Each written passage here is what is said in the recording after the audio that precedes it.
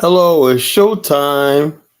This is the College Genesis, the chief host of the voice of the College Nation radio show, broadcasting you to, and bringing another explosive topic, stimulating discussion, debate, commentary from the culture critic, and geopolitical pundit, as we always do, and everything like that. Nobody brings it to you like the College Genesis. It's the premier platform. Let me tell you something. Everyone is welcomed on this platform. I don't care if you disagree with me, dislike me, or whatever like that. I don't care, whatever. Everyone's welcome to support this show or be on this platform, even if we don't agree with each other. So I want to say that right now. I'm not banning no one from this platform because they disagree with me or whatever like that, or they don't like Black America or whatever like that. You don't have to do that. I just want to say people's opinions. People's opinions mean everything to me. So so at least I know where we stand. I think that's as good that we're finally figuring out what a lot of people really think about each other. And so therefore, there's no clear. You always wonder. I always ask this one thing: why is it that we're not making any progress on a global stage? It's two different things. One is we're always following behind past leaders and ideologies and movements that failed, didn't work, and everything, but we hold on to them like sacred cows. And the other hand is which always try to unite with people who may not feel the same way we do. And so, therefore, like I said, last night I said, do not be 2 nights ago actually, do not be a fool. And like I said, I'm not going to be a fool no more for Pan Africanism. It's obvious that people on the other side of the pond don't like what I say about Pan Africa. They don't like it. They don't want it. But they are diametrically opposed to everything. So I say, hey, look, it's not going to work. It's not achievable. We're not giving that. So now when I say, okay, now when I'm giving up on all that stuff like that, let's talk about building in Africa and everything. Because the thing is, if Pan Africa was so great and all this stuff was so great and all these people that's going to the continent, you got Black people going to the continent. I know my people. They're not going over there to colonize nobody. They're not going over there to be like the white man or set up whatever like that. All they're looking for is a place where they could be among this so-called people. And the ugly truth is, those are not our people. That's the ugly truth. And then once you understand ugly truth is, you introduce to ugly truth's first cousin called reality. And so therefore, why did people go to Ghana and other? It was all this failed ideology called Pan-Africanism and back to Africanism and all this kind of stuff like that, which obviously does not work. It's obviously the thing. So we have to move on beyond that. Not saying that you can't go to the continent, but this idea that you're going to go to the continent and live in peace among the locals and all stuff like that is a failed ideology. It does not work. So we're telling our people to be careful and do other things and everything. I believe you go to the continent, just be like the Lebanese. I believe we should just be like the Lebanese, the Chinese, and everything, and just build, among ourselves and, build enclaves, whatever like that, influence peddling with the local governments, the local police and everything. Yeah, why I said I don't think they didn't have the. Yeah, I know they didn't have what we have like now. Now because we have the internet, we really know a lot of stuff. We know a lot. We could discern a lot of stuff better because we know how people think, and we don't just go to a crowd. I used to hate that when people go and get a crowd of Black people and they basically tell the group of Black people, "This is what you think. This is what it is," and everything. And I'm saying to myself, how did that guy know? Did he take a poll? Did he take a straw poll or whatever like that? They just assume that they have this ideology and the people listening to them are going to follow. The best example of what I'm talking about is the Nation of Islam. Senator Farrakhan or Minister Farrakhan, however you want to say, he loves getting up there and basically like, y'all just dumb, ignorant, misguided people. And I have the truth because I've been appointed by the Honorable Elijah Muhammad and Master Farad was God in person. So there's nothing else to discuss right now other than you just got to follow and submit to the will of the Nation of Islam and all stuff like that. No consideration about, well, what does the people think? And they all, even if they get a good crowd, they really think the crowd is there to listen to that ideology. Or sometimes people just go to the meetings just to fellowship. And I know that about the Nation of Islam and even Black churches. 90% of people go to churches just to fellowship, right? But when people see large crowds and everything, it looks like on the surface that people are following that ideology, and they're not. They're not. The ideology is there, it's not being challenged and everything. So it lives on and everything, but it never takes root. It never gets off the ground. Why? Because the people that go to these meetings, everything, are not there for any ideology. They're basically there to the fellowship and have a good time and everything. That's what it is. See, once you understand the ugly truth, then you understand reality. Next year, good program could apply practically, but most of it's pseudo. But yeah, it's just sad. And you see, and then also look at the Nation of Islam back then. Looked like it was real, right? Now look at the Nation of Islam as far as Rizza Islam and all that, Ben X and all these other clowns. You see the difference. Like that's what we're following. Ben X and Rizza Islam is no different from the past Nation of Islam leader. Only thing that Rizza Islam and Ben X have is they're under the scrutiny of the internet. So therefore they can't pull off what past Nation of Islam people have, because the internet is wide open. You can expose every day. You get exposed every day, and the internet is the truth. So that's what I'm talking about. That's what I'm talking about. People like Rizza Islam and all these other people, they're gonna dust off the Nation of Islam stuff in the age of the internet. And I said that's not gonna work. I saw this. When I read my source, because when I first got on Blog Talk Radio, right, you had some Nation of Islam guys that tried to do that show. They never had an audience. Never had an audience. Why? Because they didn't like the fact that people were in the chat room challenging them and whatever like that. And so the internet people are able to challenge you and pull up stuff and all stuff, because they didn't like that. So that's why the Nation of Islam, there was never really a successful Nation of Islam speakers on Blog Talk Radio. They're like, man, well, let's just stick to the mosque and let's stick to the street corner and stick to mainstream media putting out stuff out there. And that's what they did, because they could not get an audience among black people on the internet, really have, and people like, now you got to have some Nation of Islam, right? They're like, man, even threatening violence. Like, there's people coming up to the Nation of Islam saying, yeah, and when people get to say what they want to feel and they can able to type and sit in the comfort and animated house and let you know how they really feel, that's reality. The ugly truth is has a first cousin called reality, and a lot of people in the Nation of Islam and all this stuff got a reality check. That people ain't buying their garbage and their nonsense when they talk. That's so that's what it is, folks. Why I said I knew a brother from the Nation of Islam. What do you say? That was into a lot of criminal activities. Yeah.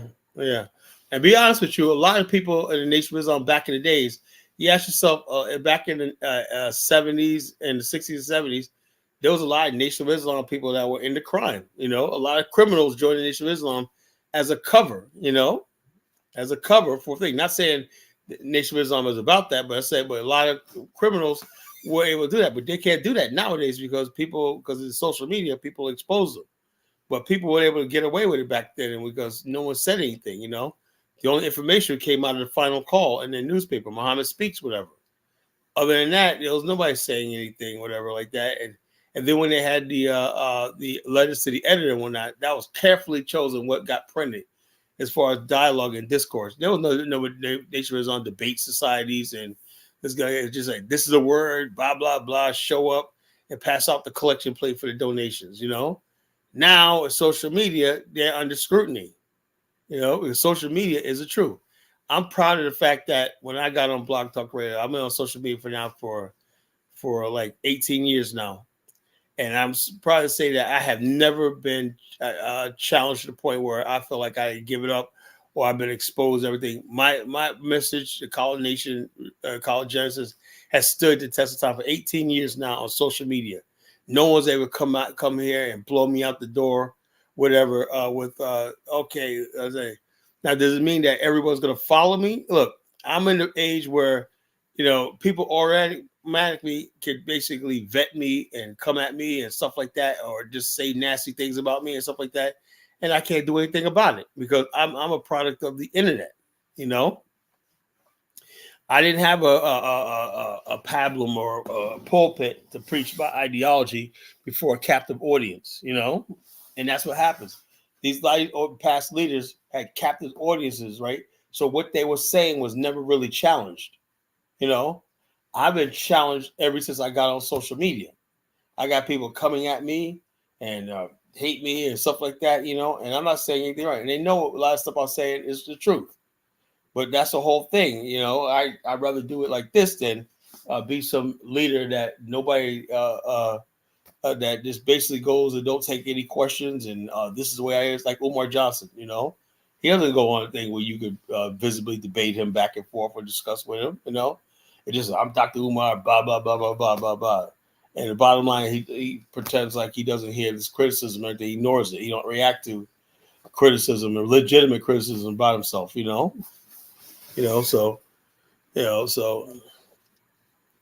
it said, Colin, nobody knows you outside YouTube.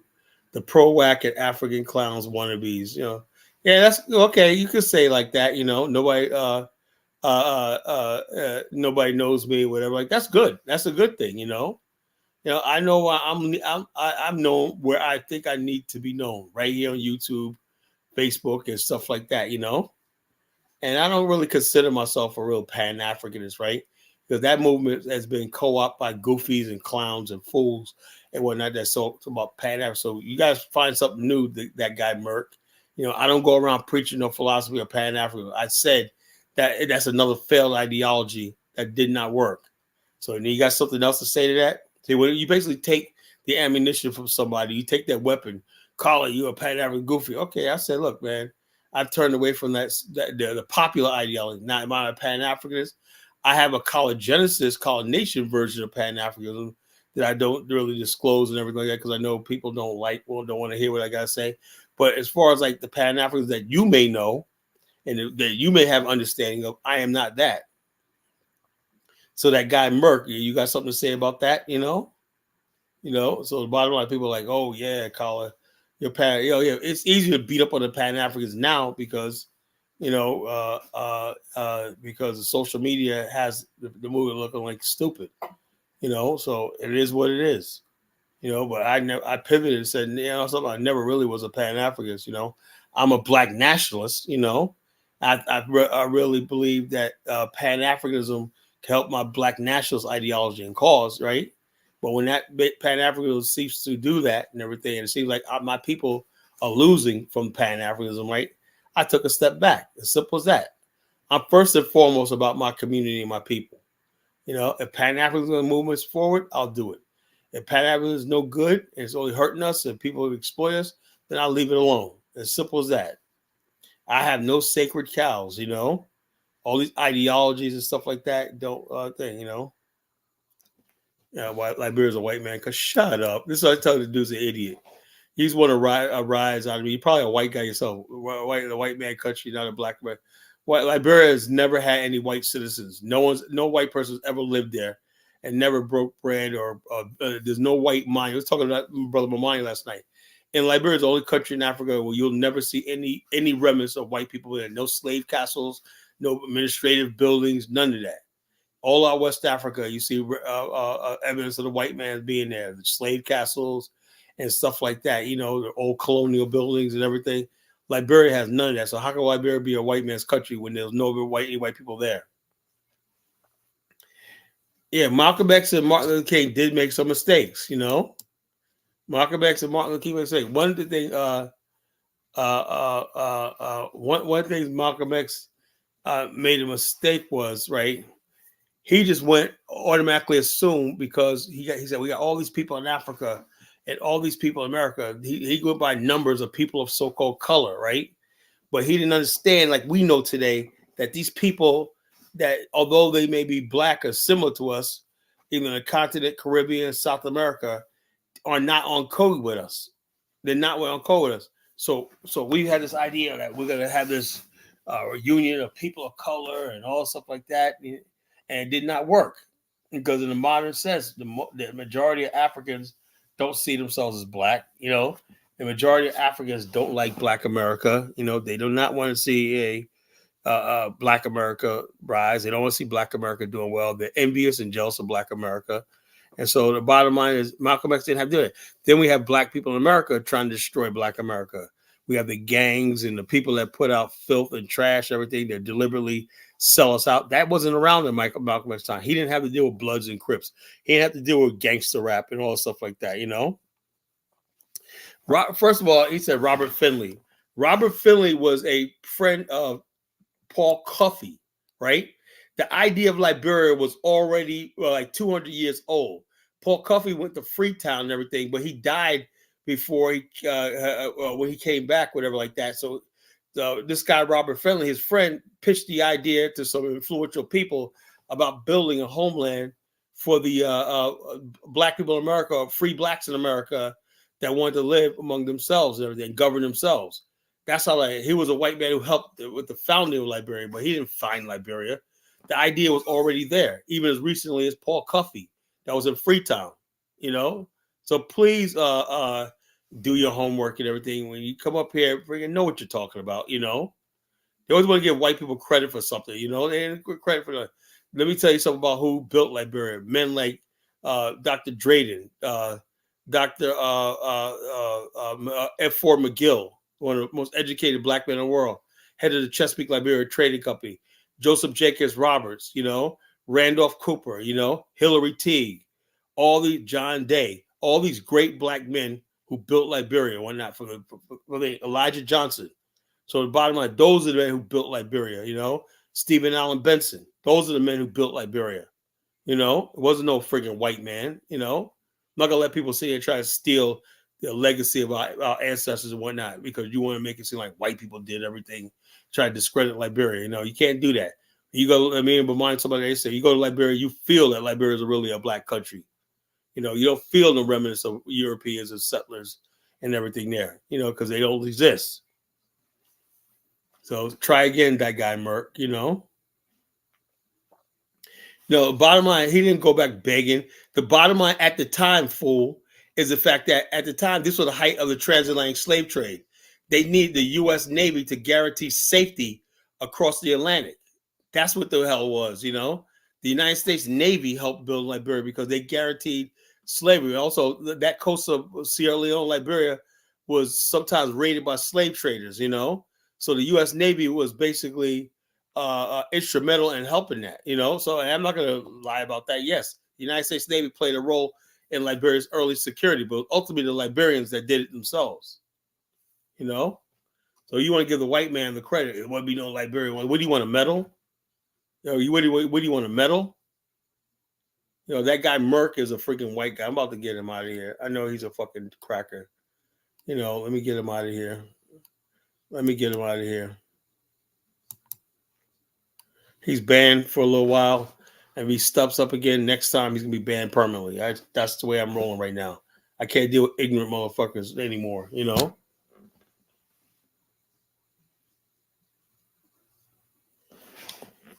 What do you talk about? We don't hate Malcolm X and Martin Luther King. We don't hate them, you know? It's just that both leaders, like Martin Luther King, you know, he said a lot of stuff that a lot of people would not like. But the only thing you know about Martin Luther King is what the mainstream media created their own version of Martin Luther King. We said, I have a dream and all this kind of stuff like that. They didn't tell you what the Martin Luther King who basically said, yo, the American government owes us, is retroactive for slavery and everything. They don't talk about that Martin Luther King, you know? And people have their own version of Malcolm X, you know? You know, so Malcolm X and Martin Luther King, it all depends on how you interpret that message and everything. People always say, well, Malcolm, there was a post-Mecca Malcolm. He came back loving white people and all stuff like that. And that was not the case. That was not the truth.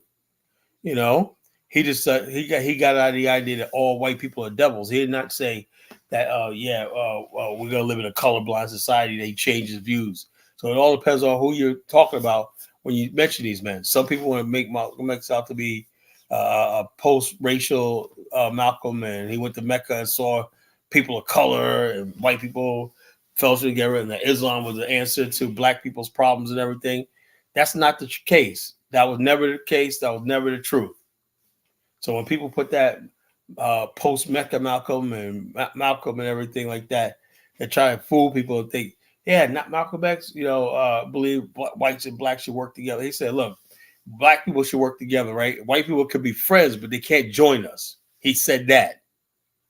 You know, So this idea that we have allies and people, white people, and everybody joining our movements and everything like that, Malcolm X was dead set against that, and had the Black Panther Party and all these other people realized that, right, they would have made a mistake, because that's a part of the Black Panther Party. They were going to bed with little white girls and everything like that, and I remember watching this program with this guy that was fighting for racism in the South, right? And he was like, I want to be able to go, walk down the southern streets with my white girlfriend. I didn't think that was what Malcolm X was fighting for. He was not fighting so some guys could get with white girls and stuff like that. He said he wasn't against it, but that's not wasn't his priority. So it all depends on what you call it, uh, uh, who you look. No, the killer of Malcolm X was nothing but thugs and goons. That's who the killer of Malcolm X was. It wasn't no blacks and whatnot. We didn't kill Malcolm X. It was criminal elements and people that were committing crimes. Malcolm X was about to expose the criminal element of the Nation of Islam and stuff like that. And so that's why they had him killed. He had a lot of information on criminal activity in the Nation of Islam, and he was about to expose that. That's why he got killed.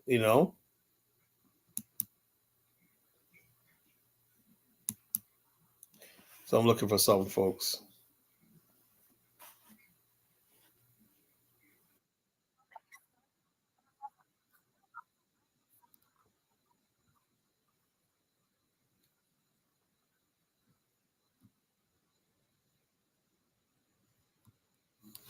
All right, this is what I'll talk about. Malcolm X, Marcus Garvey did not have to deal with this.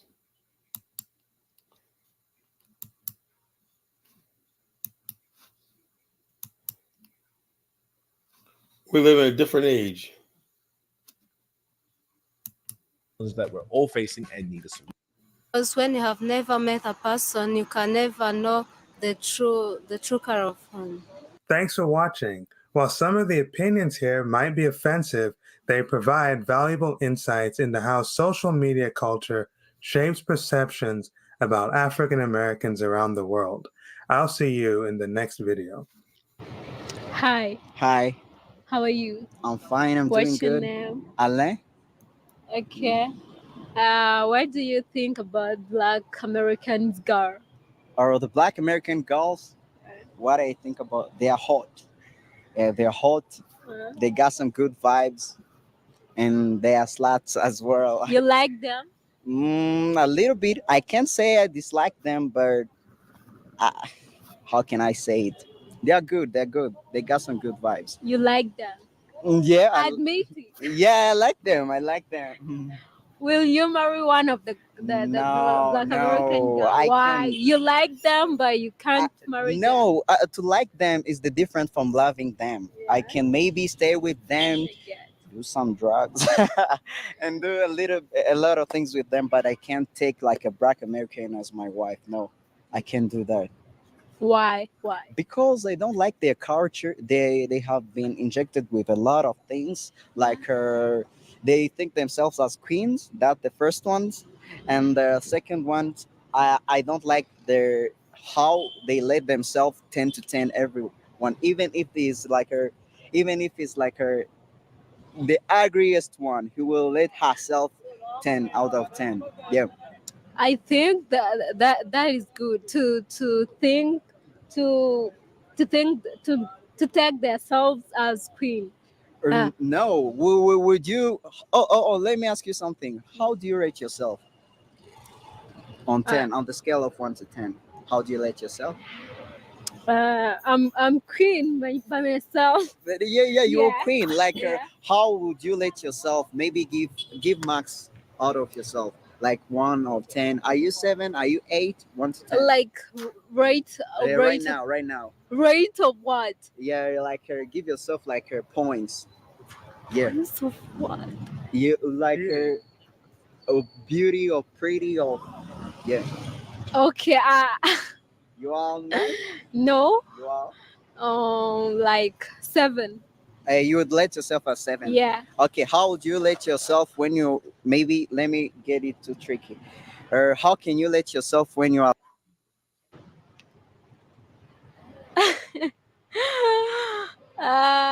5. really? Yeah. Would you let yourself? Now you're lying. You're lying. The point is, I don't like black American girls Yeah. because they let themselves 10, even if they are ugly. They think of themselves they are queens, but they are ugliest queen. They want to be queens and king at the same time. They want us to provide for them, and also they want to provide for themselves. They want to act in two different positions, but they cannot happen yet. Okay. Have you met the Black American girl before? I have met them, but it was like for business, and no, we have never done anything that. You didn't date anyone. No, I haven't. So how But, do you but- know about providing But them? yeah, I know a lot. I have a lot of Black American friends, the mains, who told me a lot about Black American culture and tell me how and then tell me how they behave. Yeah. Okay, how do you believe stories? But you But did I haven't. I told you I have a lot of friends. They have lived with them. lot of man's friend. You Okay, don't. let me ask you this: what do you think about Black American mains? Okay, by myself, I don't like them at all. Why don't you like them? I don't like their vibes. I don't like their culture. I don't like them. But the guys, they are so rich. They have enough money. Oh, I don't like Tell me something that specific that you don't like about their culture. like they take lots of drugs. Okay. They I don't. Do you think all Black American men take drugs? Most of them. Most of them. I don't agree with you. Have you met a Black American? No. So wait, and you saw also you were telling me about not meeting like a Black American girl and talking about them, and you haven't met a Black American man, and you are saying a lot about them. Why is that? Uh, Okay. that's it. In terms of looks, Yeah. who looks better, Black American women or Rwandan women? Ooh, random women. They have like a good shape. What do you think? Don't ever try to compare that. Really? Yeah. Why was Black American girls, they don't have shape. They are like they are they don't have shape. They shape They are ugly. They're ugly. Yeah. Is Alicia Keys ugly? Uh, Some of them. she's not, but she's the one in the Millions. Hello, everyone. I wanted to share my top 3 things about being a sports rec major here at George Mason. Number 1, Okay, the reason why I played this video, people talk about why am I playing this? First of all, it's my show. I can play whatever I want to play. You want to go there and whatnot, you know? The point I'm trying to make is our past leadership and stuff like that has been about this blind blackness. We're all black. We're all in this together. And the reality is, the ugly truth is, that's not the case, you know? People basically choose, right? Choose. Let me tell you something when it comes to brotherhood and sisterhood. We tend, when you take somebody as your brother and your family, right? You tend to give them the benefit of the doubt. What if we judge Rwandans by the Rwandan genocide that happened? Like 1 million people cut up, carved up in pieces and everything. And that was everything we know about Rwanda, you know, by movies like Hotel Rwanda or sometimes in April. What if that was like that? We don't do that as Black Americans. That's not how we was taught, right? They say, well, Colin, what does it mean? And what it means is what we're trying to do on the continent, right, is thwarted because, you know, although we may have the positive Pan-African mindset and everything from the centuries past and everything, the people on the continent don't have that side. And this is not just Rwanda. This is all over the continent. That's what they think about us. You know, they think we're drug dealers and all this stuff like this, all this negativity. They don't want us there and everything like that.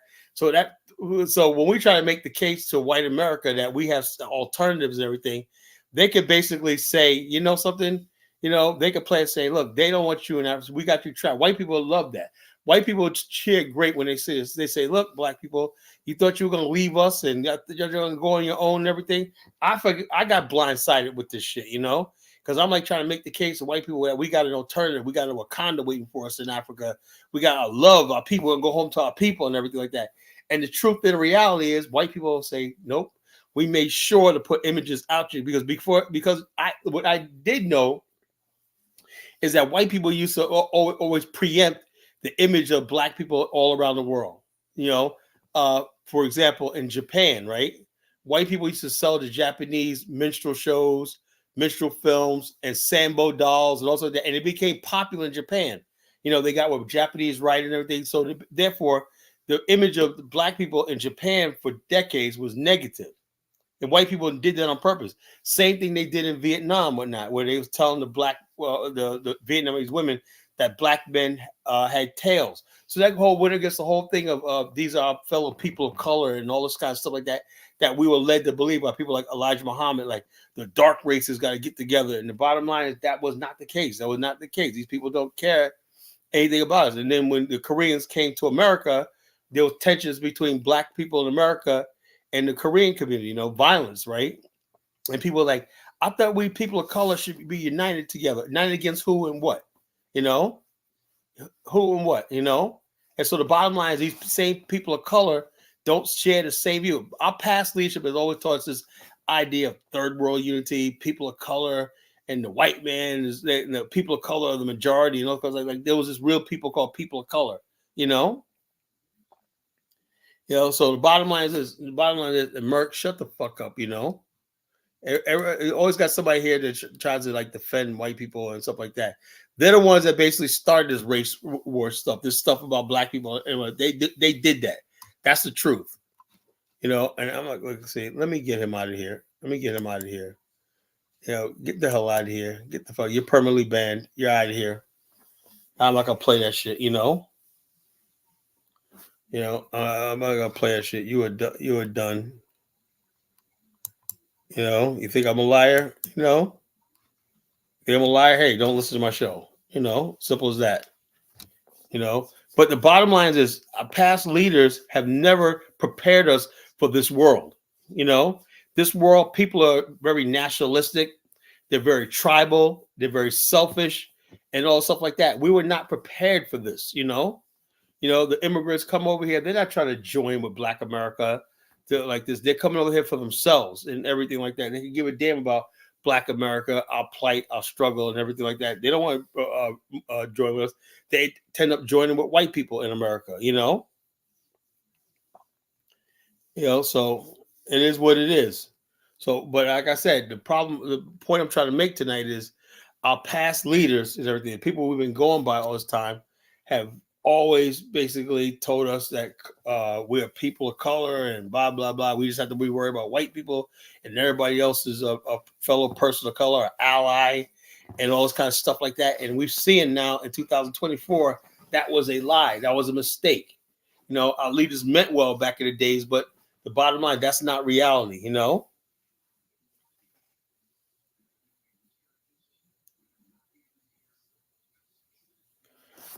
American still said, Colin, you are pro-whack black. What is it?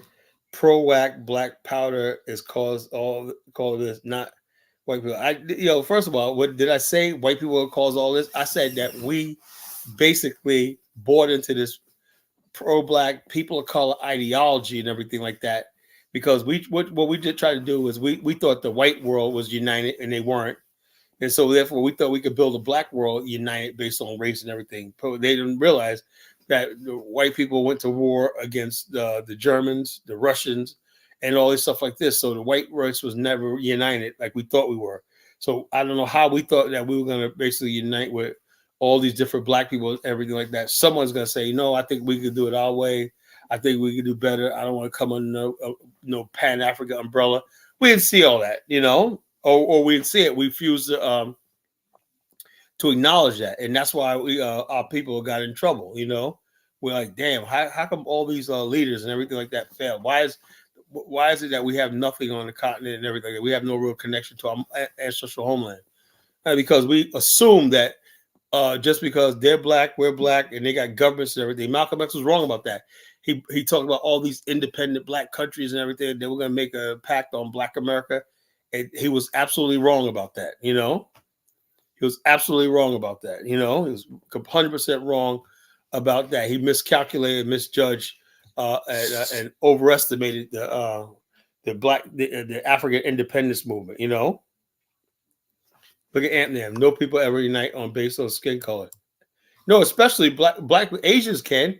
You got Asian communities and whatnot. Asian people generally link together because they have some sort of love of being Asian. You have to have a basic love of being what you are. That's why China and Japan, Japan and South Korea, although they both hate each other and everything, they recognize they're Team Asia, and they got $300 billion a year worth of business together, flowing back and forth between their countries. But African countries, since Africans basically are xenophiles, they hate themselves and everything like that. They always like, we hate our race and everything. So that's like this. Other people and whatnot, it makes sense, like the European Union and stuff like that. Oh, we're all Europeans when it comes down to it and everything. Of course, we got our own countries and everything like that.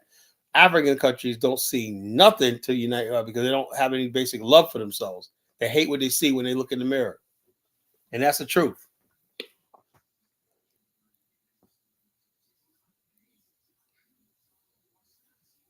America said your leaders were under a Jew preacher. What the hell are you talking about? This ignorant shit.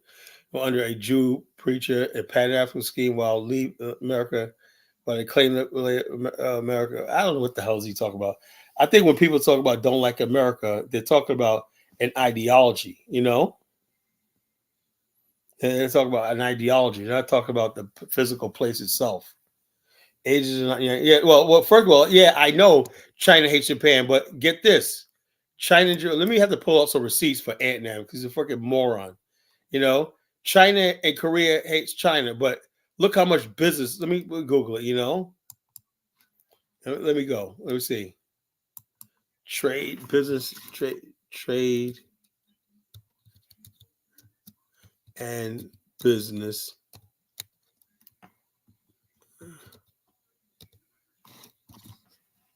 Business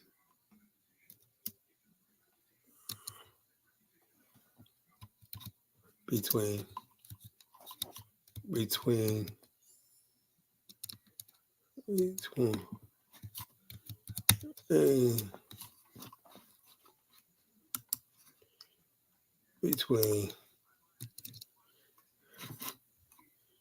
South Korea. Oops.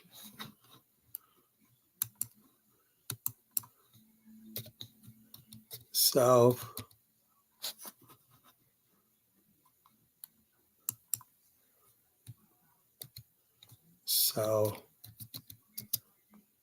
Korea and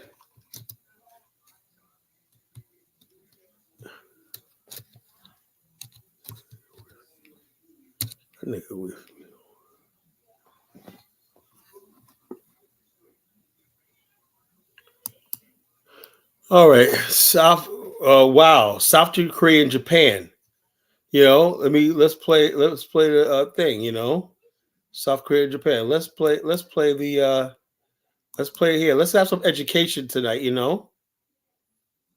Let's Elvis about Japanese enslaved the Chinese. That's why I said the stupid African mind is so freaking dumb. I knew they were coming here like, oh, but the Chinese, Japan, but the Chinese and the Japanese and the Koreans are winning together. The Japanese and the Chinese actually winning together. They got you fooled that they're freaking fighting each other, but they're actually winning together. That's why the African mind is never going to progress beyond a primitive state. That's just the truth. The African mind is never going to get behind this primitive state. So I have no idea. Okay, here it is right here. South Korea and Japan. Exports from Japan to South Korea to Japan is $30 billion a year. top product, petroleum, machinery, top products that's $5.2 billion a year. Economic complexity, 1.2 billion. GDP, 1.6 billion. GDP growth, 30%. This is between two countries that hated each other, you know. GDP, PC growth, current US, you know. So the bottom line is when you take Korea and Japan, that's one of the top trading regions in the world. Two countries that hate each other. See, it's like Japan and South Korea. Japan once colonized and ruled South Korea. They have billions of dollars worth of trade going back and forth. Japan helped build the Hyundai Corporation, you know, in South Korea. It was modeled after Mitsubishi. You know, so like I said, when I tell people all this, they don't know what I'm talking about, you know. And say so okay, so somebody named America Soul said, I'm saying that pro-WAC leaders were hypocrite because they preach hate America while staying in America. Well, the bottom line is, yeah, you may say so. You know, they may preach hate to America by staying in America. Like I said, I don't know, but that was the time period they lived in. You know, so they might have right there. Elvis says, U.S. helps forge relationships between Japan and South Korea. What the hell that got to do anything? Actually, the Japan and South Korea have diplomatic relationships. You know, they have this sovereign states. You know, the United States can't forge relationships. They can facilitate and help have it happen, because if you understand history, when the Korean War broke out, Japan's auto industry boomed because the United States bought Jeeps and stuff like that for the newly emerging Japanese auto industry. You know, Japan was like, we're grateful that we got these orders, really boosted the Japanese economy. But they said, look, they felt bad that their factories they were producing was going to another country's war, you know. So the bottom line is, yes, Japan and South Korea, they've always been economic partners, development partners for decades, you know. Same thing with Japan and Singapore and all these other stuff, Philippines and everything. Japanese investment is the highest investment foreign direct capital in Southeast Asia. These are countries Japan had conquered and colonized. But they understand one thing: Team Asia, like that. They may not love each other, but they have they're basically civilized. When you civilize, you can get stuff done. But when you're African and you don't understand any of this, when your mentality and your culture hasn't risen above sharpening a stick, you don't know what you're talking about, and what you call bottom line is, and that's enemies do business. Yeah, Africans can't even do that. The black race can't even do that. You may hate Black America, but you guys don't want nothing to do with your fellow black people. You may hate us, we become enemies, but I always say like this: let's say we become enemies, can we still work together and everything? Africans don't even want to do that. They don't want to become enemies, but do business together. So you'll tell me that's not a problem, Aunt Nam? You clown, you fool, you joke, So Europeans are buying Russian oil. Yes, of course. That the joke is on you. The joke is on you people. Oh yeah, we got Russia or whatnot. The European countries are still buying Russian gas and stuff like that. Doesn't matter. Only the foolish people think there's this big war against Russia.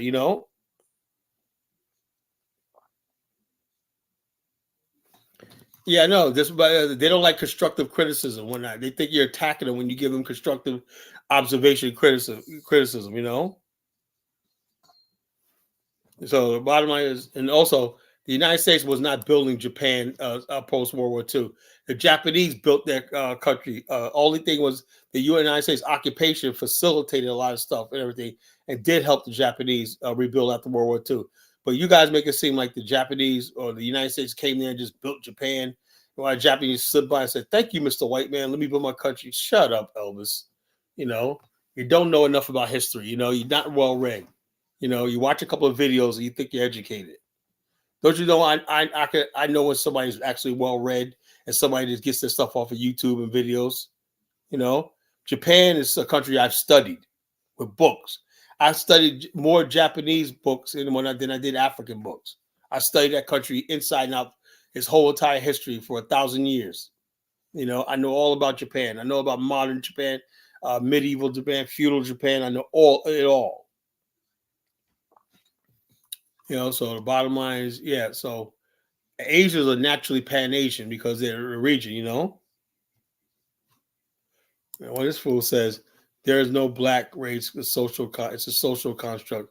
Well, the bottom line is this: it's funny how people say there's no black race, but why didn't you guys say that when we were put in chains and whatnot and told by government that the black race is an inferior race and they're not worthy of anything? We're black when we're being condemned, right? But when people say, let's take that same thing that we're condemned by and unify, suddenly you want to come pull this, it's just a social construct. It's a social construct when we get our ass kicked and exploited, but we're not a social construct when we try to. It's a social construct only when we try to pull ourselves out of it. You might be Japanese, you might be Japan, brother, but different skin color. I'm not Japanese. I just know Japanese history. I admire them a lot. I admire their history. I admire their culture and everything. They did everything. The Japanese did everything the black man, the Africans never did. That's why I admire them so much. They basically fought against the West and everything. And that's why they got the respect of the West. The Africans never did that. That's why nobody respects the African continent. Africans would rather sell each other, enslave each other, and everything like that. Make every excuse why they're at war with each other to give the white man bodies for sale and everything like that. They don't have no repentance, no nothing, and no reflection, or nothing about the way Africa was for the last 300 or 400 years. My ancestors were in chains. My ancestors came to this country in chains. There ain't no getting out of that. There's no candy coating that. There's no getting around that. My ancestors came here and changed. Why? Because our mother continent failed us. And we were failed and we were betrayed, Also, in other words, you must be one of these stupid, we were already here, stupid Negroes and whatnot. Prove it. To prove it, the fact is, why don't you do a DNA test? If you're black, do a DNA test. They'll tell you exactly where you come from and everything. My ancestors, I traced to several different African regions, Europe, and also my new trace DNA comes from the Gullah Geechee and the Atlantic Chesapeake Creole people, two groups of African Americans. So how do you get, how does my DNA trace says Georgia, Florida, and South Carolina and whatnot? That has to mean I was brought here from someplace else.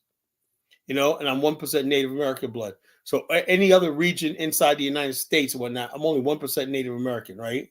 That means the bloodline, the percentage of bloodline comes from someplace else. Where else would the Gullah Geechee and Atlantic Creole side of me come from? Some of it came from Europe, but most of it came from Africa. So the bottom line, I know people don't like it. Negroes are like this. The DNA test is wrong, but yet when they up there and they try to prove or paternity said, like, according to our DNA, you are not the father. These niggas jumping up and doing their jig dance right on stage. I'm not the father. Who said you're not the father? The friggin' the DNA test. Or when basically your DNA wasn't found at the crime scene, suddenly the DNA is your best friend. But when it comes time to child support and whatnot, or learning your damn history, suddenly DNA is a scam. Like I said, I got a PhD in Negroology. I know Negroes. Y'all want to get y'all want to get out of there and basically get out of being black at any cost and everything like that. That's another thing. Other people are not trying to escape from their race and everything like that. Black people are the only race of people that want to get out of being what they are.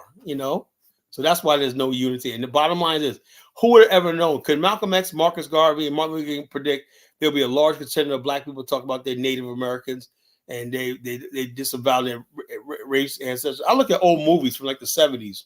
Everything was so African-centered, Africa-centered, so everything was African-centered and whatnot, You watch these old black movies and whatnot, they always reference Africa and stuff like that, I don't see nothing. Only thing that was that Sunshine and such, like that one movie with sunshine. They would try to act like they were Native American. That was the only time I seen that stupid nonsense and everything. But for the most part, a black man in movie and cinema.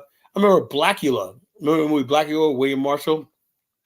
He was an African prince, went to go see Count Dracula about the slave trade in his homeland. So we always reference Africa back then. What the hell happened over the last generation where black people just say, something, I just don't want to be African anymore. It's freaking stupid.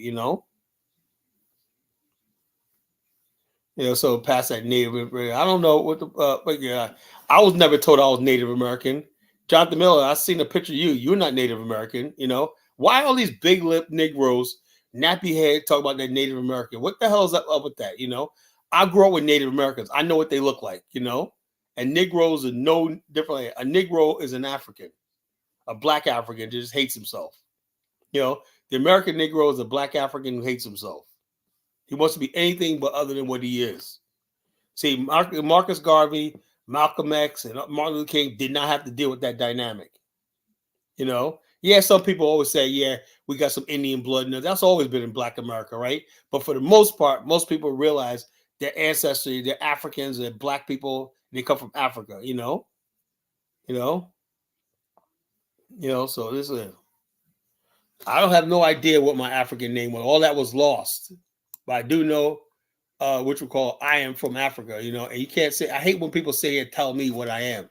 I'm proud of what I know. That's the first thing of peace is acknowledging what you are, and I'm like I said, I have every reason, to be honest with you, to be ashamed of being black, ashamed of being what I run from, that thing like that. Because I look at my history, I'm like, damn, man, all shit with us and whatnot, we're on the fucking losing side of history. So yeah, but something inside of me, like I was talking about that, you always, no matter what it is, never think there's something wrong with you.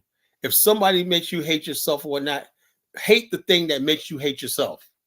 So I'd rather hate the whatever is oppressing me or try to get me to hate myself than hate myself. Because God didn't make no mistakes when he made me. That's what I believe. So I'm not gonna sit here and say I'm a Native American, I'm this, I'm a copper colored nigga and whatnot and also like this. No, I'm a black man, I'm of African heritage and everything, I ain't no damn Babatunde, you freaking fool.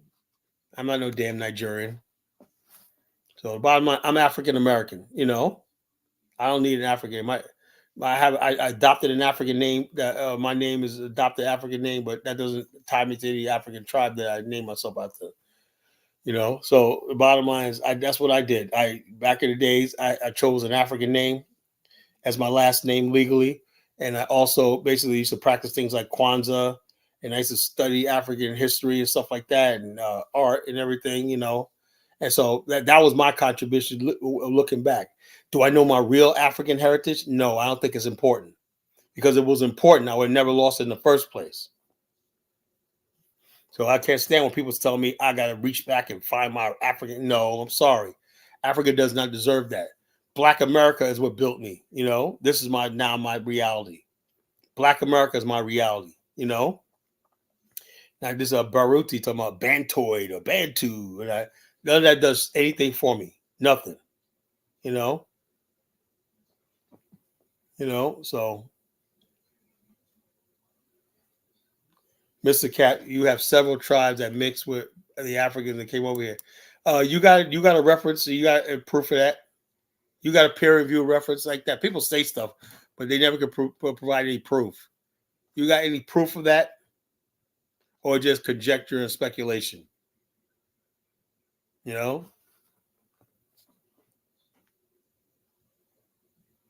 Okay, Miss G said that's true. Okay, can anybody show any proof? Is there any books written about that? Anybody put their name and reputation as a peer review study on that? No.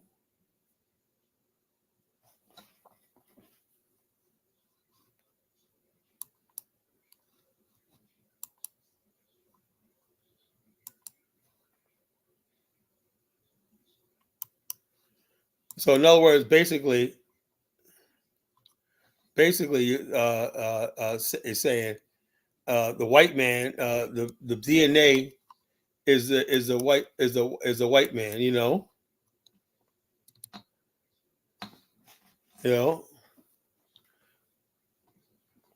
Yeah, the Trail of Tears was the Cherokees, and they brought their African slaves with them. Yeah, yeah. The Black Seminoles just, were people who mixed in with Native Americans. Mixed in with Native Americans. Everybody knows that. I know. I know. I look. I know Black people, right, from Oklahoma and stuff like that. I look at them and I could tell they have Native American ancestry. I could tell. I could tell just by the way they look, the hair, and everybody, the facial features and everything, the skin. I could tell the people who have Native American blood because I know a lot of people, right? A lot of times they don't know it, right, that they have Native American blood in, but I can look at them and tell them that they have Native American ancestry. So yes, that is true. Some Black people do have Native American, but 99% of us don't. I got 1% Native American blood in me. 1%. That's it. The bottom line is people in that Oklahoma were descendants of the people that came from Georgia and South Carolina and resettled in Indian territory called Oklahoma. A good show to watch is Bass Reeves, lawman Bass Reeves. That's a good show to watch. It showed the relationship with Native Americans and African ex-slaves and everything. But this idea that Black people would just pop by nowhere in Oklahoma, no, you were brought there by whites and Indians in that what they call Indian territory. So I don't feel sorry for the Native Americans and Trail of Tears. They were slave owners. They were brutal slave owners. That I feel sorry for them for. What gets me is the Native American right before Trail of Tears. They reassured the white man that they love the institution of slavery. Native Americans were were slave hunters and all stuff like this. There were no Black slave owners, bro. There were no Black slave owners. There were no Black slave owners. Those are Native American slave owners. That went out to thing like that. And then some of them basically had children with the Black slaves and everything. So you had people that were hybrid of Native and Black. For the most part, that's how it was. There were no Black slave owners. That's another urban myth. There were Black slave owners. We just shut up. Shut up. No one can come up here. Why don't you come up here and show proof? Why don't you put a link in the chat description? I'll play it if you got proof. Native Americans, yes, they kept Black people in slavery for years after the Civil War. There were some racist SOBs in Native Americans, particularly the Cherokee Nation. Like I said. So I put the link in the chat room. Anybody want to call in and everything like that? Did our past leaders fail us by not being able to prepare us for the reality of the future? I think so. I think so. I just think, we weren't prepared for the world and we weren't prepared for ourselves. And I really believe that you cannot be in a country where a country is said from day one, we hate you, we're going to degrade you, that's not going to affect you some way down the line. Where you got people born into a system, right? You're being told that America is a perfect country and everything like that, but America hates you. So what happens is you end up hating yourself. And when you hate yourself, when not, you want to be something else. And that, I think people try to Waka Flocka. No, I'm Native American. Well, not. Why? Because slavery and the situation of Blacks in America was just so painful that people want to be anything but that.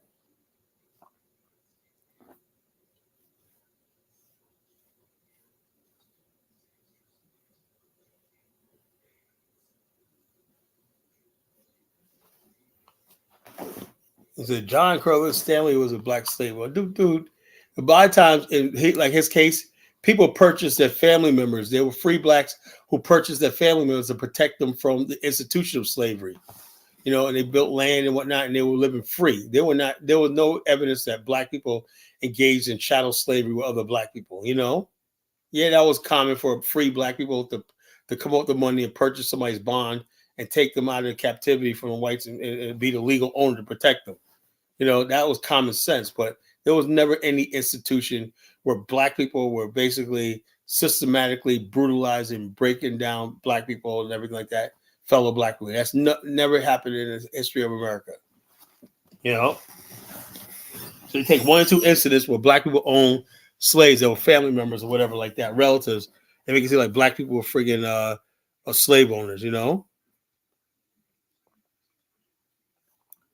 But the black slave and all that, the black slave we talk about were mostly mulattoes, you know, that was basically near white. They were mostly near white mulatto types, you know, and they purchased people. And the bottom line is this: there was never an incident where black people went to the auction block and purchased black people and you abused them the same way white people did. No, just because you own a slave in America, own a slave just means you own the bond on that person, you know.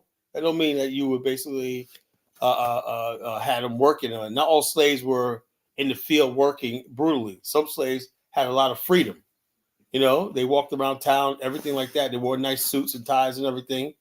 And so therefore, but they weren't free because somebody owned it. Just like indentured servants, right? Indentured servant walked around free, but he was obligated this person to work for this person for a certain amount of time. You know what I'm saying? So that's what it is. So when people try to come with this black people own slaves or whatnot, it's not the same thing. If I was a free black in South Carolina, there was several free blacks in South Carolina, right? And basically I agreed to buy this my cousin's bond from a white slave owner. I'm buying that to protect him, to get him away from slavery, institutional slavery among white people. That was slavery. And slavery among black people, whoever else, and slavery among white people are two completely different things. To make it seem like black people are doing the same thing white people do, shut up. It did not happen. You know, it did not happen. So I hate people try to, whataboutism when they always try to defend America when you start with this nonsense about slavery and everything like that, you know? You know, so there's another lie. They went to Liberia and engaged in the slave trade. Everybody knows Liberia. The first thing the Liberians did was wage war against the slave trade on the coast. You know, so like I said, people just say anything and say anything. I'm gonna delete this guy's comment. You know.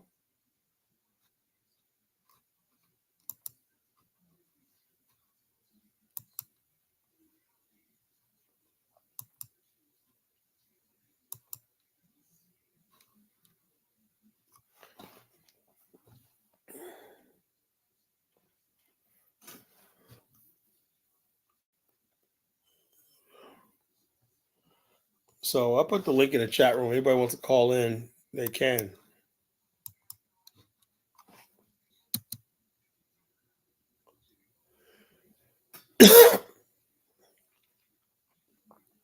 I think it is time to let go of past leaders and ideologies because none of the stuff that we learned from things, just like I think we have 60 years of failure because basically, say Kofi, yes, they went to war against Africans with so and so. Yeah, that was the first war in Africa to end the slave trade on the coast. That's what Liberians did. You know, they ended the slave trade. My good friend, forgot his name. I can't think of that top of my head. He's African American from Los Angeles. He lives in Liberia. He's one of the BIO members. You know, he lives in Liberia. When we did our business conference one night, he just broke it down how the ex-slaves and everything waged war on this coast of Liberia to free this coast from slave trade. They impounded slave ships and everything like that and set captives free. That's where the Congo people come from. They set captives free in Liberia. And also a lot of native people came to the coastline for refuge to free slavery from the interior. That's the truth, you know? So this idea that we went over there to practice slavery, that's a friggin' lie from the pit of hell.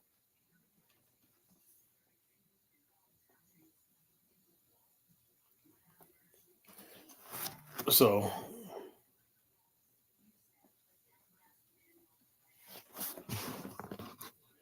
yeah, right. It's my name is nobody. We had farms. I would not say we were doing. So yeah, we were not doing the same thing they were doing. We had people on that we was able to purchase our people or not, and basically we had farms, everything. How do you think the black farm after slavery? Oh, the black farms were prosperous and everything because we had a history of some black people owning land even during slavery times, and they was able to get other black people. They would have runaways and everything like that. Runaways and everything runaways and everything that would come and uh,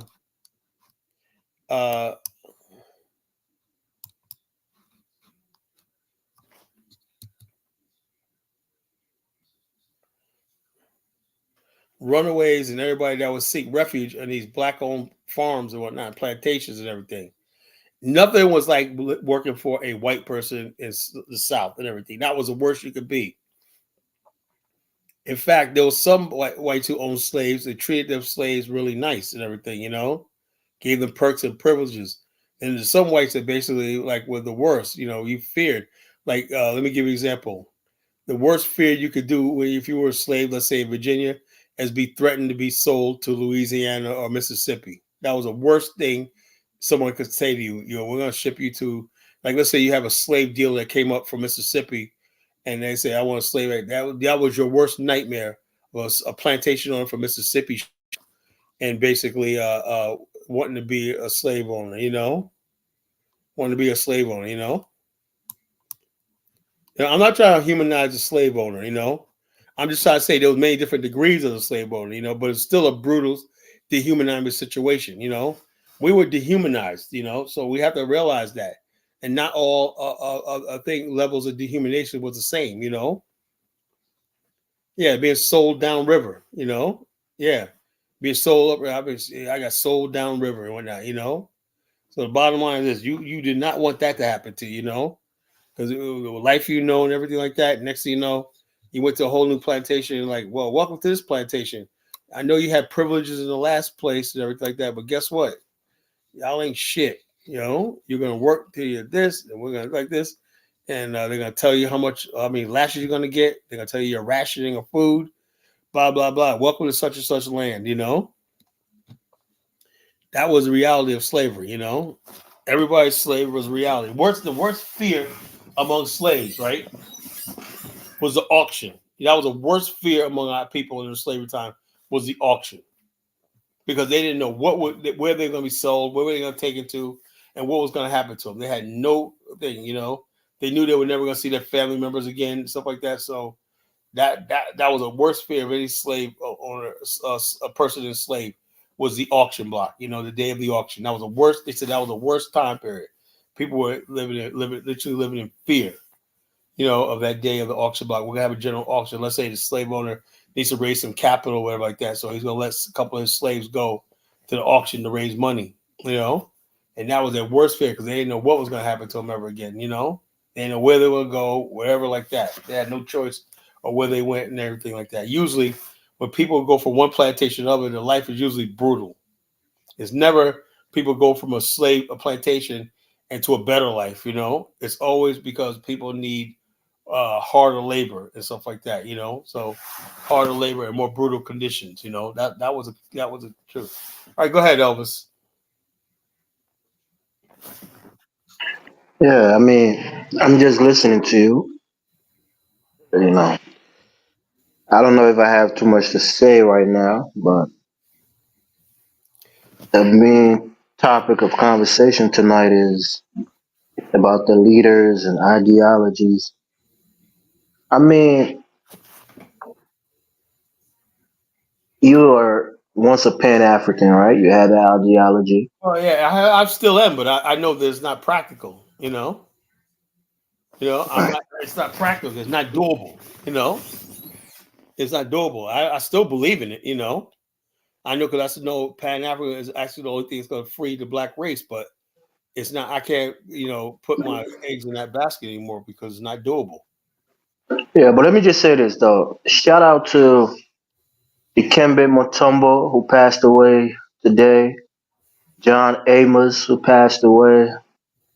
We lost a lot of people, I think, in the last couple weeks. John Amos was in Yeah, Liberia. Yeah, he was an honor, he was a honorable Liberian. They gave him a citizenship. Been going to Liberia for a long time. He was there for uh, what is it, the bicentennial. Yeah, he was a honorary Yeah, Liberian. some So of my rest partners in in the peace. BAL, some of my partners over there was know him and whatnot, and they met with him. My girls, Dr. Kula, introduced him to George Weah. When George Weah is a freaking idiot, he said, "Look, he told George Wade, we're gonna help build the Liberian film industry and all that. And George Wade said like, and he was like, Johnny was like, what the hell was that? And it was like, you guys excuse this guy don't know what the fuck, George Wade. That's so funny. Go ahead, Big Black. Yeah, rest in peace. Also, Dikembe Mutombo. He died also. Yeah, Um, great plasma player. yeah, yeah. I don't think we should. As far as like the ideologies and stuff like that, some of the, the people, the forerunners of Pan Africanism, I don't think we should drop their ideologies. And the one reason I'm saying that is because I was here yesterday a little bit. You was talking about, well, I'm gonna take it easy on. Pretty much, you're gonna take it easy on Tariq Nasheed. Um, Again, one of the main things of his FBA ideology, he wants to say that we're half Native American. That right there, that part of it, I don't agree with any bit, And the bottom line is, you know what it is? You guys said it's about Tariq, right? He's a grifter, right? And just like before, he was into the Moors. He tried to find an app called Moors on Us or whatnot, and stuff like that. Wherever the money's at, he got people. Look, if you got people sending $500 here, $1,000 here, right, to say that nonsense, then you're gonna say it. He has no principles, Yeah, I put a link in the back check. He's now claiming that scientists have found this new type of DNA strand that links black people to the Americas 15,000 Yeah, years that's a ago. lie. That's a lie. It's bullshit. So that's his new thing that he's he's Of course, pushing. that's the whole. So, like I said, you cannot. His people, followers, right, want to get out of being African. They don't want to be Africans. They don't want to be Africans right now. So basically, like I said, like I told Mike Jonathan Miller when Jonathan Miller believes that shit. And I said, ask John. I said, are you your ancestors? No, he couldn't answer that. So why are you saying that? Well, do you believe it? Because he knows if he said that, I roast him. Do you believe your ancestors were already here? You wouldn't come from Africa? See how stupid it is when you corner people like that, and say, so, well, some black people are here. Well, who were the black people? Where were their cities at? Where were their towns? What foods they eat? Where's anything written about them or not? Where are they at? Where were they at? So the bottom, they can never answer that question other than the fact that they heard it online. That's what's so dangerous about the internet, right? The internet is people basically, because I never thought in a million years that I thought the past leaders and pastology was strong enough, right? Like, think about it. It's almost like we never had somebody like Dr. Heinrich Clark and stuff like that. It didn't even exist. Dr. Ben and all these other people. It's like this. How do you basically go from that to fucking Jane Calloway? And see, that's the thing. A lot of people like the FBA to have that same type of ideology as far as thinking that they're Native American. They want the Pan Africanism in America to die, so they can pretty much brainwash the kids with this whole trope, this whole lie to say that we were here, Check this out. more for the diaspora. Jonathan goes, science is a lie. First of all, there's no scientific evidence. They never provide you any scientific evidence, right? History is a lie. I've studied history. I've never heard anything like that. Even when you how the best big black way you learn history. The best way to learn history, right, is when you read a lot of novels, right? I read a lot of novels on the Civil War, Revolutionary War time period, the Gilded Age, and everything like that. And when you got somebody who's a good novelist, he's also a good researcher, right? And you'll see certain or like even the civil rights movement, stuff like that. Certain dates and patterns are always the same, right? When it's the truth. Like somebody says, the Roman Empire existed 3000 BC. Prove me wrong. Well, we know the Roman Empire was like 300 BC to like around 400 AD, right? And then somebody will come up and say, no, I know it was 3000 BC and whatnot. Blah, blah. That doesn't make any sense. Well, prove it and whatnot. Were you there? See, that's what I'm saying. It's peer-reviewed study that's what happened. Every evidence, everything like that points to the fact that Rome started this time, it fell around this time. But yeah, the whole thing to the whole propaganda push. I remember when going back to like maybe like homosexuality, right? In high school, you didn't see it. You know what I mean? It was Right. very And now much. they're gonna have this thing talk about now they even go to Africa and places like that. Homosexuality existed in Africa. No, it didn't, Yep. Or they said some animals are homosexual. They'll make up anything to try to prove their damn point, Yeah. So the Yeah, bottom but line is this: wait till like they'll never show you a peer-reviewed study or something like that. What does it mean peer-reviewed? That means the experts, right? Like I said, my book, my novel, right, was peer-reviewed. By some of the top scholars in Liberian history, and they're like, "Wow, you're good. This guy is good. He knows his stuff, right?" Because mhm. I don't go making up history and making up stuff just to make people feel good. I don't do that. You know, I take history for what it is. It's real. If it's not, I don't talk about it. I know a lot Mm. of black people. I understand why our leaders did a lot of stuff like that because they wanted us to feel good about ourselves. But I I can't do that. that don't make me feel. I was arguing with somebody online about they actually um in a, pretty much on live, and they actually thought that the American Indians were in a better place than us. Because we have this thing we always say that we're last, and I don't And the in bottom America. line, and that's another lie that they propagate. We know something. I was watching one video. I don't read a lot of videos, but they was basically saying beginning like 1914, black people. We had nice black communities that were brand new houses that were being built all throughout the eastern United States and whatnot. But the communists and the black people were trying to play like black people all living in the slums, and that was not the reality. Hmm. I mean, where you from, Big Black? I'm from the Chicagoland area. Where? From the Chicagoland area. Okay, Chicago had nice neighborhoods. Yeah. Way back then, nice neighborhoods with black people lived in. Upstate New York, we had places like called Nyack, Spring Valley, and stuff like that, Haverstraw, and all these areas like that were black enclaves that were, people were living really good, really well. The Palisades part of New Jersey and stuff like that, Long Island, Mount Vernon, Right. Yeah. And so we always had these nice neighborhoods, but the narrative is Black America's ghettos, slums, and all stuff like that. And so that's what our leaders went with. We're just so down and out poor. It was like they didn't know how to engage Black America from a position of power and whatnot. They said, "Oh, you're suffering, the white man." So, look, why don't you engage Black people where they are? Because they never Yeah. had any message for us. Okay, what happens when we start getting jobs? How do we move it to the next level? That's why we can never get to the next level.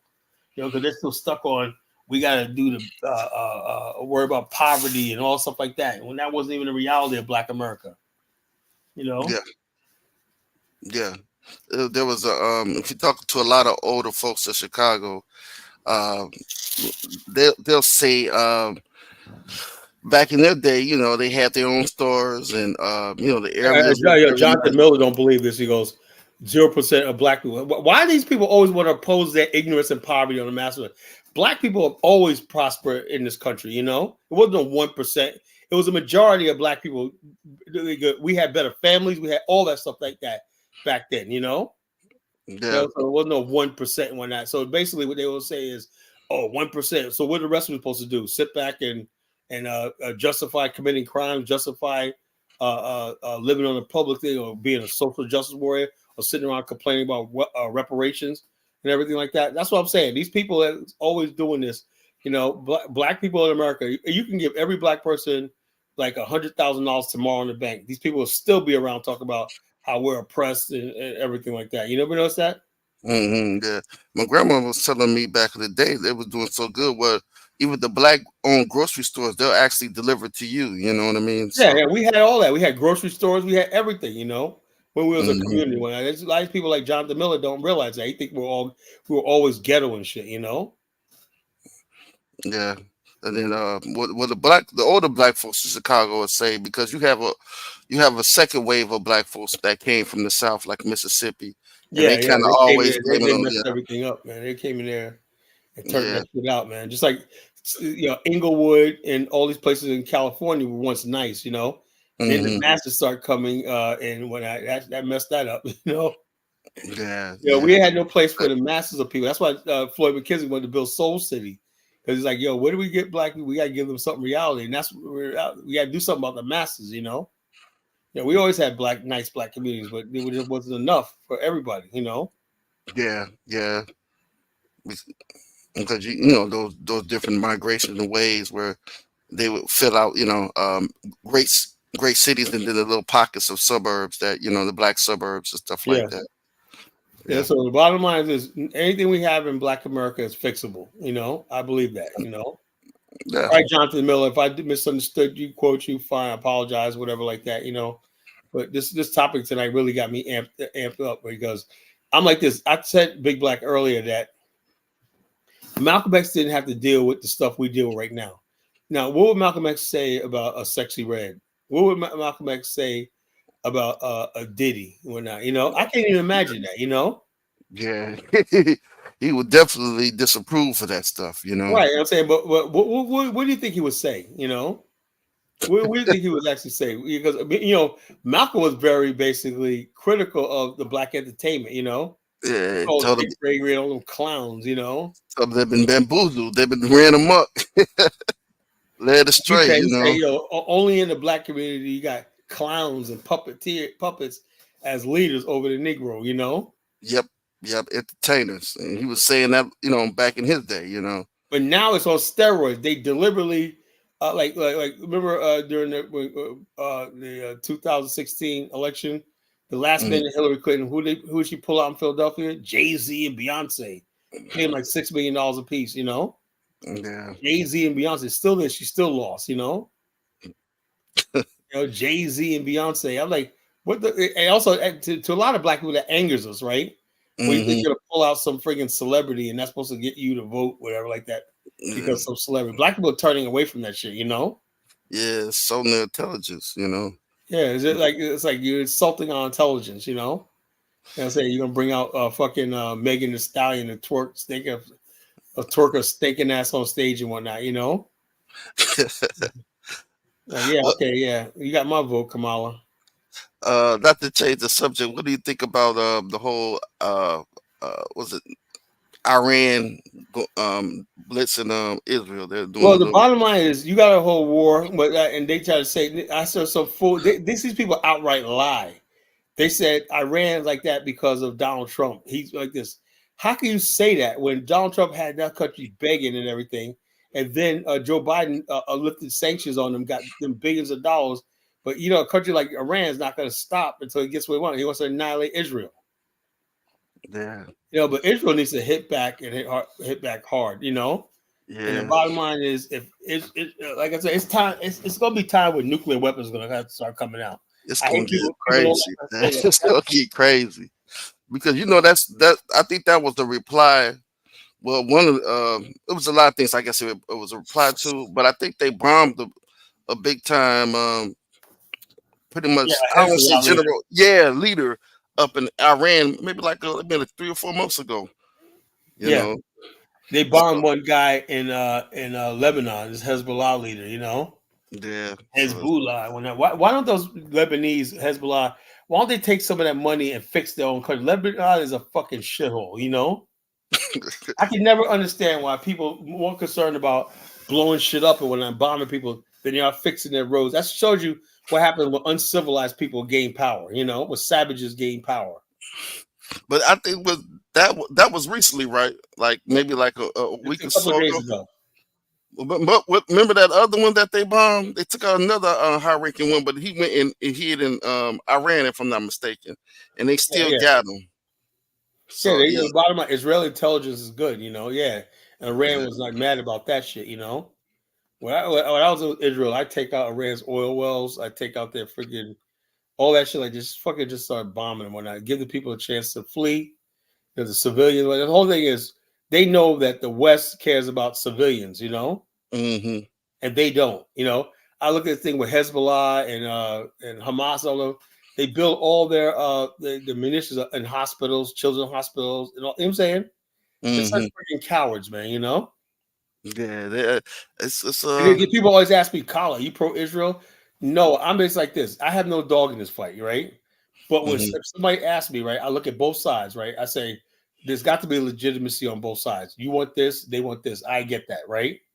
yeah, But one side says, "Okay, just leave me the fuck alone. I just want to live here in peace." The other side says, I can't be happy unless you're freaking gone." Everything. I'm willing to freaking destroy my own people and everything to get at you. So in that case, I got to go with the people who just want peace. You know, Israel. You know.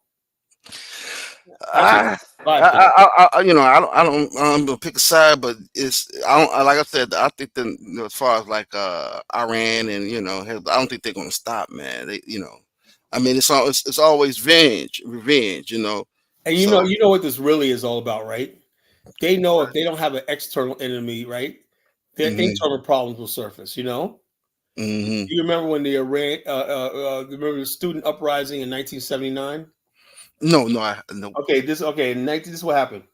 The United States overthrew a democratically elected government in Iran, right? By same thing we do right now, propaganda. They had a Mm-hmm. democratically elected government. The government, that democratic government in the 1950s in Iran was take nationalize oil fields and everything, give everybody money, everything like that. But you have a lot of restless people in the country, right? The United States basically got a bunch of students together and said this guy is a tyrant, whatever like that. Even though it was a lie, people get and the country got out of control. It started spiraling out of control. And then what happened was the United States put the Shah in power. And then years later, like a decade later, people were like, man, we've been had, you know, we had a perfect thing, but we were led to believe this stuff like that. And it's propaganda that this guy was a bad, and we overthrew him and put the Shah in power. The Shah is nothing but a puppet of the West, right? So What what is the happened? Shaw? The Shah was like a leader, this guy say, you gotta say something. They have everybody in all these countries, right? Mm-hmm. You'll have royalties and stuff like that, right? Who Mm-hmm. gets in power is who the West recognize. You may have Mm-hmm. the Shah, right? Come from this dynasty, blah blah blah. You may have this. Then you have the Ayatollah. Who's gonna rule? Well, the West say, you know something, we're gonna basically get behind the Shah. Mm-hmm. You know, as that's what it is. So what they do is they give him a profile. He gets on the Time magazine page. You know, he gets Right. on the National Geographic page. They put his image all over the world. You know, as this respectable person. That's how powerful the Western media is. You know, they Yeah. can create and they can destroy. You know, if they want you to be in power and everything like that, you get front page coverage all over the world, and the people, even in the region, will begin to say he must be the real leader. You know. Mm-hmm. There was a Yeah. students uprising. They got behind, they said, well, okay, we believe in this new thing, this other guy called the Ayatollah. You Mm-hmm. know? And so they rose up and whatnot, and the Shah they took over the US embassy, you know. And you Mm-hmm. know about that, right? All the black people working at the embassy, they said we had no beef with the black people, right? They let all the black people go. Oh, damn. Okay. And that history, that's been buried in history, you know. I remember Wow. that, I remember that because I was just a little kid when that happened. When Mm-hmm. I couldn't understand. I said, I saw these black people. Like, I'm glad to go home. When I bet that's all they I remember. was. Sister gal was like, yo, I'm out. Yeah, I'm out of here with that. Reagan said, yo, y'all black, we have no beef with the black people with that. Y'all can go. Mm. You know. No, And they then would what have. happened was Reagan came to power one night and they released him. And it looked like Reagan saw the day, but they already had negotiations to release him upon Reagan's getting into office, you know. Mm-hmm. So that's what it was. But like I said, to be honest with you, man, the so-called leaders in Black America, the leadership and everything, completely failed us, right? And by the time the 1970s happened, Black people started looking at mainstream people as leaders. You know, they started looking Mm-hmm. at people like Richard Nixon and Johnson and stuff like that. We didn't have the so-called leaders anymore. You know, Mm-hmm. Yeah. because you can't be a leader if you can't provide, man. You know. Mm-hmm. The last leader we had that people believed in was Farrakhan. Remember that? Yeah. Yeah. The Million Man March and all stuff like that. But he just wasn't it. And I kind of felt that, you know? Mm-hmm. And Yeah. I felt like he was in over his head, you know? Yeah. Oh, we're going to do this, we're going to do that, man. Then nothing ever happened, you know? Yeah. I wonder who's gonna be the new leader because he's getting kind of, Hey, he's like 90 years old, you know? Yeah. He's So going to be up there until he actually dies and whatnot, you know? yeah. Yeah. So they're gonna have to go through some reconstruction. Yeah. So, what message? Like I said, what do you think about social media with the Nation of Islam? They don't look too good on social media. That Ben X guy and that Rizza Islam, they're clowns, man. You know, Not on social media. They try to really stay out of social media for the most they part. can't. Yeah, every time I look up Rizza Islam with his stupid looking self, man, is always on social media. He doesn't look good at all. Ben X too. They don't look good on social media. Somebody like Brandon be eating them alive, man. You know. Well, I'll say one thing that guy is, yeah. I think he has some pills, some brain pills, whatever. But from what I understand, he's selling a lot of those pills. And Ben X. no, RZA. Yeah, well, what you call? Mufasa asked me why is RZA a clown. Should I go to the evidence? I think I gotta go to the evidence. People just don't always glutton for punishment, man. I gotta play a RZA is on video. You tell me. You tell me. Now I don't like this. What's that? He was with L. Ron Hubbard and that part. Yeah, what you call it? Oh yeah, the Dianetics and all that. Yeah. Yeah. I remember Farrakhan went with that when he just said, "Look, we were L. Ron Hubbard," and I was like, "What the hell?" Look, it was like a nightmare. Everybody said he's with L. Ron Hubbard and whatnot, Dianetics and whatnot. How the hell? I don't know what that was about. Okay, let's see.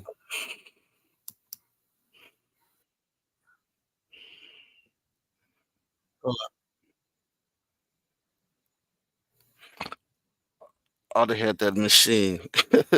They thought they could do artists to clear black people traumatism or something. It's crazy. My people, number one, the lineage. Number two, how we quite literally are the original owners, you could say, as it Did this pertains dude to just say where the it should original go, owners? where the Wow, moral these compass black should go. And Indians. I'm talking about us in our natural state. I'm not talking about where we are right now, because a lot of us are not that wise. But all of these connections, we quite literally deserve this land. It's not a So you deserve I Native feel like this American is mine. land. No, it is. Right. And because of that, anyone who comes here, for example, the 1828 Noah Webster's dictionary and the definition of the word American stated, quote, copper-colored people. Oh, I didn't know he was doing that. But now applies to the descendants of Europeans, but originally applied to those who were here before. You must have listen real some close, love guys. for America, right? Because you've chosen to try to amend America rather than like branch off, go back to Africa, or create a separate nation or something like. Yeah, see, this is like this. I didn't know. The dude just said basically, America's ours and whatnot, and all this kind of stupid stuff like that. So Mufasa, now do you believe that he said we were copper-colored Americans and all kind of stupid shit? So you gonna tell me that when RZA, I'm not a clown, Mufasa, my brother Mufasa Shabazz, all that Nation of Islam shit. These niggas are clowns, deadly clowns, man. Everybody that's around Tariq Nasheed got to get down with that stuff, man. He was on his own. He was never preaching that stuff until he started getting with Tariq Nasheed. The bottom line is this: so-called leadership, right? If that's the future of it, right? See, the internet, man, it just just destroying the so-called black leaders. They're freaking destroying it. They're destroying black leaders because the bottom line, people ask them questions like, what do you think about this and whatnot? Before they just said stuff and whatnot, and nobody's challenging them and whatnot. I didn't know he was preaching that. Now I haven't seen him in a while. Like I told you, Tariq and all these other people found that there's money in this. There's a lot of black people who want to get out of being African. There's a lot of black people who have a sick look. I'm gonna say something right now controversial. I have no problem with black people saying they love America. I would say like this: why don't you just pull out the American flag, see Lee Greenwood? I'm proud to be an American. At least become a Captain American Negro. I have no problem with that. But when you basically talking all this America's ours and white people got to leave and all this kind of stupid shit, you love America that much, but you won't admit that. Look, yeah, you love America, and when these guys love America, man, they love it, but they won't accept America the way it is. They want this fantasy America where black people, copper-colored people in their natural state are ruling everything and whatnot, white people are afterthought, it's like these people are crazy, The whole fighting over who's going to give reparations, you don't even have the money yet. That's ridiculous. Yeah, they be arguing over reparations, how they going to spend it. Well, I'm going to spend it like Ben Yusuf, man. He goes, Ben Yusuf, I said, Ben, what about the children and education? Motherfucker, the education, give me my check. He said, motherfucker, that you listen to Ben last night. That's a funny dude, man. Y'all talking about old P. Diddy. That shit, I had to mute myself because I was laughing so fucking hard, man. I was fucking on the floor. I was laughing so fucking hard, man. That shit was so fucking funny. Ben's a fucking scream, man. Yeah, P Diddy. Motherfucker the goddamn education. So I heard talking about P Diddy wasn't what he said wasn't the abuser. He was trying to abuse Yeah, the grown bottom line, men. the dude was basically coercing men in You this heard? doing that, you know? Did you hear his bodyguard about how he was? He said the guy was literally he would literally sick his women on like guys, right? You know what I mean? But after he's giving them different type of drugs and this and that to get them open, you know what I mean? Yeah. The party drugs to get you little, And the touchy bottom line is that right there is a crime, you know? Yeah. But then what he would do, the Bible said, then he would do at the, they having doing that little doing this and that. Then he'll send Freaky Deaky in. Yeah. You Mufasa know. goes, how was he coercing men? Dude, come on, Mufasa. I know you're better than this, bro. Diddy was bending niggas over and whatnot, you know? Now that ain't rape. I don't know what it is. Men, bending them over and doing their work, you know? The dude was a predator. Yeah, he was acting like date rape drugs aren't real. Yeah, that shit is real, man. That's crazy. But anyway, man. Yeah. So it is what it is, man. Yeah. What's up, Elvis? You kind of quiet. I was probably asleep. Oh, okay. Yeah, but I was basically saying, I was playing a video of those chicks in Rwanda. I don't like them, Black Americans and whatnot, Marcus Garvey and Martin Luther King, they didn't have to deal with that shit, What does that say to you, right? Okay, if we have the ideology that we're patting out, we're all black people, right? And we're like this, white people say, oh, let me show you a video. This is what Africans, your so-called brothers and sisters in Africa think about you, right? And you're like, what the fuck? I just made a fool out of myself, Yeah, I think it's sad you would think that they would a lot of them will have more love for us, but there's still a lot that have love, but there's not any. The bottom line, as long as you got large numbers of people, it doesn't really take much. Like I told that Zongo, right? I said, look, they said, Colin, man, what about peace and panel? I said, look, man, I got to put that on hold, man. I said, so now you guys can't call me colonizer no more, And they're like, sure, oh man, I thought you was gonna.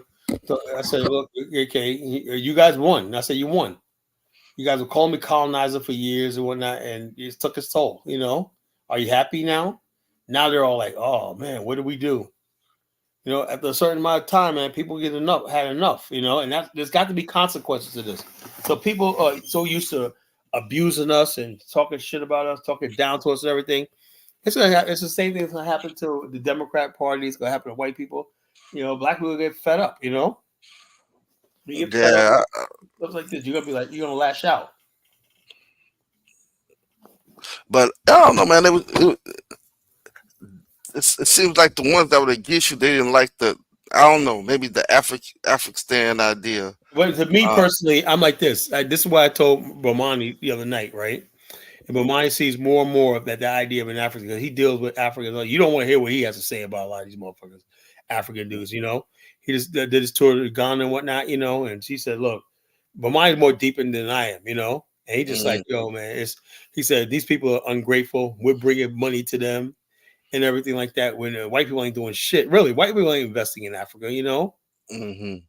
it's the black people from America that whatever little money is going to Ghana is really coming from the black people in the diaspora, And so he's just like, man, these people don't ungrateful, whatever like that, He said, yeah. And the bottom line is, he said, if we had our own territory, state or city, state or whatever like that we govern and everything, we could have our own tax base and everything like that, build on infrastructure, we'd be fine. All the problems will be solved.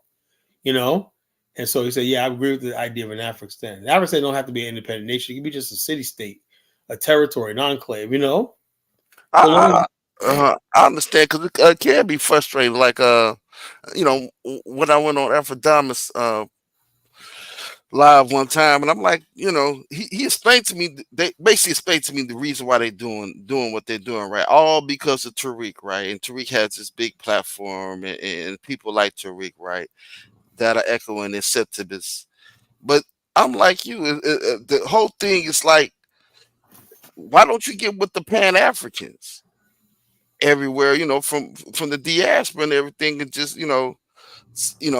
instead of just attacking all of And so that African wears on a America. lot. That wears on a lot of people. People like, yo, I'm on the continent. And imagine you live on a continent. You just said, you know, something. I'm gonna retire here. I got a house here, and you always gonna be thinking to yourself, how many of them think like that? You constantly be looking over your shoulder. You know, who wants to Hmm. live like that? You know, because Hmm. it's the stuff I be hearing Zongo, Mike Olawale, and Afrodama say, that's really dangerous. You know, the stuff they be Yeah, saying. yeah, And if you know anything about Africa, brother, you go there when that dangerous talk usually turns violent, you know, real right, quick. right. Yeah, it can, You know, it so can. when you're targeted, well, just like the bag fella, he got some balls, man. Mm, He got some balls. But Ricky's a black neck, you know, so mm. he's like, don't give a fuck, you know. But for Oh, the head of the family. yeah, Yeah. Ricky. It's about he beat this one dude down one night. You know, Ricky laid his dude said something to Sweet Juicy Mama. And Hmm. Ricky put hands on this nigga. He said, I beat this nigga's ass one night. Some dude talking shit. Blah, go back to America, blah, blah, blah. He says, I think he hit Sweet Juicy Mama. Ricky, man, just laid him out, man, you know? I That's what believe y'all he do. did. Who wants to go to Africa and go through all that shit, you know? Yeah, yeah, but you know, you can imagine. You might have to go through that. You know what I mean? I don't Because have to go through that, man. I'll yeah, nobody don't stay really right want here to in go through that. America, right? And go through that shit, you know? You know? Well, even anywhere you go, you might have to. You know what I mean? If you go into Yeah. a different land, it's going to be somebody that ignorant. You know what I mean? Right. So that's why you have to have, as I said, African means that we're rolling in numbers, you know? Hmm. We remind each other. We're the only group of people when they come here, they set up their little Sierra Leones, their little Monrovias, their little Senegals and whatnot, you know, and Hmm. they look out for each other. But when we go to Africa, they don't want us to do that, you know. We Oh, gotta be the bag's still sticking it out, huh? yeah, they're sticking it out. But the bottom line is Ricky did a big mistake. He says we don't have nothing to do with none of these other expats saying in there and whatnot. So just because somebody else like they do Quincy Boyd, you Mm. know, and Juliet, when not, you know, that chick, they did some I, wrong I, I, shit or whatever like that, you know. I don't know about them. What did it? I Well, don't. Quincy Boyd, you know, that's my boy and everything like that, but I don't know. He's Quincy, you know. Yeah, one of You know what I'm those. saying? But anyway, It gonna be him. Juliet, man, got some, you know, somebody thinks she's underhand. Then you had Art Kathy. Remember her? I heard of that name, but Art Kathy, she was a chick from Atlanta. She went to Gambia and started talking to all this. We need to take this shit over, blah, blah, blah. And they beat her ass over there, you know. she And says then we need to take Gambia over. yeah, she goes, these people, we have this place popping. We can Atlanta, make this like a little Atlanta, you know? And she was like, Mm, we go, she was so called in the Airbnb business, whatever, like that. I don't know what.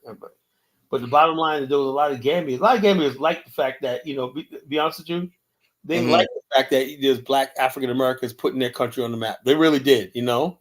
But they were mm-hmm, just angry that she was saying stuff like, why are there white men with little black children and whatnot, blah, blah, blah. And they thought she was embarrassing them and stuff like that, you know? The stuff she mm, was saying, you know, the market, this, that, you know, thing, you know? yeah. You know, so it's all good, you know, it's all good. And Antnam says we could build Afghanistan in the South, right? First of all, the South is the United States, you know? If you're going to Mm, build an Afghanistan, it has to be on the African continent. The fact that he would say something like that, build it in the South, right? You know, yeah. means that these people don't care about what we want and everything. But these people are quick, like Dr. Arcana, quick to come here and involve us in their Pan African struggle with Europe and everything. And I'm telling black people, stop getting involved in this shit, you know?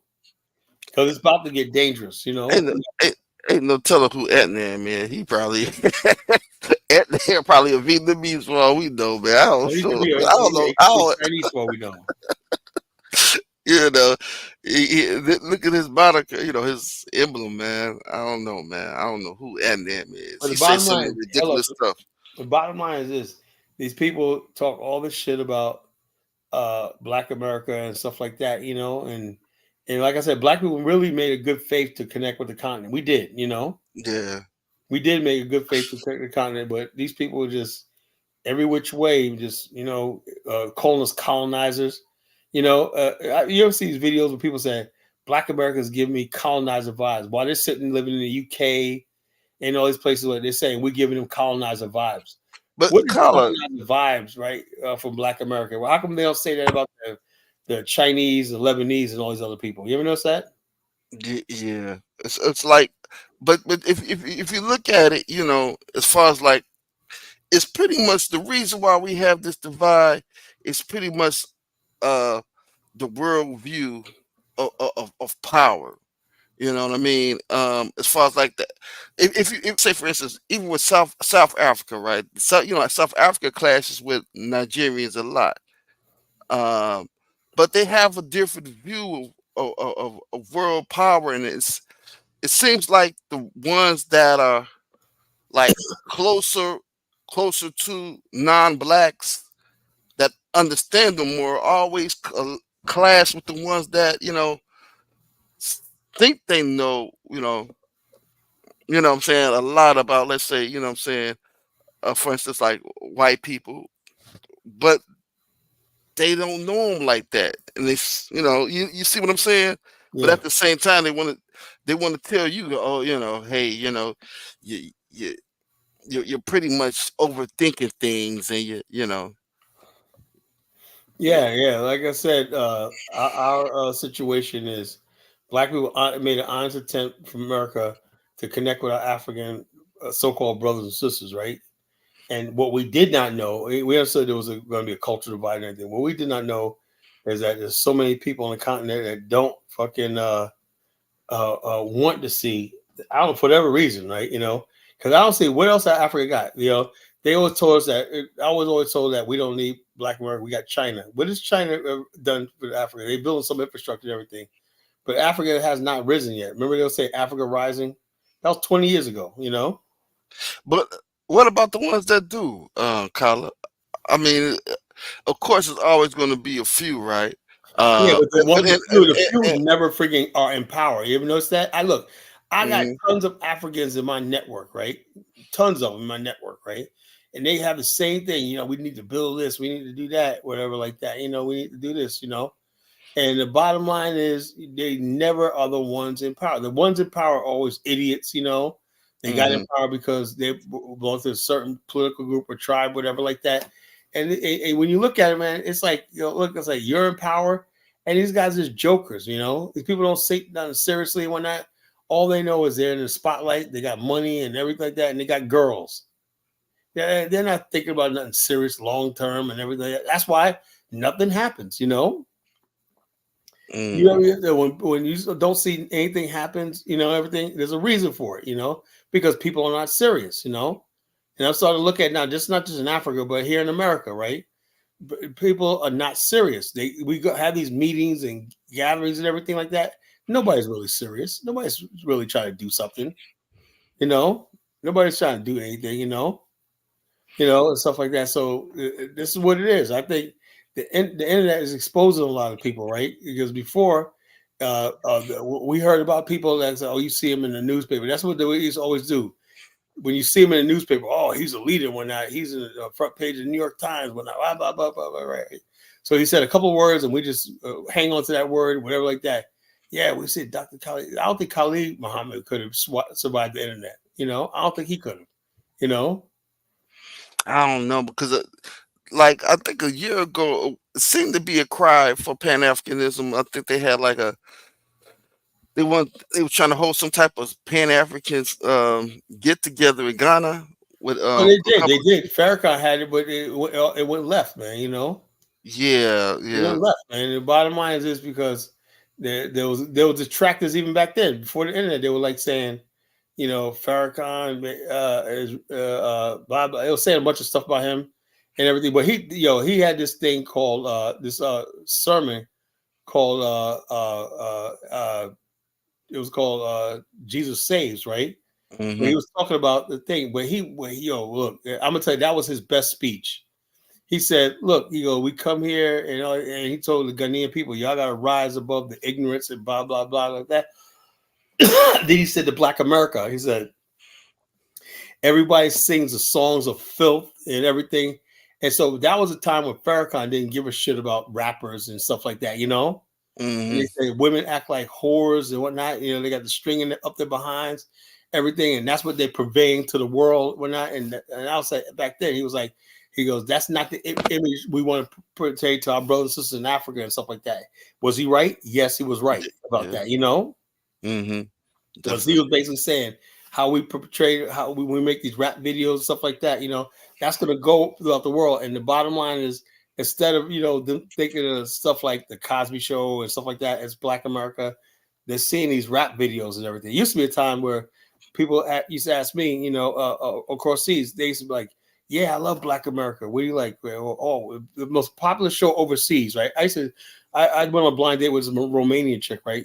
You know what her favorite, the best show in Romania was? What? Cosby Show.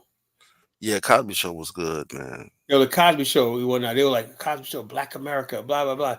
And she said she wants to get a Black American man, you know, because she was just like, because they can relate to the Cosby Show so much, you know, when they're coming out of poverty. When Romania had a lot of poverty, you know, at the time, you know, coming out of the Soviet Union. And so, the bottom line is, look at now, then and now, whereas the image of Black America is what? Sexy Red, Megan Thee Stallion, all this kind of filth and garbage, you know, the series Power, you know, and everything, you know, all these gangster shit, you know, and everything. I still haven't seen Power. I just don't. I have not seen it. I have no interest in seeing that shit, you know. Me either. You know? That dude, Afari Hutchinson, whatever the name is, a cornball, you know. Then you got the white boy. I guess he's supposed to be Eminem and shit, you know. It's corny, man. Yeah. Just like they had that dude, what was the other one? The Wire. I took a glimpse of that. Then they had this guy. He was like homosexual and supposed to be killing. That was with John K. Smith, whatever. The white guy was like homosexual, whatever, you know, and they're like humping each other and whatnot, you know. I'm like, what the fuck is all this? I forgot the name of it, you know. You know? It's a lot of, and I heard it's a lot of little agendas in there too. You know what I mean? Look, there's not one show you can watch that don't have these hidden agendas in there. You know? Yeah. So, man, and this is the problem right here. Ant says actors doing their jobs. The bottom line is they don't pay people salary, a large number of salary. They don't pay you $100,000 an episode unless there's some big ulterior motive behind it. You know? That's just the truth. People create roles. Remember, the critics for that movie, Thor: Love and Thunder. And the guy tasked with rewriting Thor's image and everything was this nerdy-looking Indian guy, right?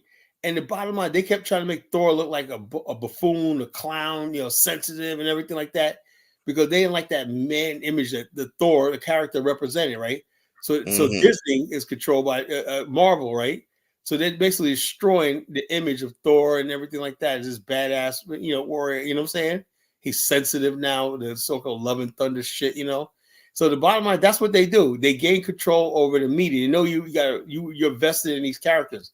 Like, let me give you an example. The new Captain America is going to have Anthony Mack in there as a fucking Captain America, Black Captain America. I told my brother, what was the purpose of that? You know? Yeah, that's wild. Why not just create another Black character, Marvel character? You know? And so, it's time we have a Black Captain America. Okay, should we have a white Black Panther?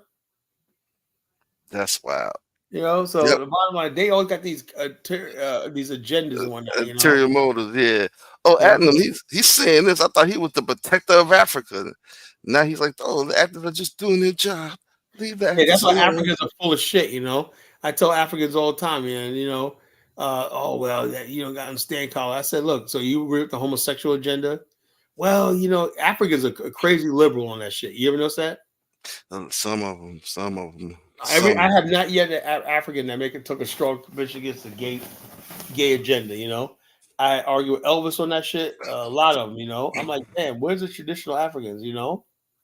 So, I thought Africa was this place of. That's what I always thought. Africa was a place of tradition and blah blah blah. And you will see motherfuckers like, yeah, you know, like, can we realize what an African is? Is it a Black African person? The average African will tell you, as long as you feel like you're an African, you're an African. Some stupid shit like that. Malcolm X and Martin Luther King didn't have to deal with that, you know. Which they'll say like the Miss Zimbabwe is a white lady, you know. That's crazy. And so the bottom line, the average African will tell you, you know, well, that's the way it is, man. She's an African woman. She was born on the continent. I said, I guess Africa has no place for me anymore, you know. That's why I pulled back off this Pan-African stuff, you know. I said, hey, if that's the way Africa wants it, hey, look, fine. You know, let's just build ourselves up, man. You know, I'm in good company with Black America anyway, man, you know. I think that We can go to the continent and stuff like that, but thinking Africa is gonna be our salvation, no. I think this whole. I fear this whole. I don't know, man. This whole FBA stuff. Not fear it, but I don't want that to catch hold, man. You know, I don't either. I don't like that FBA stuff. The only way we can make is basically doing like we're pro-black. I'm still pro-African and whatnot. I identify with being a black African in America. You know, Mm-hmm.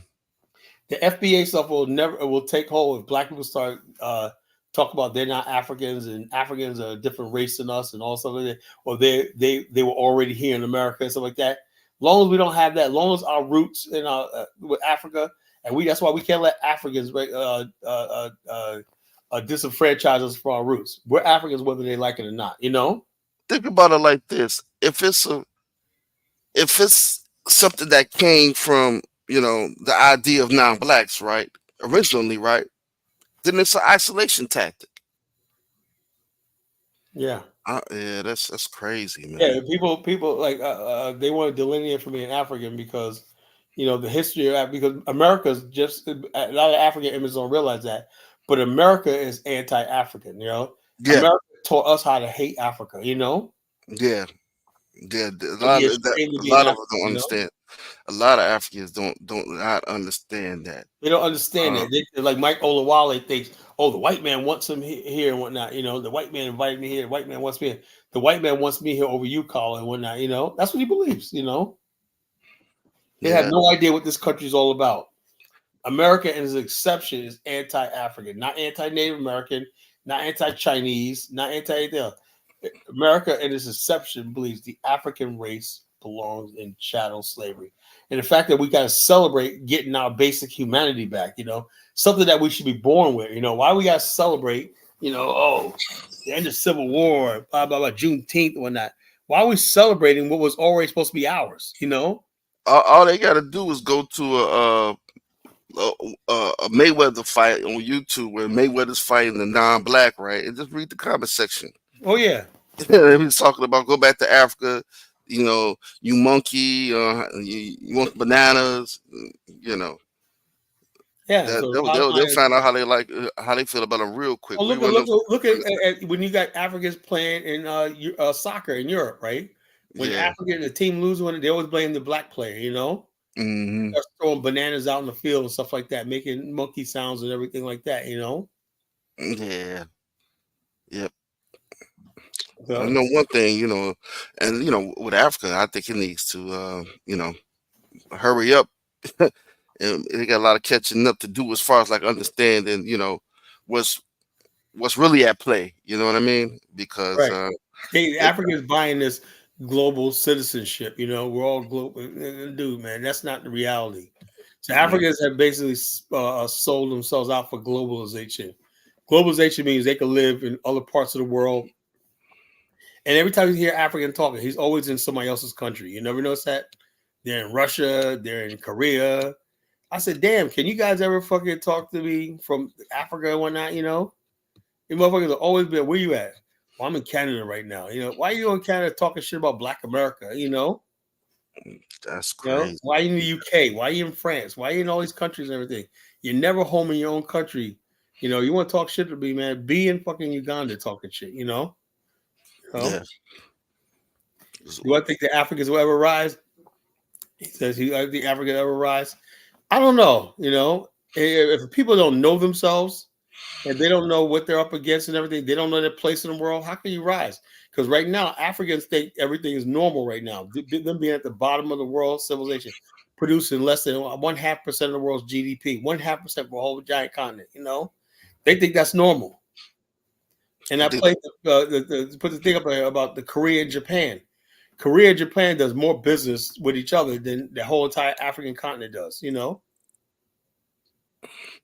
So the bottom line, long Africans think that's normal.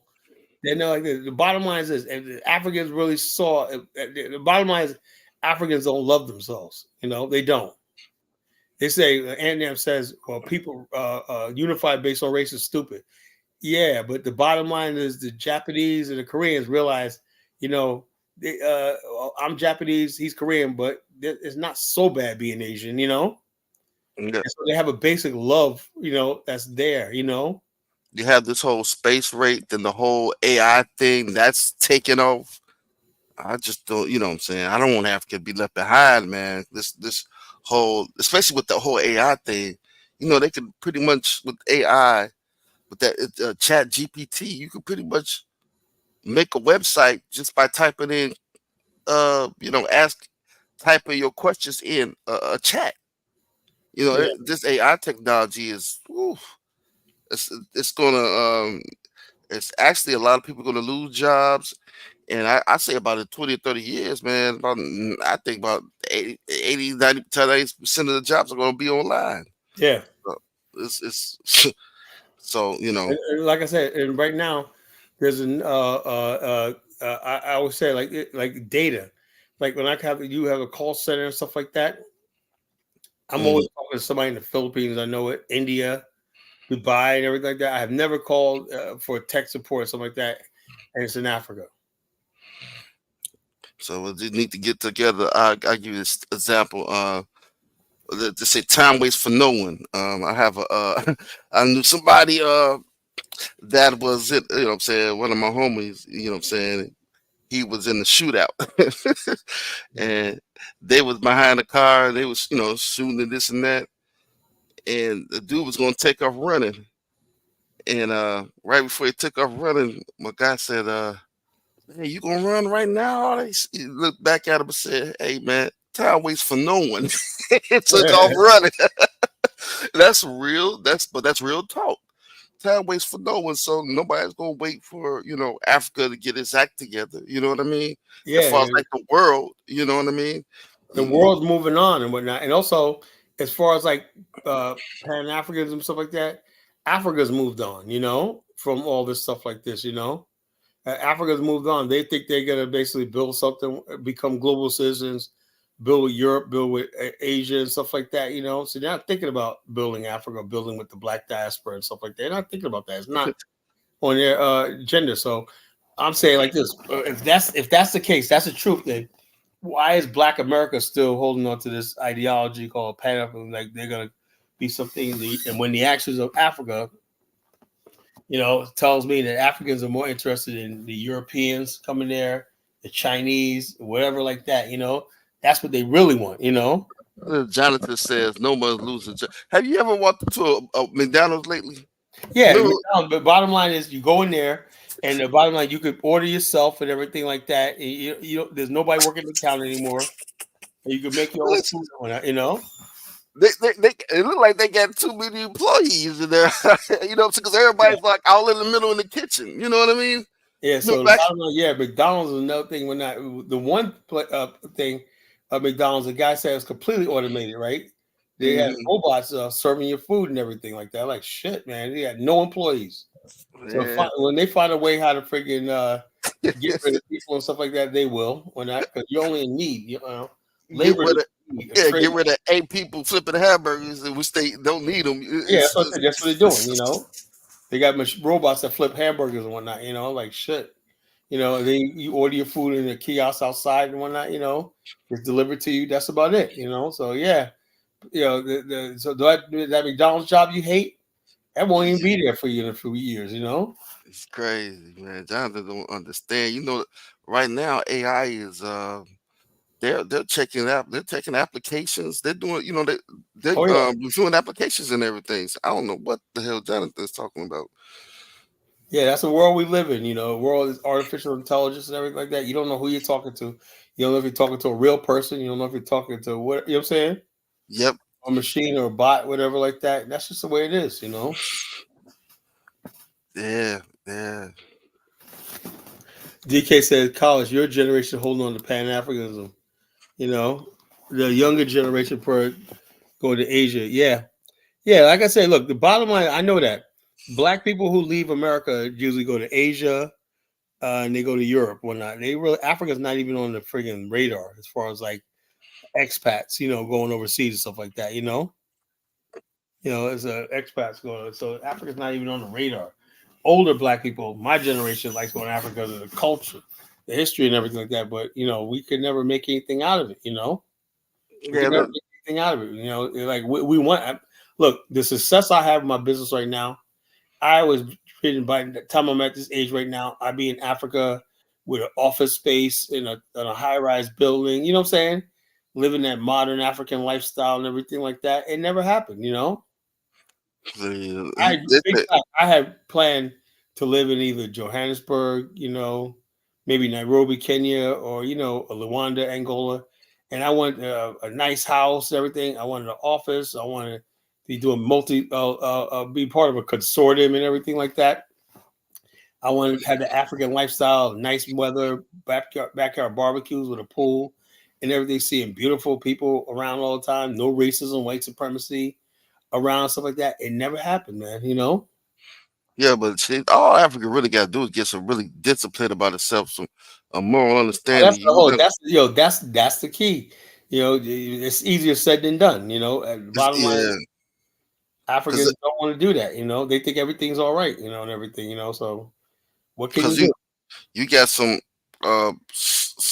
fake version of Pan Africanism where you have some Africans think that all we need to be is Pan African amongst the countries, the continental Africans, and and we can rise like that. You can't have that mindset without including the diaspora, because Yeah, you have to have the and that's what mindset to I'm trying to include the tell diaspora. Ant-Man. Ant-Man, the bottom line is this. This is what gets me is, let's say we're talking about in African. Do you know how much territory in Africa is unoccupied? Probably a lot. So he's come from a shithole country like Nigeria. What if we say we're not worried about Nigeria? We don't want nothing to do with Nigeria. Let's say we got territory in Zambia, Angola, Namibia, and stuff like that. He actually think that it's his job to friggin' keep us from having anything on the continent. See, when you got people like that, there's never gonna be no Pan African. Baruti could talk all the fuck he wants to that. As long as Africa thinks that we don't deserve anything on the continent of our own, it's never gonna work. You can talk all your Ubuntu shit all you want. Until Africans realize that they got to give something up, it's never gonna work. African free trade area, is this something that's already in the works? So the bottom line is I call you dreaming. The bottom line is everything starts with a vision. Now, Yeah. well, I'm just like this. Since Africans don't want it to happen and black people don't really fight for it, I just back off. I'm just doing my thing. It Now, is what it is. now, if Africa really had a mindset of Pan Africanism, I'm talking about, at the top, right? You mix in the discipline and systems, right? Systems that know how to, bring back returns, good returns, 24 hours a day, right? Man, you have now black swimming over to try to get to Africa. I mean, Africans didn't want to do that. They didn't want to build the infrastructure. That's why we created a group called the Black African Infrastructure. We need infrastructure to make any Pan African black nationalism work. We need to build our own infrastructure. yeah, yeah, definitely needs to be done. So it's like it is what it is. So the Yeah. Africans made it clear that they rather compete with us instead of working with us and everything like that. Hey, it is what it is, man. So that's just one more ideology that we don't have to worry. We just got to focus on building ourselves. And then, like I said, if you want to do business on the continent, that's fine. You want to visit, that's fine. But the bottom line is just this idea that, there's going to be Africans going to open up and we're going to have this Pan African revival and stuff like that. It's not going to happen. Where's what's a guy from Ghana, Sango. Zongo. I had his name on tip of my tongue. Some would say it Congo in my mind, but Zongo, yeah. You hear him last night? Yeah, Dollar Bill was trying to man, choke him out. And I'm like Dollar Bill. He's not that important, man. You know, he's like this. You know, I'm like this. They can say whatever, as long as they be upfront. And as long as we know that the shit that they talk about is bullshit. They like Yeah. Chupo and all these other people. They are not trying to help Black America. How you want to help Black America? You can't help yourself. You know, their whole thing is just putting our business out there, airing our dirty laundry out there to make us look bad. Because these people are just jealous of us because we're on top. You know, whatever Black America thinks they have, people want what we have. You know, and Black America needs to appreciate what they have because a lot of these people, all it is about jealousy. That's why they come to this country. That's why they live here. That's why they try to look like us and dress like us and everything because they want to be us. You know, they would love to replace us. You know, Not all of them like that. I can't say not all of them like that. Mike Olawale, what do you think about Mike Olawale said we're going to replace you? He said that. We're going to replace you. Michael Wiley he's just a debater. He just after you talk to him for a while, this guy just likes to win debates. He just like winning debates. Yeah, bottom line, when he says stuff like, "Yeah, we're gonna ship all y'all down to Central America and whatnot," you know, so you're gonna get with the white man, right? Now. He's gonna say, "Hey, my Mike Olawale, my bush-meeting Nigerian friend, welcome to America, right? We're gonna get rid of these Black Americans who we know prove themselves." Let me tell you something, folks. Black men in America proved themselves. The 54th Infantry of Massachusetts, right, won the Civil War, right? The Harlem Hellfighters, right, won World War II. The Rough Riders, Teddy Roosevelt won the Battle of Sangamon Hill and stuff like that. The Rough Riders, you know, Black men distinguished themselves in battle all for this country for hundreds of years. You know, we gave this country people like Langston Hughes, W.E.B. Du Bois, some of the best minds, some of the best inventions and stuff like that. The culture, the rock and roll, everything you see in America was built by Black America, you know? So you think they're going to basically say, you know something? Black America, a vital part of American culture. Yeah, the Buffalo Soldiers, you know, they're a vital part of American culture, man. We're going to replace those with some fucking people from Nigeria we don't know. Okay. He's got a delusion. I don't know why I even responded to that because that's so stupid beyond the pale. Seriously though, Mike is just a person. You ever had that family member that hey, when you argue with that person, will say anything just to piss you the hell off. That's Mike. Mike is gonna say if you listen to I argue with Mike many a times, and you can show him, you can lead him to the water, drown his face in the water, you know, give him a presentation. Yeah, we played a video. We played a video about the Yoruba being conquered by the British. He refuses. Who makes this video up? You see Mike for a while after that. They were pissed off at me for making that video. Oh, you were the one who brought that up? Yeah, they were pissed off. Mike was pissed off. I ain't seen Mike in about 5 streams after that. Like this. Yeah, he's like, Mike, the truth is your people were naked. They were primitive, and the British took them over. They took your land like they were taking candy from a baby, you know? Mike said, that a Nigerian, and then Nigerian doesn't know what he's talking about. Like, come on, Mike, just give it up. Yeah, take that L, man. You got to hold that L, man. You know. Yeah, he made it seem like, oh, these white people came over and we were just negotiating. We decided to let them get our land. We'll build business. Yeah, they did. You were the business, nigga. You were the business, nigga.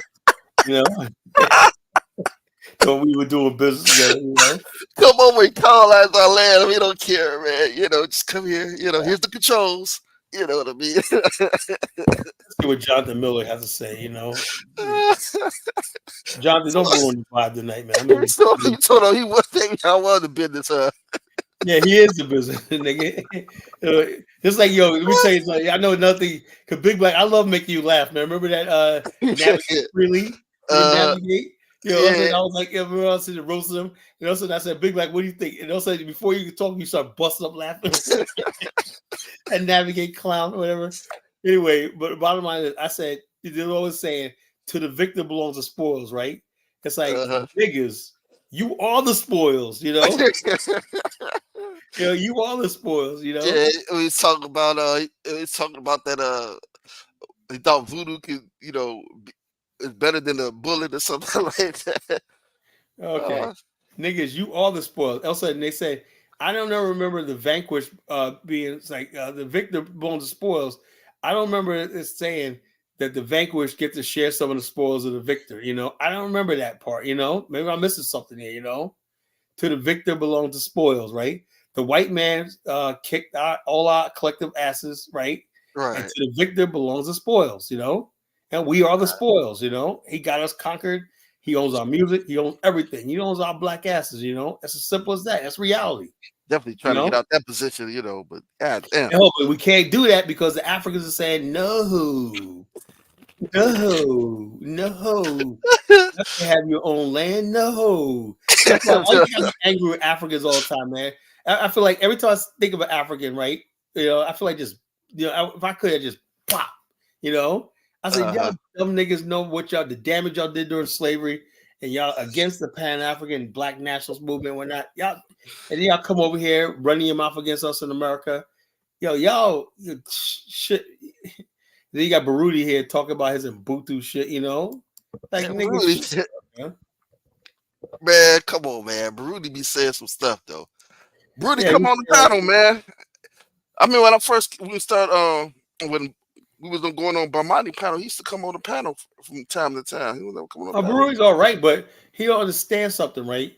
You can't just keep telling Black America at this time Ubuntu and we got to come together because Black people are losing interest in all that shit because we made we can't be made to look the fool all the time.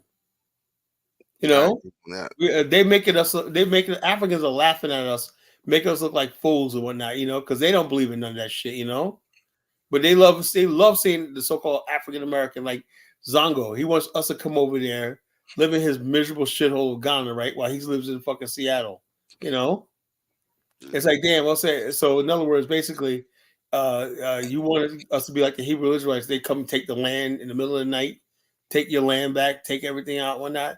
Why do we deserve that? Yeah, that's wild. I guess the Africans would say, okay, if we had our own territory in Africa, right, we could have our own municipality. Right? That means we could raise our own stocks, bonds, and treasury bills and stuff like that, and print our own currency, and then we could get loans and everything from the IMF, World Bank. We'd be on our way, But they don't want that, Yeah, I guess there's an argument for that, right? There's eminent domain in the United States, but that it would be that usually doesn't happen. You can't do nothing like that because you do anything in America, you can't engage America's going to stop anything you do internationally. We need to have sovereignty and autonomy, right? And the only place you can have that really is in Africa, Right, yeah. Sovereignty and autonomy, but you could do in the southern. We're going to do in the southern United States. It's already developed, Ain't for nothing.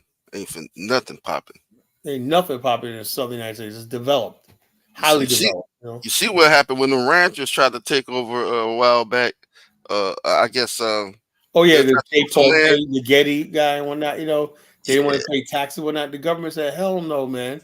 Yeah, they always having these skirmishes out west. That was funny. I was paying attention to that, right? So they had the video, right? And so they was holding themselves, inside some type of course, but they didn't want to come out, right, in some type of a house or whatever. And they were, the government was trying, surrounding the place or whatever, this state, and they was asking them to send them, food or whatever. So a box came in. They opened a box. And I guess the government sent them a box. They opened it. It was a box of dildos. I said, wow. They said, but man, a couple of people died off that when it all came down, and two of them went to jail. Some of the leaders. Oh yeah, man, they ain't playing with y'all, man. When it comes out to America, America's gonna force its order here and whatnot. Remember the David Koresh, the Branch Davidians and whatnot? Oh yeah. Oh, so we already know the history of America, man. You ain't gonna build nothing here. Remember that dude that used to be H. Rap Brown?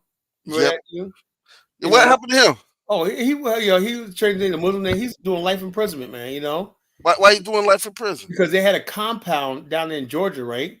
And basically, what happened was some sheriff deputies came there and served warrants or whatever like that, and he and a couple of people got into a shootout with the sheriff's deputies one night. That nigga was facing the death penalty, but he got life imprisonment. Dang. Yeah, America don't play with this land. Man, that's what I say. That's the whole American manifest destiny. America, let's see the shining sea, coast to coast, whatnot. America's sovereignty reigns between. Outside of that, and also anyway, anyway, anywhere in the Western Hemisphere, right? The Monroe Doctrine, right? America has sovereignty or influence over any part of the Western Hemisphere. You know, Right. so you can't go anywhere in the Western Hemisphere, build an Afghanistan, whatever like that, without the United States being involved.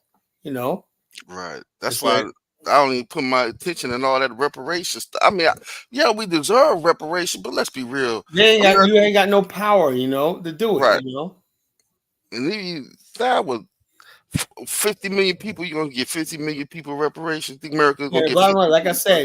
said, when people understand the ugly truth, then they introduce the ugly truth's first cousin called reality. Reality is Negroes. You know, your guy Ben Yusuf, right? I said, should reparations be about building the community, building homes, hospitals? Motherfuck the hospitals and schools. Give me my goddamn money. Hey, I was the same way, but I mean, in reality though, like, shoot, uh, it's a lot of things you can do with that stuff, but Everybody's like, yo, give me my goddamn money. I don't give a fuck. I said, what about the community and everything? Fuck that when I want my money when I like I said, but man, I but got a PhD in Negroology, man. I know niggas, man, you know. America gave the Indians reparations, but America decimated the Indians to less than 1%, and then they talked about reparations. Yeah, and also they gave them compensation. They know reparations. Reparations means you repair something back to a state, you know. Mm-hmm. And Indians Oh, ain't repair back to a state, you know. yeah, definitely not that. But G said, yeah, why you talking smack about Ben? Because Ben's hilarious, man. That's why, man. I love Ben coming on the show. He's fucking hilarious, bro. He is fucking hysterically funny, man. You know. yeah, Bill was snapping at the end, boy. Yo, Bill went yeah, off. yeah. Ben's the type of dude, man. Like I can see him on Howard Stern. Like we got a brother up here giving the black perspective, and like motherfucker, they got this. Oh, damn, you said That'd be fucking hilarious, come man. on, If I had man. my own variety show, man, I'd make a mix. I would have character like Ben on. And whatnot. I'd be, oh man, I'd be fucking. I was saying that Bill was laying in the cup for like 3 hours. He didn't say nothing. I know, Boy. he just exploded, man. You know. So let me talk. Y'all talk for hours. I was cracking the fuck. I had to mute myself. I was laughing so fucking hard. You know, I was laughing so fucking hard. That was a fun. Touche, Ben. You're one of a kind, brother. You know, you're never gonna get that reparations check, but you're all right with me. So, you know, I want that money. And people like I said, Ben, man, these guys are getting violent with that shit, man. And next thing you know, Ben's gonna go on a shooting spree and shit. You know. Yeah, California with dangling a carrot all in black I know people's they play. You know, but you're from Chicago. You know when Negroes are getting played. You know.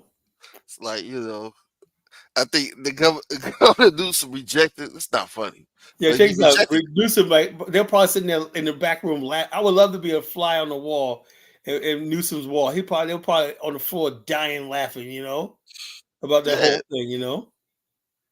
he had something when some things that they were saying like they called, I guess, the tone a form of quote unquote reparations, right? You should see the Oh things that yeah, they the one thing that really worked was black people had lost their property through racism and stuff like that. That there was a couple of things where black people got their land back and stuff like that. They could prove, okay, we lost this land, and the California justice, whatever like that. Okay, that was fine. But California wasn't a slave state, you know. So I can talk about reparations for slavery. And I asked Ben one time. I said, look, the white man, like G asked me, Colin, what if we do get a reparations check? You ain't not getting no reparations check, man. The only thing you'll get some change, you know. You get reparations change, you know. They might give y'all like 50 cents or something like that a piece, you know, and say adjusted for inflation, you know. But the bottom line is this. You had what did I say? I lost my train of thought, you know. Oh yeah, I said Ben. I said, look, this is what the white man is gonna do when you go to get reparations, right? He's gonna haul you in the court, right? And you got to prove yourself, your reparations case, right? So Ben, do you know your enslaved ancestors? You know their names. You know what occupation they did, where they worked at, and stuff like that. Can you make a case? You know. Well, I can research that. Well, you don't have your research now, so when they bring you to court, they're gonna say who was your aunt, great grandmother, great great grandmother? Her name was Fannie Mae, such and such. Like, what did she do? You know.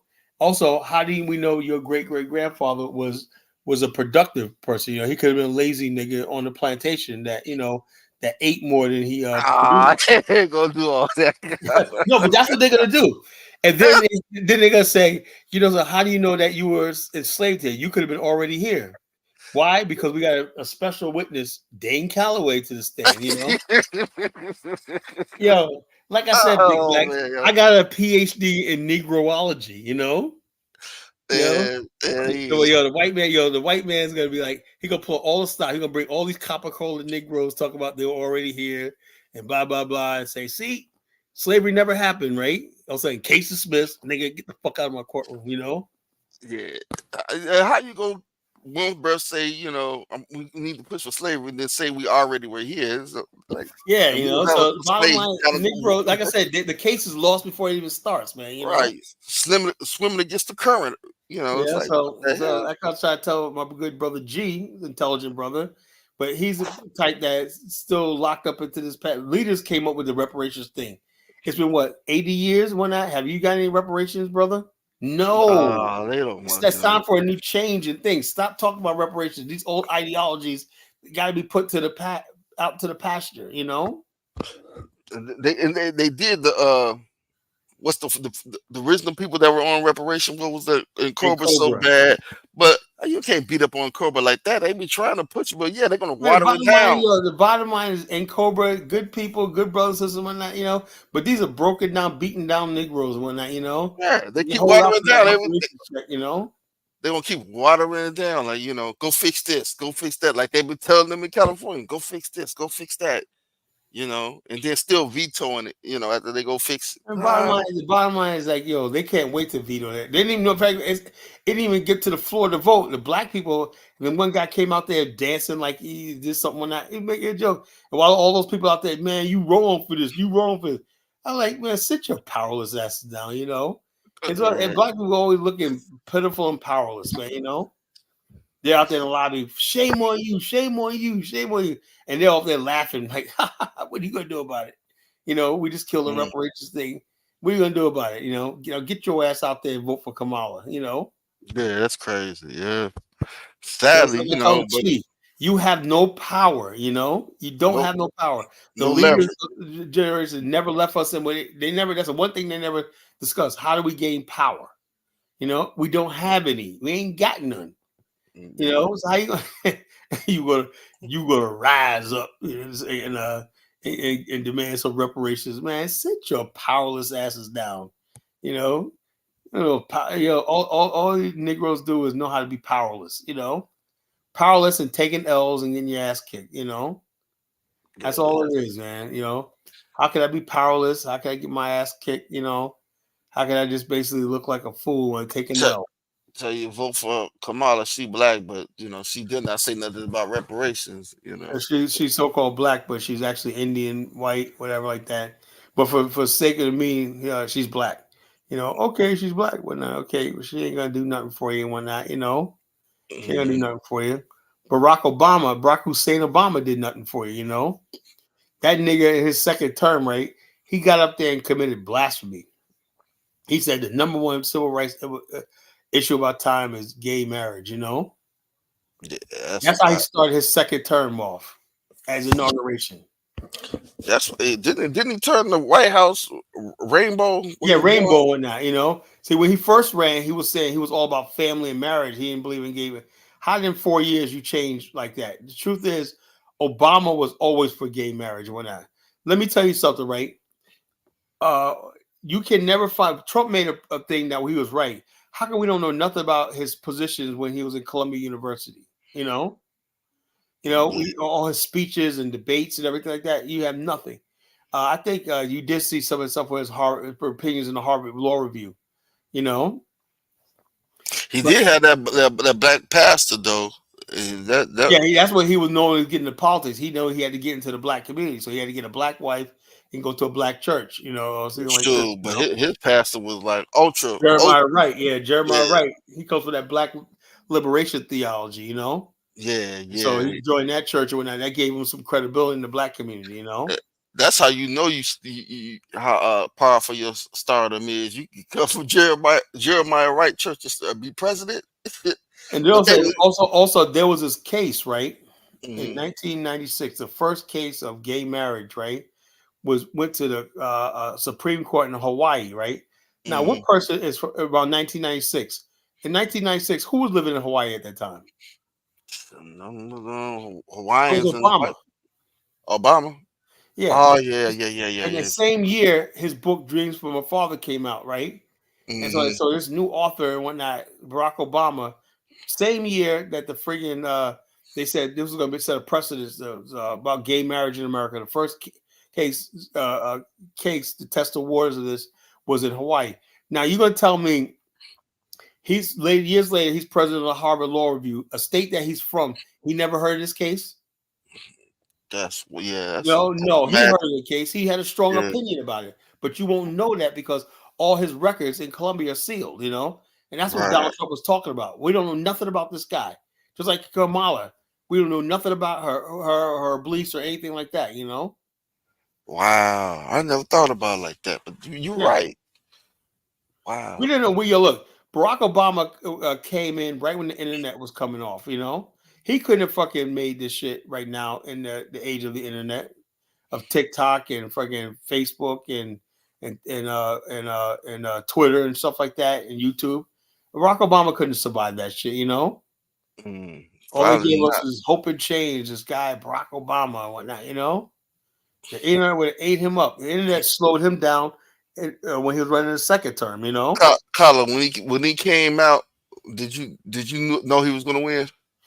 I had an idea he was going to win only because of the economy was tanking at the time. He seemed like he was pragmatic, and also George W. Bush. Everybody hated George W. Bush. Hmm. So that's the only reason why Barack Obama really won. He had a strong black turnout. He had large numbers of white. He had more whites vote for him than anything else. And then the bottom line is, I knew he was going to win. I did not think he was going to win the second term, but I knew he was going to win that first term. Hmm. I was happy. I was like, oh yeah, but and I believe his first 4 years in office, that nigga was doing good. He did a lot of stuff like that. He was pragmatic. Handled that Hmm. oil spill in the Gulf. He did a lot of stuff. Hmm. But his second term was a disaster, man. Yeah. That's when we Yeah. had Dylan Roof. We had the Trayvon Martin situation. Right. Michael Brown. All this shit popped off in his second term. What's the name?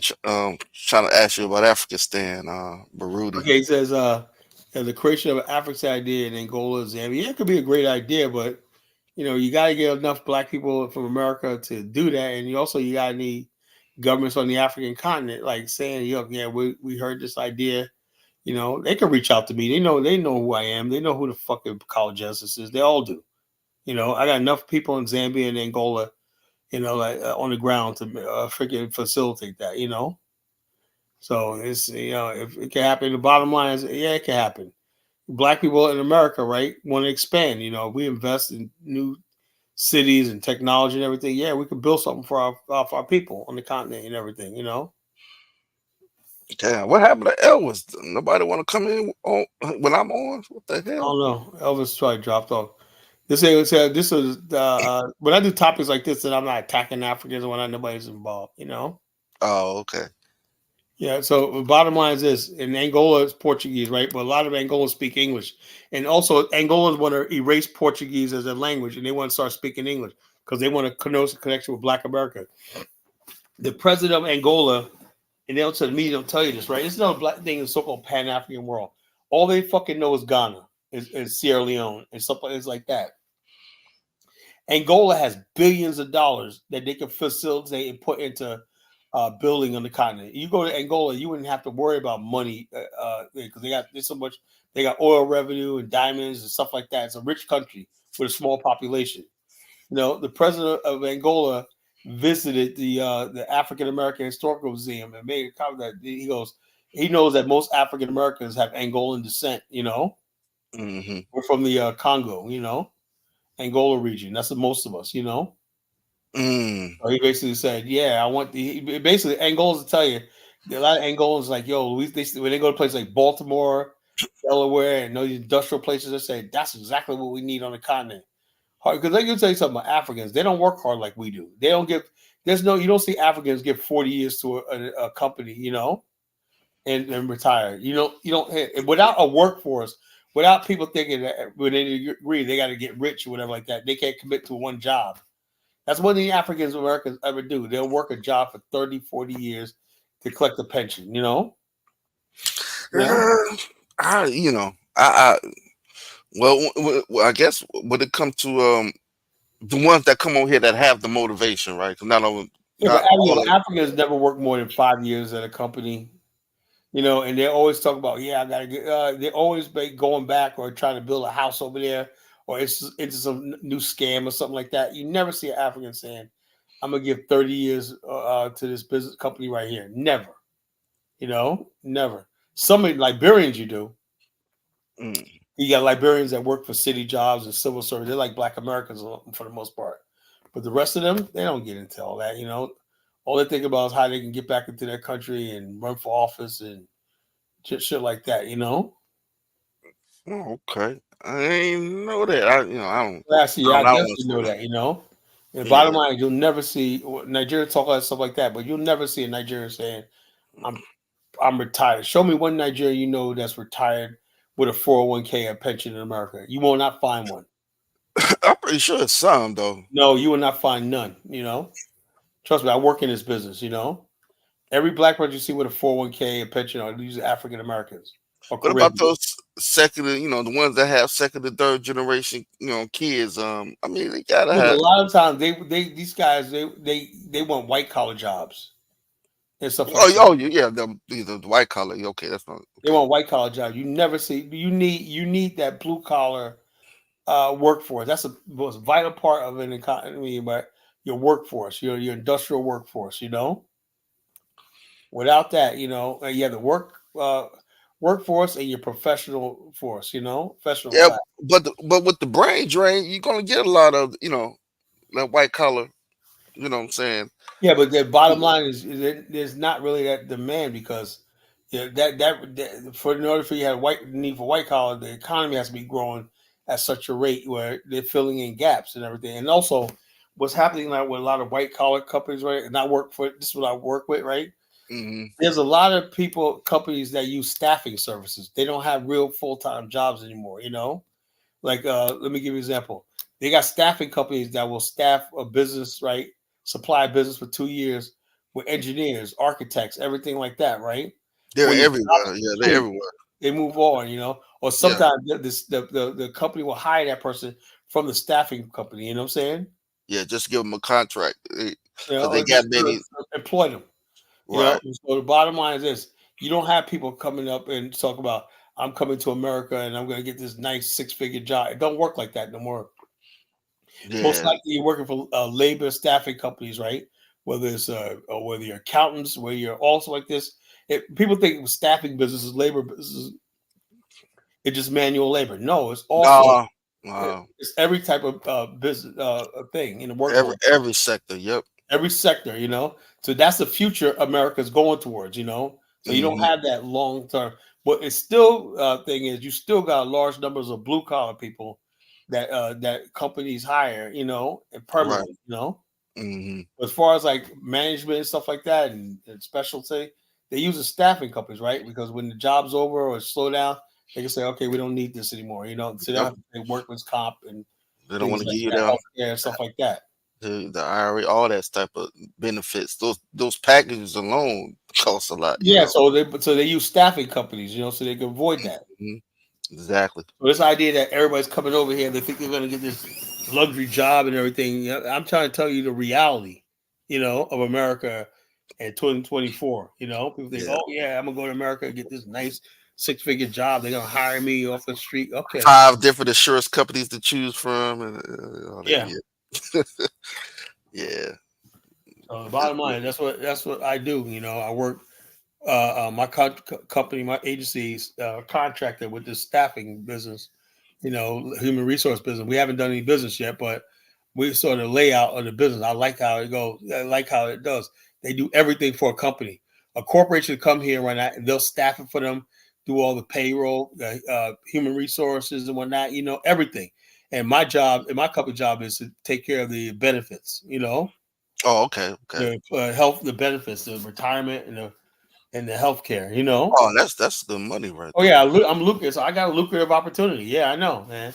I was hoping I would do this. What I'm not right now. I reached the top of the pyramid. I was hoping I would be doing something like this in Africa. You know, but it didn't Mhm. happen. You know, so I gotta say, I'm Team America right now. It is Oh, what it is. You know, yes. I gave out. You can't say we didn't give Africa a chance. You know, No, I can't say that. You I can't say say. Bomani, like he tells me, he's focusing on his tech business. You know, right now. You know, Hmm.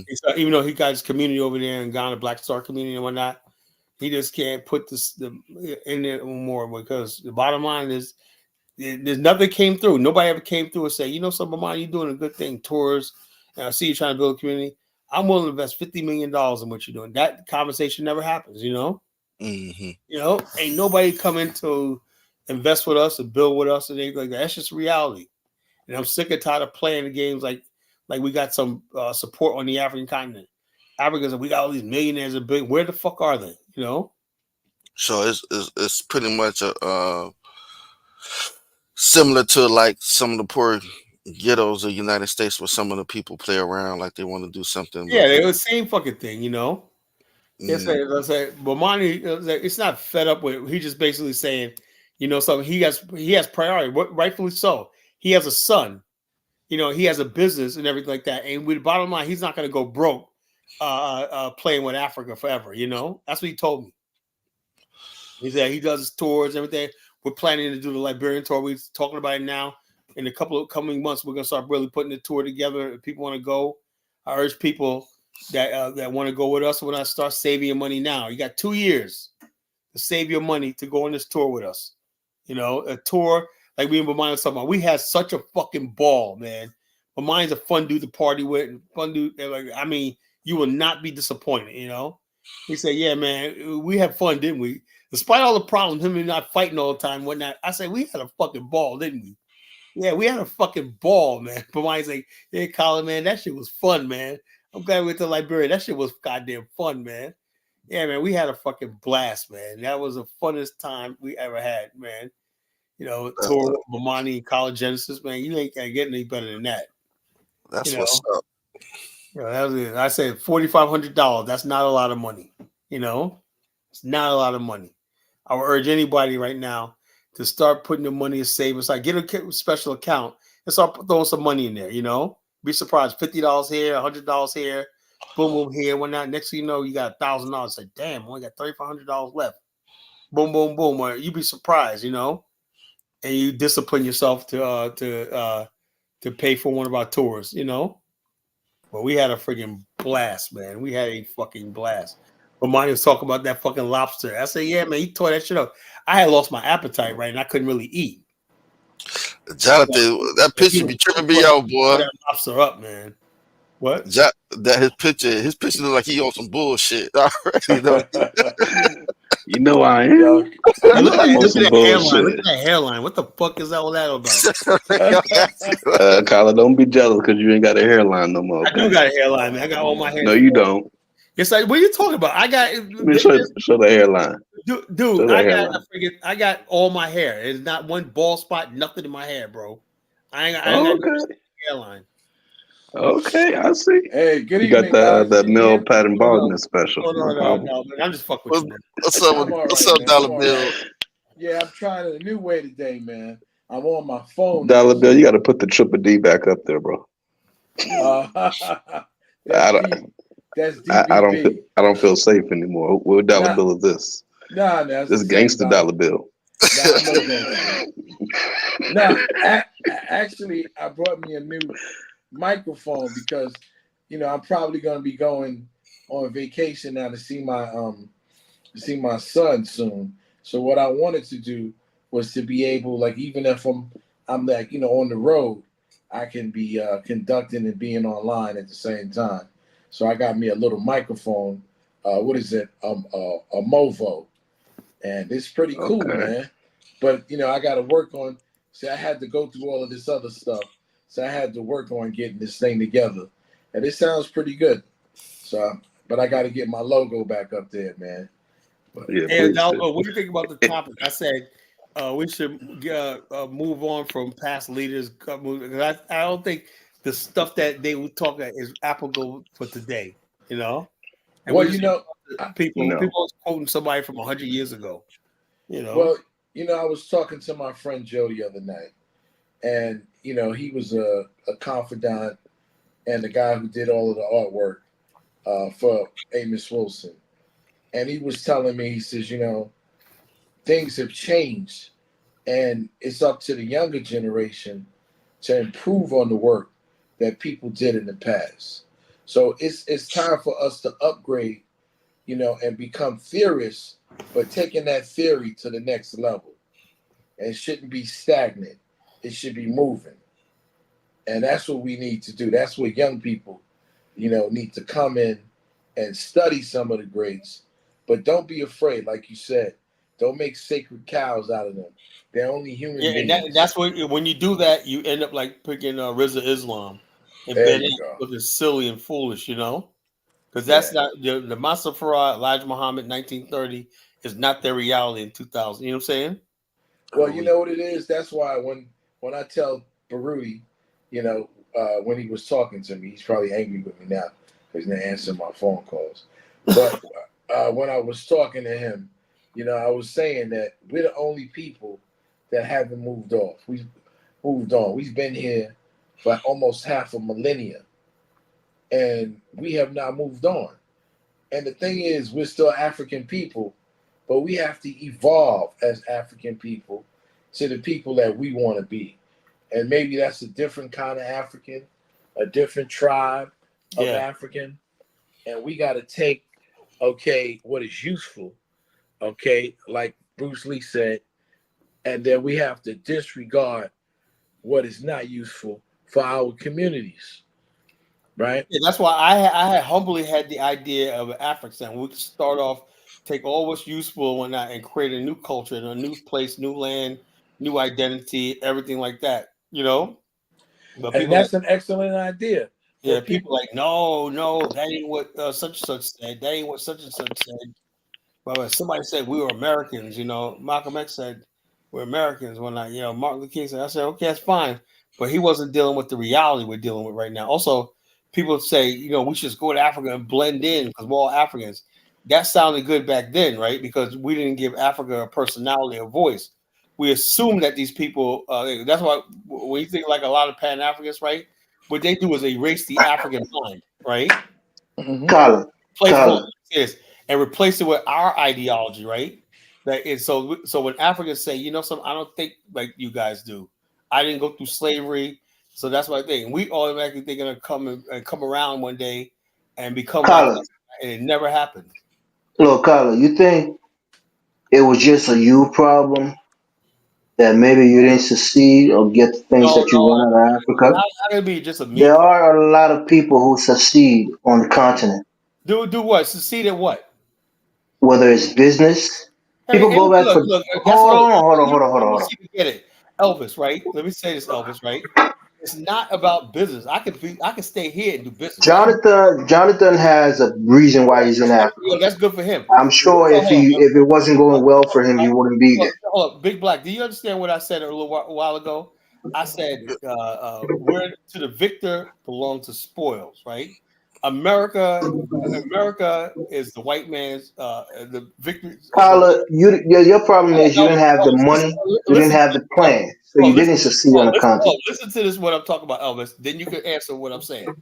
I said, when you look at America from coast to coast, sea to shining sea, that's the white man's benefit destiny, right? He conquered everything on this freaking land: the Native American, the Mexican, the African, and everything like that. We are the spoils of his war. We are in that captivity. We're not a free people, right? I said the only thing that's going to give us a free people if we are actually returned to our land, original land, and build a new nation of our own, right? That's what I said, right? Now, at the same time, right, while we're thinking about that, even if it never happens, right, psychologically, a lot of black people think that's what the answer is. We need to return and build a nation of our own, right? That's been in the African American culture for centuries, even before Liberia was created. Do you know in the 1600s, black people talked about returning to Africa, building this new African utopia, whatever like that, even before 200 years before Liberia. That's always been an African American culture. You know, if you don't know. Carla, you have an opportunity right now. Finish what I'm saying. Finish what I'm saying. Now, at the same time, right, that we're believing that, right? Now we got Africans saying, no, you're not welcome to come home and build this nation, whatever like that. You're not welcome to do this stuff like that. That's not even true. Ask Jonathan. Jonathan is on the panel. Ask him if he's finding success in Africa. I don't want to live. Look, I don't want to live. Look, I don't want to live in Nigeria. I don't. Yeah, that's because you're xenophobe. No, I'm not You're xenophobe. You think Jonathan minds Nigerians? He's making money. He's doing business with them. Elvis, Nigerians are not my people. I want to build my own people. I think I have that right. No, it's not that you want to build with your own people. It's that you don't have enough capital to start building anything in Africa. If you had $10 billion, you would probably have an Afghanistan right now because you would have the money to buy the land and start it. If we have our own territory and whatnot, we'll get the fucking $10 billion. That'll come. Just by projection. No, you got to get the money first. You got to buy the land from that country. You have like, hold up. If you have like 10 million African Americans who are educated, skilled, and everything, ready to come to the country, trust me, people will give you the money because they know they're gonna get the money. You don't even need people to give you the money. You guys can raise the money together if you have 10 million people. We can print the key is money.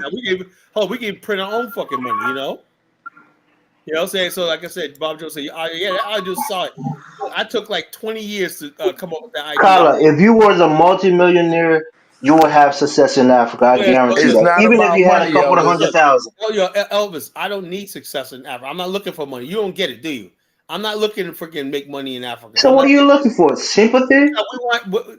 Can somebody tell him what the fuck I'm talking about? No, tell me. I'm asking you. What are you looking for, Kyle? This is why I said we let these Africans on our platform. They don't know shit about. What are you looking for? I mean, you're getting angry for no reason. I want to understand. What are you looking for?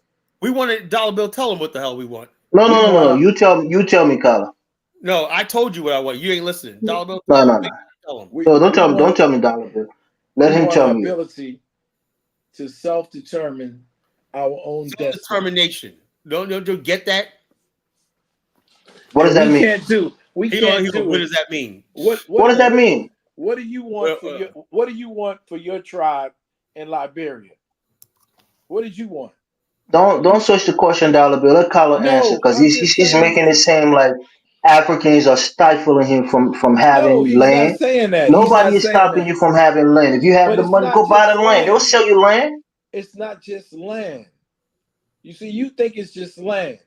You want to be an independent nation? Is that what you want? You want self-determination. The next phase in our history. Yes, there's a way to go about it, Carla. You never went about it, and somebody denied you. Go to the African Union.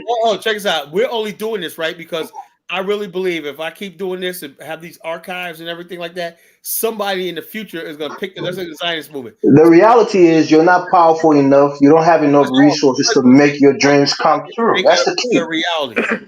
Someone's going to pick That's the key. Make it if you had enough money and enough clout, you can go to the African Union, ask for a plot of land, pay for it, and start a nation. It's that simple. Also, we don't recognize. So how are you going to start a nation? We don't recognize the African Union. Okay then. So what's stopping you from having self-determination on the continent? That's what I want to figure out. We're going to try and everything like that, but the whole thing is, right now, I'm just at the point now where I'm just more interested in building my own people here in America. Right, because you're giving up. That's the point. You gave up on your dream. I'm just being realistic. Why can't we develop our own people? That's fine. But when Kyler tried to make it sound like Africa has been throttling him from achieving what he wants to achieve, it's just not true. You just don't have the connection. You don't have the resources. No, Africans are dead against what we're doing. They talk about not true. Not true. Elvis, why are people for years calling me a colonizer? Tyler, you think these fools that's on these platforms, have the ability to stop you if you have the money and the connections on the continent? Say stuff like, y'all black Americans give me colonizer vibe. How the hell dare you call me? Tyler, there's a couple people being stupid on the internet. If you have money and have connections, I guarantee you will have a plot of land and doing something in Africa. It's just a lack of resources and connection. That's all. Bottom line is, it's just like the bottom line is the Africans made up their minds. They don't want us. Hey, fine. Not true. That's what I keep saying. Money talks in Africa. If you have money, you get shit done. That's just the bottom line. You agree with that, right, Jonathan? What we're gonna have to add? Most definitely, Kyla. I think the issue you probably would have had is that you expected that the uppity people that were in control of everything to be nice about everything, And that's generally just not the way it works. They don't give a damn about their own people. Why would they give a damn about us? No, I didn't answer. I already knew that, you know. But what I'm saying is, right, like, let me give you a perfect example of what I'm talking about, right? If I talk about an Afghanistan, right, and I'm talking about maybe a country, most of when's the last time you saw Angola and Zambia on this platform? Never, right? And I got a lot of Angolans and Zambians in my social network, right? And they always tell me that's a good idea, man, because we can use a state like that in our area, right? Why do I got Nigerians like Antnam and Zongo telling me we're gonna make sure the Afghanistan never, even if let's say it never happens? Why is it that is in their mind? Why do they hate the idea so much that they want to attack it? Why is that? Because they couldn't implement that in their own Not country. even talk about their countries or anything like that. Why do they have ownership Color. over the whole They country? couldn't get anything done in their own country. Well, so the The bottom line, idea that someone else goes to their country and gets it done bothers them. well, so the bottom line is, like I said, so you like dealing with crabs in a barrel and people like that. So I was like, that's what you're up against. You know, it's Kyla, as a business person, you should know it's a game of numbers. For every 10 to 20 people that you get that say no, you'll eventually get someone that says yes. And if you keep pitching your African stand idea, you will get the yeses that you need. all I want to do is Africa tours right now. And I really don't give a shit about none of this other shit, you know? Because I know for a fact of the matter is Africans will never fucking do right and everything like that. So I just want to do tours. That's it. You know? Okay, Connor, that's fine. That's your choice. But I That'll be a guarantee great you, thing. You can yeah, curate some. You can curate some tours, okay, in Africa, especially in Liberia, and explain some historical situation. You see, yeah, I've been that's saying that's this. that's an opportunity right there. Donis is So doing that's the something only like thing. that in That's the only Nigeria thing. and Sierra Leone, and That's the only thing I want. he's having success with it. I only mess with Liberia because that's where our ancestors dominated and everything like that. And that is You such. hear it? This is the whole point. This is the root of your issue. You want to You find know somewhere what, where you can Kyla? dominate. No, because the bottom line is, hey, look, you know, like which was what Monty told me the other day. He said, you know something, man, Kyle, I've been all over the African continent, right?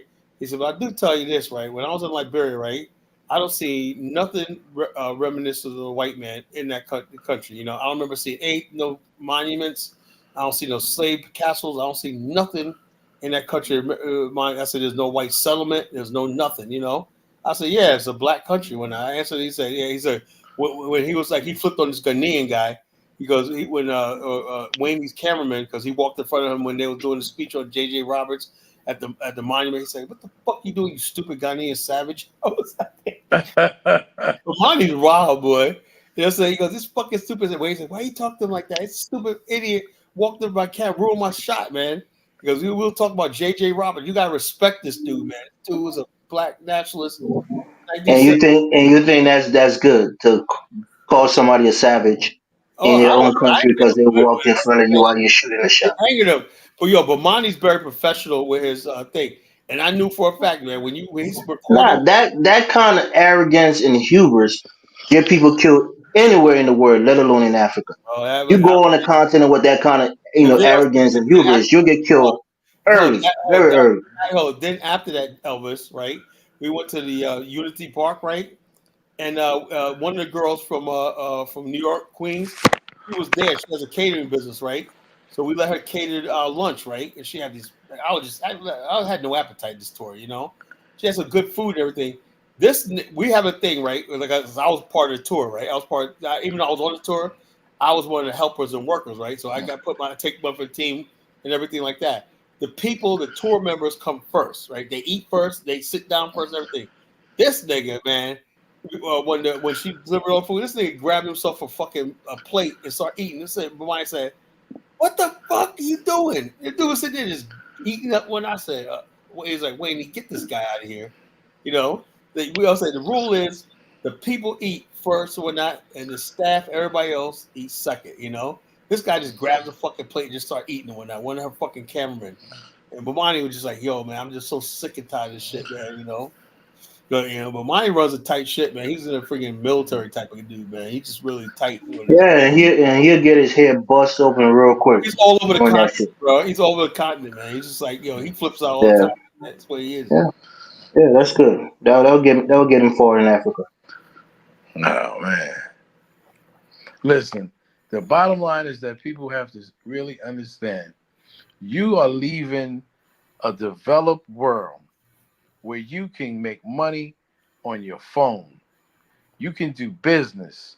You can learn how to do stocks and bonds, and you can get gold and silver. This is the reason why everybody is coming over here to America, because there's opportunity here.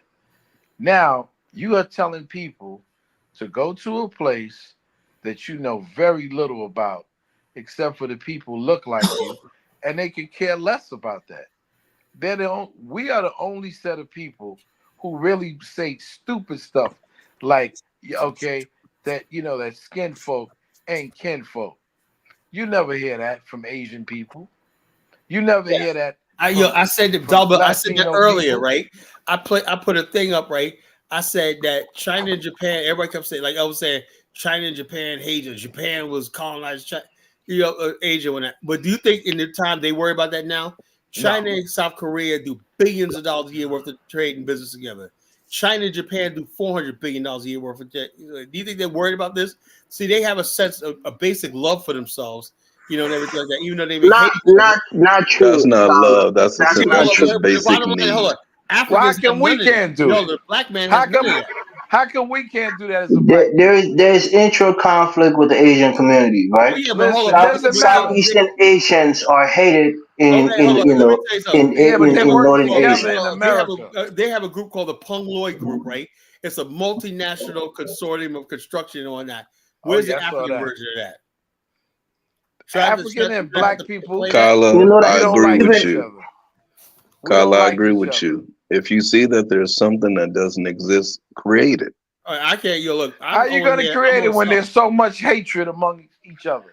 Let me Dollar explain. Bill, there is not Dollar Yeah, Bill. Yeah, I that can is guarantee Jonathan. you, You're on the you continent. have You know. never, Yeah. Carla, Dollar Bill. I can guarantee you have not run into not one African on the street in your life that hated That you. mean you're gonna do business with them and stuff like that, I don't know. I'm That not tried gonna, to stop you from doing business They or stop me from anything. No, It's nobody's just not realistic. Nobody's going to stop me. They want to That's stop not me what I'm doing saying. shit, What I'm saying is that I remember when all of these Latino people are now call themselves Latinos, okay, got together and they decided that they wanted to be one people just on the basis of language.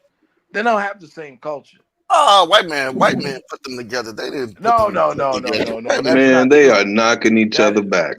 Safety and attention to detail. That is not true. Check this out. Building Now, a this is a world-class Pung Loi group, reputation, right? however, It has takes Indians, passion, Malaysians, honesty, and Singaporeans, grit to deliver at all all costs. over Koreans. The All they got Punjloy headquarters Group has all over achieved Asia all of this and the in Middle over East. 2 The Pung decades. Loi group, they build Asia. A They don't global have player to use the West. providing EPC All the services in infrastructure energy in and Asia is built by infrastructure. the Pung Loi The group for the Punjloy most part. Group has a powerful presence in the Middle East, the Caspian, Asia Pacific, China, South Asia, and Europe.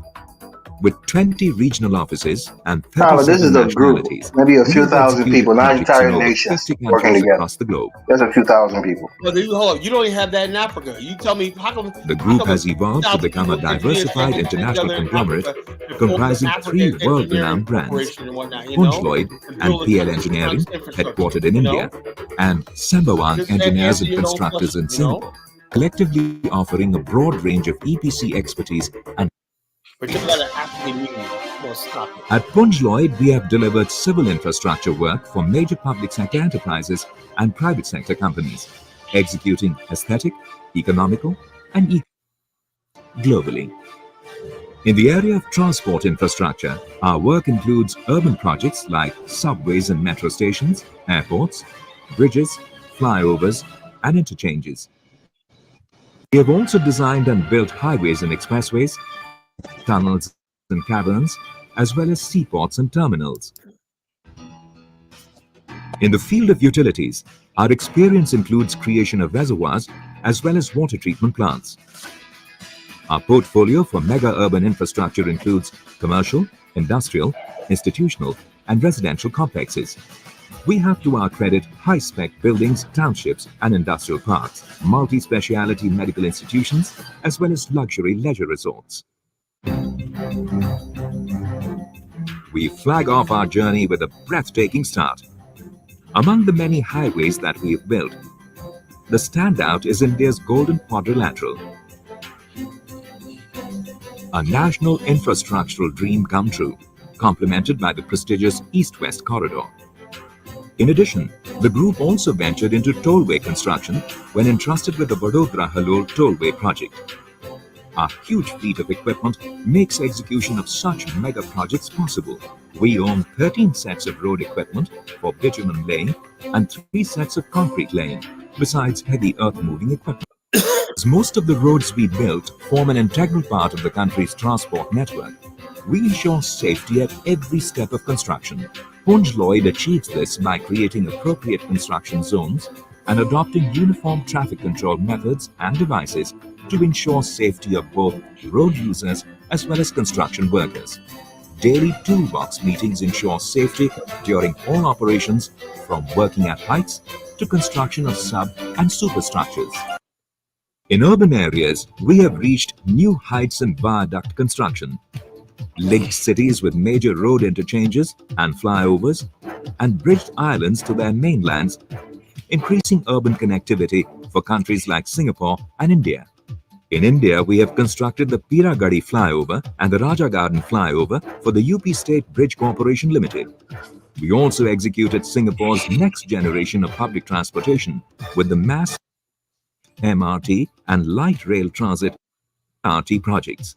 This world-class mega infrastructure includes stations, elevated and underground systems, depots, and more than 70% of the city's LRT systems. In India, we have been involved with prestigious sections of Delhi and Bangalore Metro, constructing both stations and viaducts. The group offers rich experience and world-class expertise in marine construction, having built seaports, jetties, and dry docks for Singapore, the major shipping hub of Southeast Asia. We have built many facilities for Asia's major aviation hub, the award-winning Changi Airport in Singapore. This ranges from terminal extensions to hangars and control towers, as well as supporting facilities such as training centers, freight and cargo terminals. In addition, we have also helped build in-flight catering centers and an MRT system to provide seamless journey to and from the airport. At Sikkim's Greenfield Airport in the foothills of the Great Indian Himalayas, Punj Lloyd is building the highest reinforced earth wall in the world, 80 meters high. The airport is an altitude of 4,700 feet, with deep valleys at both ends of the runway. In the midst of the intimidating urban congestion, we built Singapore's underground transport infrastructure, meticulously avoiding the Hey, existing Carl, I deep want to tunnel ask you a sewage question system though. and the electricity network. Yeah, go ahead.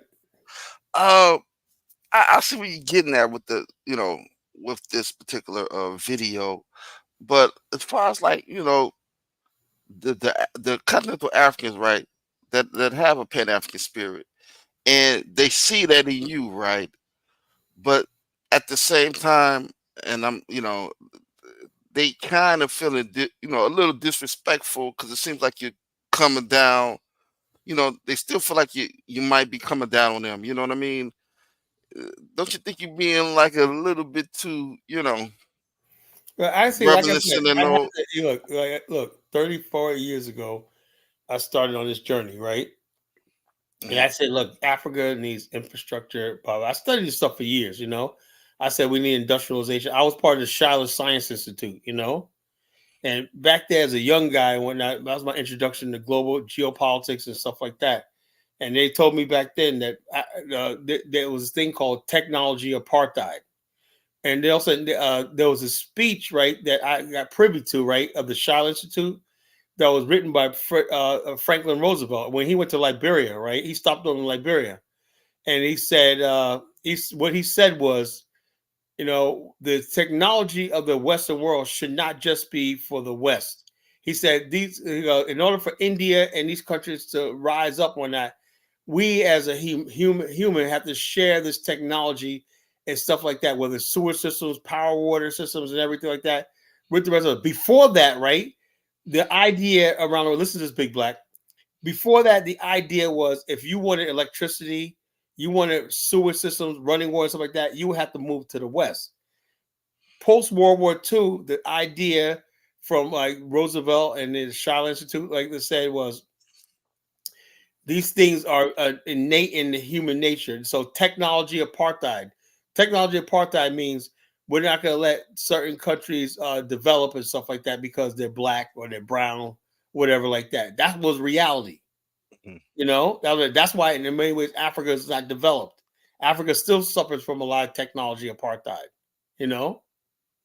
And so, therefore, when I try to tell Africans that why they got so many people living overseas, they can't make it their own continent because you haven't put the emphasis on infrastructure and everything like that. Infrastructure.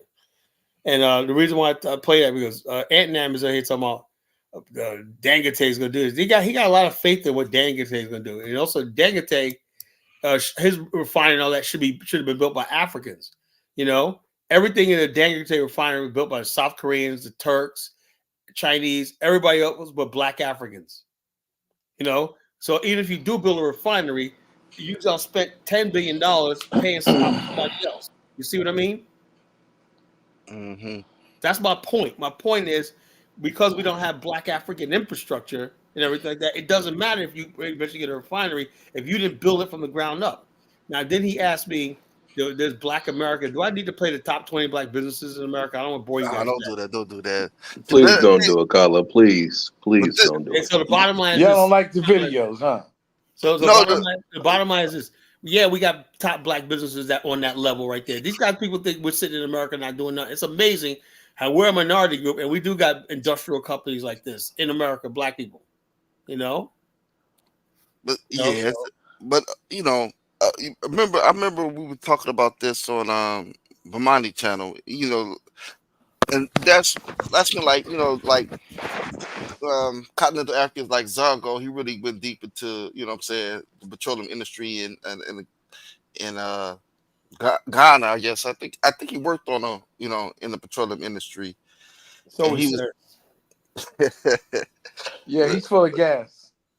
Well, Dollar Bill, you try to choke the life out of Zargo yesterday, man. What was that about? Vice grip on. Yeah, But the funniest thing about last night was Ben Yusuf. That was the funniest shit. Yo, I had to fucking mute myself and fucking laughing so fucking hard. You know? That brother Ben is crazy as cat. Ben is a fucking scream, man. You know, he's a fucking scream. I changed don't my avatar. nobody, man, because these guys keep me laughing, man. I'll laugh about that shit all day today. Can y'all see my new avatar up there? Yeah, what is it? That's food, man. My lady cooked that, man. That's food.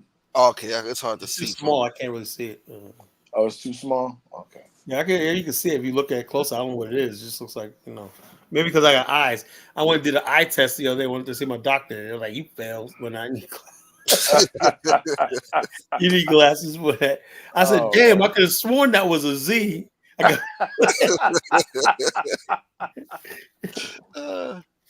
yeah. Oh, that was a Z, man.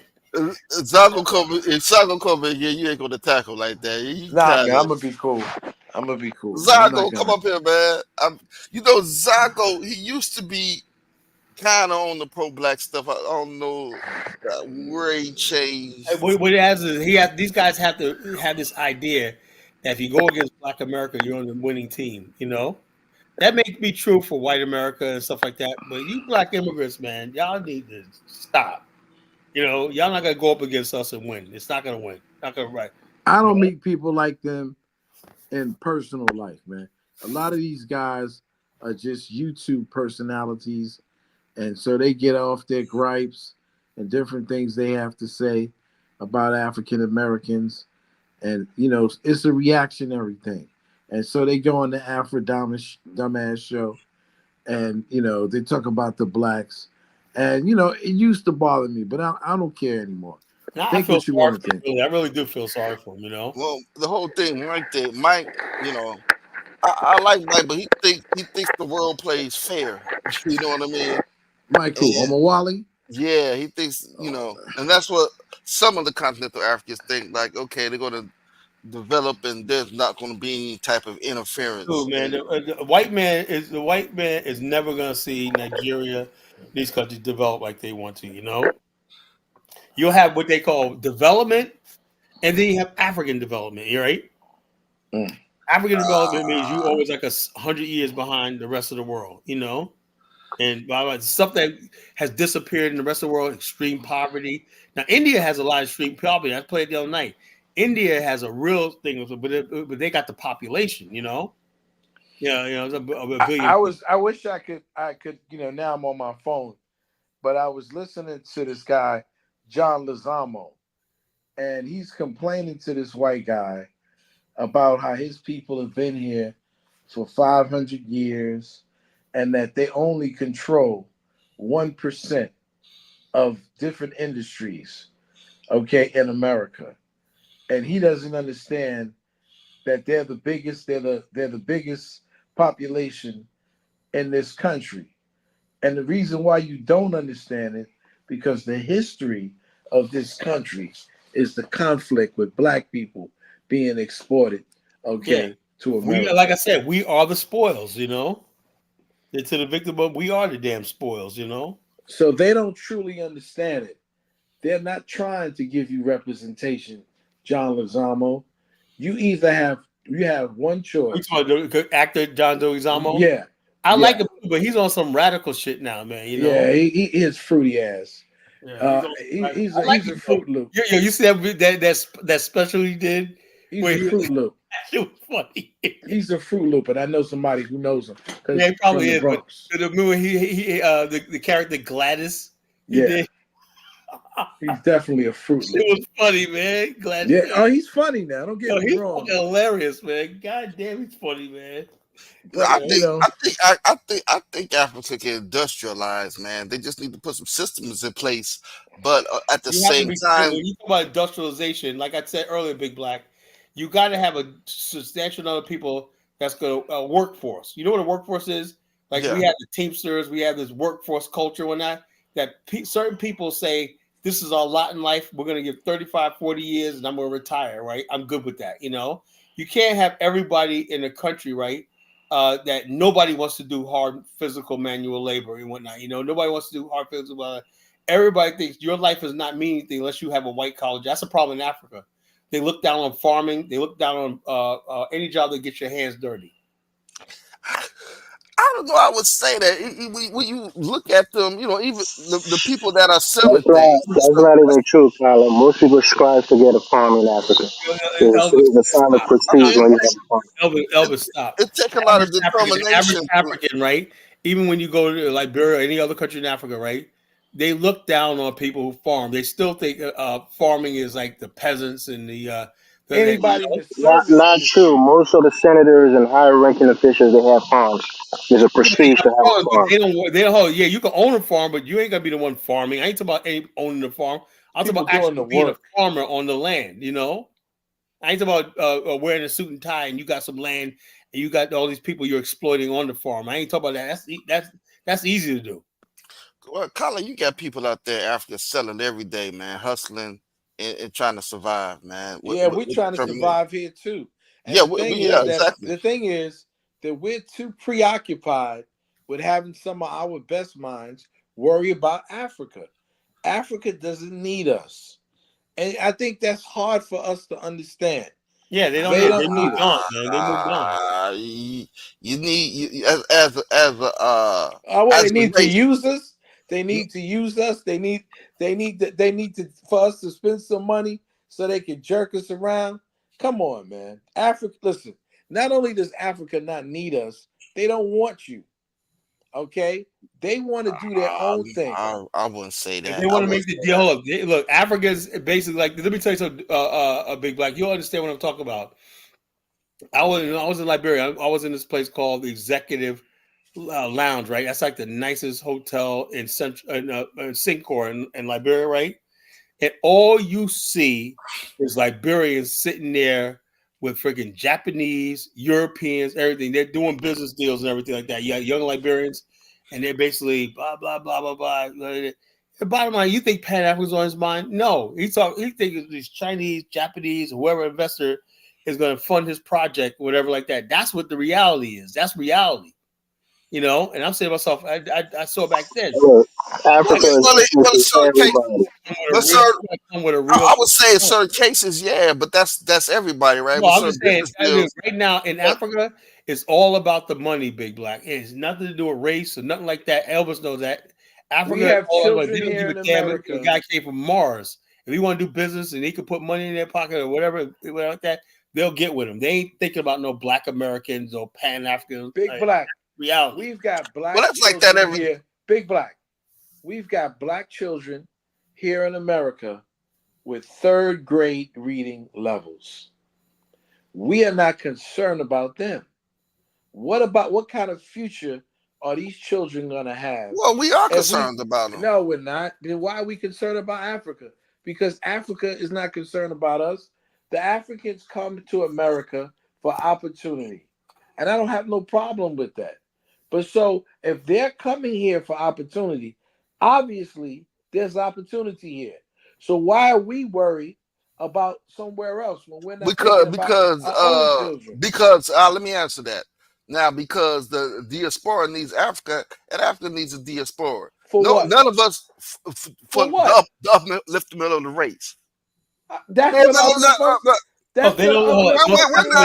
Those Africans don't see themselves as a race. They don't see themselves as a race.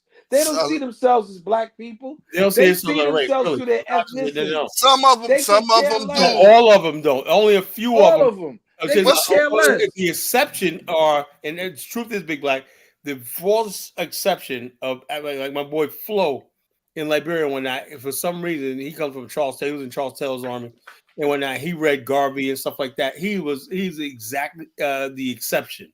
And he says, with average Liberian here, he talks about it, right?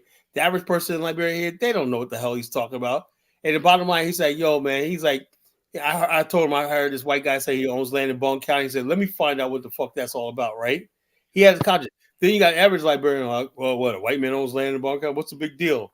You know, he said, no, this is a black country. This is our country. But really, start with this multi-facet approach. To be honest with you, man, let's be real, though. The racists. Hold on 1 second. We need to help our own children, just like these children that come here in the two-parent family household. They will come here, work with their children to get them to go to school and take all of these scholarships that African Americans are not thinking about because our concentration, like this dummy Diddy, is on the wrong thing. We need to worry about our children here who need us. We need to stand up and be men in our communities, okay, and provide an economic viable situation. I would say this. Let me just say this right here. Big Black, we have to succeed in America before Africans will even take us seriously. Yeah. Really, you know. That's right.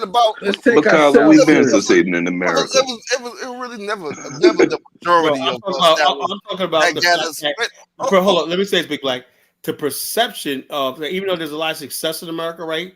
The narrative of Black America is every time you see Black America, you got middle class Black people and everything talking about they need reparations. What that says to Africa is that Black America must be doing really bad. So why do we need them here? I would say here's the thing. The demand of reparations does not mean that you're not the doing bottom good. line is this: you got people in Africa basically will never make $50 in a whole year. Yeah, I understand that. That's not our problem. Yeah, I know, but the bottom line is this: you got people around the world that suffered genocide and stuff like that. They never got compensated, you know, but they moved on. Look at all Still not our problem. Listen, Jonathan, check this out. Look at all of the technology that our children are going past. Right there in their phone. Right there in their phone. They can cook up all of their bank accounts. They could trade crypto. They could trade stock. They have the ability to do all kinds of things that we couldn't do 20 or 30 years ago. Now you got Maybe kids 50 now years on ago. TikTok. Yeah. But you know what the problem is? They get live chats on. But you know what the problem is? They spend most of their time playing games with the technology, TikToking and doing challenges, okay, instead of coding and learning how to manipulate the process. They're not learning. That's They're fine. playing games. So No, what we listen, that's very much fine. There's nothing wrong with that. But all I'm saying to you is, So don't complain when You we want? say I mean, do we want everybody to be a coder? no, what we got to understand is, I listen to these young people, right? They call up on the phone, they call up in the internet, and they're angry, and they have every right to be angry because we spent all of our time and money trying to escape to Africa, to the Philippines, and everywhere else instead of making some type of contribution, instead of having a job, okay, or a training center where people can actually get work. That's not a whole and lot do of black. Dollar. Hold on. That's Hold not a on. whole Hold on. lot Hold of on. black Hold on. people Hold going to on. Africa. Dollar I bill. don't know Dollar nobody. bill. Me personally, I don't know Dollar nobody bill. that went to Africa. So I Big you know, Black, it's not a. stop We're trying not to just get the hustle Hold for on, us. hold on. Let me say this. migrating to Big Black. Africa, Let me say man. this. Come on, man. This is what I'm talking about, right? This is what Adnan just said, right? This is what I'm talking about. Whether it's Africa, there's always some escape, right? We see videos of Yvette Toto as they speak for black people, right? Talk about black people ain't got no money, no money. So the bottom line is this: we got too many poverty pimps, right? And we got too many people who are getting escapists, right? And so therefore, the true picture and potential of Black America is not known because Kylo. we have this thing where we're using an ideology from the 1940s. Oh, black people need this one, that. Instead of saying, well, you know something, let me approach Black America in the 21st century. When Donald Trump said the black jobs, everybody black got mad. What do you mean by black jobs and everything? Well, you look at Yvette Carnell and Tone Talks, they're telling you ain't got no money and everything. If Donald Trump says it, suddenly you're saying, no, we got jobs, we got money, we got careers, everything like that. So what is it? See, black people Kylo. shit. You These understand what people control the Hold media. on. The bottom line is no. It's about bullshit. Black people on one hand will sit there with Yvette told us we need reparations, but this and the other thing. Then when Donald Trump says, yeah, you know something, your black jobs are under threat and everything. What do you mean by black jobs? We ain't always got the low paying jobs and everything. Geez, you just said a minute ago that you were stuck in low paid jobs. That's why you need reparations. You know, what is it? Which one is Well, it? I would say this. Robert Mugabe said that black, you know what I'm saying, Africans need African Americans and African Americans need Africans. And I believe he's right to this day, even after his death. You're definitely right. Brothers that lobbied for him, He right? need us to do what? Did he offer us citizenship? Yeah, check us out. Two brothers that lobbied for him, right? Two Yes. brothers that lobbied for him and are doing a time in federal prison right now. You Just know, because he didn't offer you citizenship, that just What did he need us to use the $2.3 trillion? What is he gonna give us? You know, Big Black. There's nothing on the table, right? That's Come what I said. on, bro. It's Stop more BSing than us. If we had the African, let me tell you something. We're talking about intelligentsia, man. My partner, Come Mr. on now. Rosenthal, right, What are you talking proposed about? the African to Robert Mugabe, and he said that's a good idea. So they talked about building a territory between Zambia and Zimbabwe, right? And then what happened was that lady, Dr. Arikana, got a hold to it and started calling it Wakanda. Because around the time of the Black Panther, they started calling it a Wakanda city. Okay, well, who would control this? So basically, they were already dipping that they would control it. Blah blah blah. We just come there when I said no, that's not what we talk about. When we talk about, we're talking about area where we control. You know, Africans are trying to come Well, to hold on. America Say that one more again. to Say that get one more time, opportunities. guy. We're gonna run to a place where we have no rights at all. That we can turn around and people can take whatever we build without any immunity and any impunity. And so that means that we're just stupid. That has only happened in Ghana. It's all over Africa, bro. John, you show the videos of every other place. I would not live. Look, I would not live no place where you got a fucking Mike Olawale or fucking like that in the picture. You know, I know there's a lot. He's in America, so you got to leave America. You live in the same country. Bottom line is this: yeah, I'm safe in America, right? I'm safe from fucking people out there, savages. You know, as simple as that. You live in a state where you can get your own gun and protect your own self. You can't do that. that. You're gonna go to a place where people can run in your house, like in the Gambia. They can run in your house, knock through your concrete, bust you upside your head, and you have no recourse. No, it's not that. It's not that. when Yeah, a lot of times when a lot of our people went to Africa, they went there being dumbasses. Just be you know, something like when anybody forms a nation or something like that, they lay down ground rules. If you don't do this, this is what can happen. There's never been a situation where somebody do something and whatnot, and they say, "Okay, we're gonna be at your complete mercy," whatever like that. You could rob us and everything like you did in Fiancra and Ghana and everything. You could do all stuff like that. We're not gonna retaliate. We're not gonna do nothing. We can't do nothing. We have no diplomatic cover or whatever like that. You know, everything. No sane person will go for that. You know. I'll put it like this. I'll put it like this. Like most of these nations, Only a fool are will do only, that. are And only that's like what they want us 65 to be. to 70 Fools. years old, right? Most of these African nations, right? Come to Africa just and got get robbed. out of colonization. Come on, Most of bro. these African nations just got out of colonization. They're only 60 to 75, 70 years old. Hold on, bottom like Come this. on now, man. Oh God, let everyone. Africans are bringing their children to America where they can get access to scholarships, where they can get access to Dollar colleges bill, and dollar bill. universities. Come on, bro. I don't.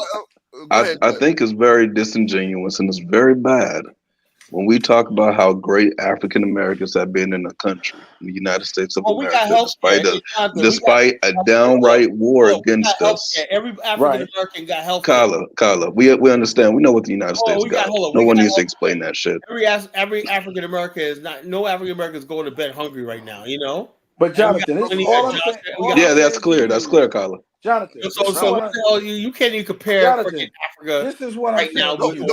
No, I'm not comparing Africa. I'm not comparing Africa. I'm saying that Black Americans are so great, we should be willing to expand our operations on the global stage instead of just trying to stay secluded to America like no other group of people has done. Question. All right. Compete on the world stage. Stop being scared, damn it. Look, if I live in these are the arguments Afrodamas makes. Basically, if I say that I'm living here, I got recourse. I got the courts, the county, and everything like that. What recourse do you have when shit goes wrong? That's in every situation. You always say, "What's our legal ramifications? What's this?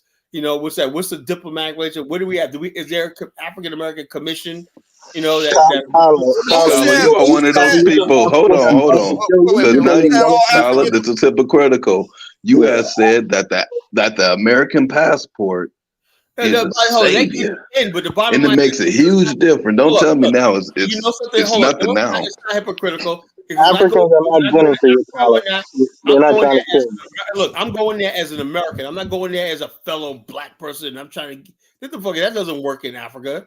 I'm going there as an American. I'll remind them that I'm an American. You know. Kyle, you the same person that said that when those cops stopped you in Liberia, you said I would go to the motherfucking embassy. Yeah, I will go to the embassy. Are you not? Yes, Did they let you go? So the bottom line, did they let you go? So what I'm saying is this though. So what if this whole diaspora war is manufactured by non-blacks? Are you telling me you all are playing into it? No, I'm not saying that. Dollar Bill. Big Black. I'm saying the fact that although it's maybe manufactured by non-blacks and everything like that, Africans basically see no value in us. And when I look at the comments from Ant Nam and all these other people, they really. Carlos, stop bringing up people like Ant Nam. Damn. I only go by the reference I see on my chat room. If you don't, don't bring up those references. Tell us about your experiences in Africa. If you believe that Africans are like you say, why don't we see no one on this fucking platform that talk like that? I know 90% of Africans in here that come on this platform, but such African guys hate and none of them live in Africa. So the Ain't that some shit? They have African guys lives in Africa, and they hate us. Most of them they hate us. You know. Well, who lives in Africa? I have no idea. You know.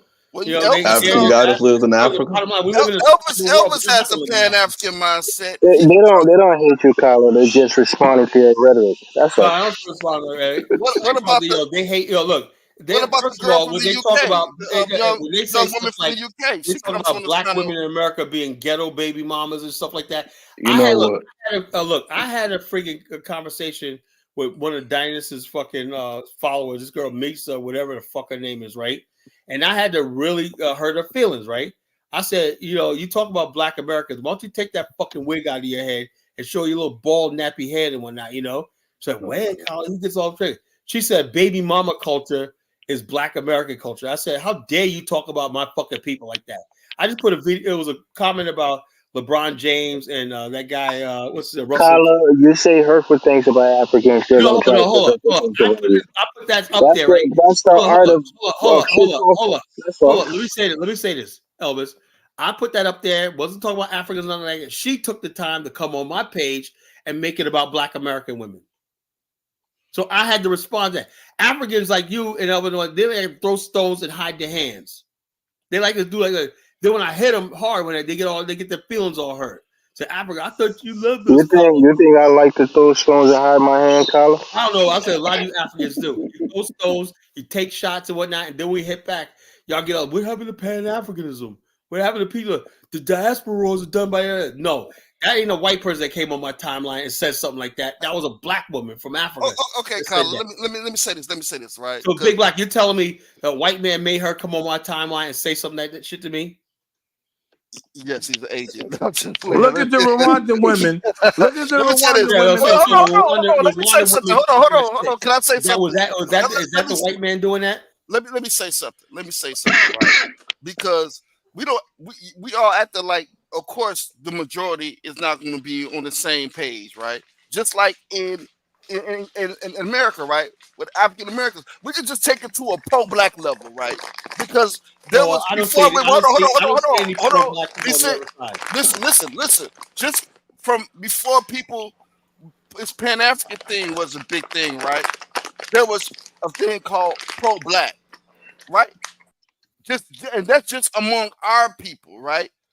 People that were pro-black were looked at lames. I remember that era, right? Well, there was only a few that was pro-black, and it's like, well, goddamn, you are the lame. Just recently, they were talking about I remember because my son was down with them, the B1s, right? Black first and all that. What did the Africans say about that? They ridiculed them. A lot of them are fake pro-black. They ridiculed them like they ridiculed man, a lot of them fake. Bro. We talk about Tariq, but he does a little tiptoeing too. You know what I mean? Listen, he bigs up. A lot of them big up gangster music. Let's be real. They're not even real pro-black. Clubhouse? Have you ever been on Clubhouse? I hear the Clubhouse when they, when have when you they heard come some on. of these folk on there? Oh yeah, from all over Africa and talking from all over the diaspora and in Africa, talking about African Americans. Let's not talk about Twitter. Stop the nonsense when you have people from Rwanda. This stuff has been going on for about an African American other than someone in the movie talk about how they don't have any culture and all this nonsense. Come on. You know what? I'll go out on a limb and say this. We have heard white people say horrible things about black people in America. But these are not white people. And you're still willing to work with them. How we work with them? White people. Explain to me, Jonathan, explain to me how I'm working with them. I don't work with no racists. What are you talking about? I didn't say racist. I said white people. I'm saying, yeah, but hold on. I don't care what color you are. I work with you. Jonathan. If you don't respect me, I'm not going to work with you. Simple as that. So you can work with Africans that respect you then, and not and ignore the ones that don't. Exactly. It's not that I can't work with Africans. They don't have enough sense to shut their freaking mouth. Like I tell them all the time, you guys need to shut the hell up because you're playing with fire. I told them years ago, you're playing with fire. And they still Black American, blah blah blah blah blah. You come into this country where we're the majority. Running your freaking mouth. Don't give me that crap. Obviously, they think they're invincible. They think they can say whatever they want about us because they think we're suckers. They think we're fools. Jonathan, Carla, I could bring Africans on your show, and they will call the very same Africans that you're talking about fucking sellouts and traitors. You're lying. I'll bring them. I'll bring them. And when I bring them, change your tune. I've been around way longer than you and whatnot. I know what the hell I'm talking about. Don't go Carla, no, you don't, Carla. You're talking shit. Oh, I can bring some Africans. Shut the fuck up, man. That's bullshit. I've been at this for years, man, and I ain't seen nothing. I got a few Africans that are cool. Carla, you gotta watch that. Now you saying you got a few Africans that are cool. What is it? Either they all bad or they all good. Which one is it? The Africans that are cool just see things the way we see them, and they consider themselves Black or African American themselves, for the most part. But these motherfuckers that come over here for the most part, that folk want to judge us and stuff like this, talk about how better they are for being from Africa and stuff like that. Majority of Africans that I know that are cool realize Africa ain't shit. You know, Africa's a piece of shit continent, and the thing that they take pride in is what Black America was able to accomplish in America. They'll tell you that. What about the continental African girl from the UK, the young woman that comes on here? She has a Pan African mindset. What about Elvis? He has a Pan African Well, mindset. I don't know about Elvis is cool. She's good, but Elvis, I don't think Elvis is a Pan African. You know. Frenchie don't like Carla, what you're saying is that Elvis, because you met some weird people on the internet, No, ain't no you don't weird even know if a lot of these people are even African for the You guys most make part, it seem because they like don't even call in. internet is a real. Hold up, the You met internet. some weird people on the internet, Yeah, and you done made your whole life the decision internet that, is you a know what, I reflection. give up Yo, on the internet everything. is a Just say you reflection of copping life. out. Don't sit here and tell me that this shit is not real when and whatnot. You know, because let me give you a perfect example of what I'm talking about. Somebody put a video out, an AI video out, talking about America doesn't have a race problem; it has a black problem, and they start going all this Black America this, Black America that. Oh, the comment section. Guess who was on the comment section saying, yes, it's so true. Those people. Kyler, you allow social media to influence you, bro. Elvis is not going to say nothing, but I've seen Elvis many times defending African Americans on this panel. Many times. Me too. Me and Elvis disagree on a lot of things sometimes, To the point where I they don't know. call him. I don't know. but I don't see him as a coon. I don't see where Black America. No, I don't see Elvis Hey, as what a are we coon. getting I ain't from gonna say Pan that. Africanism? Yeah, I don't see him as a coon. I don't see him as a coon. I don't think We don't agree on Zongo, everything. I see Zongo as a coon. Of course he is. There's no doubt about that. So what I don't understand is Elvis is a that good guy, man. But I like we have Elvis. You know seen. why I like Elvis? Because Elvis What? he stands up. He stands up for what he believes in.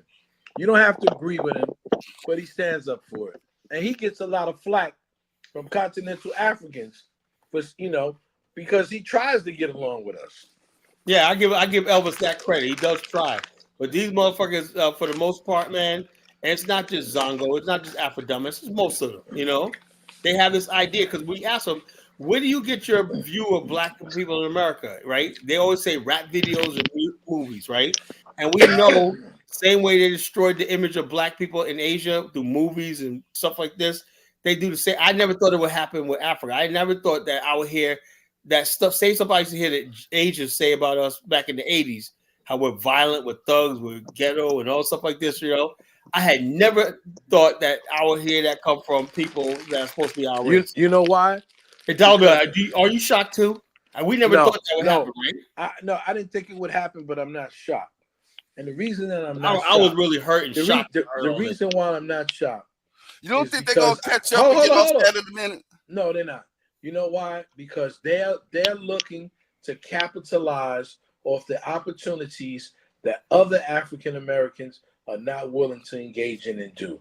Let's just face that fact.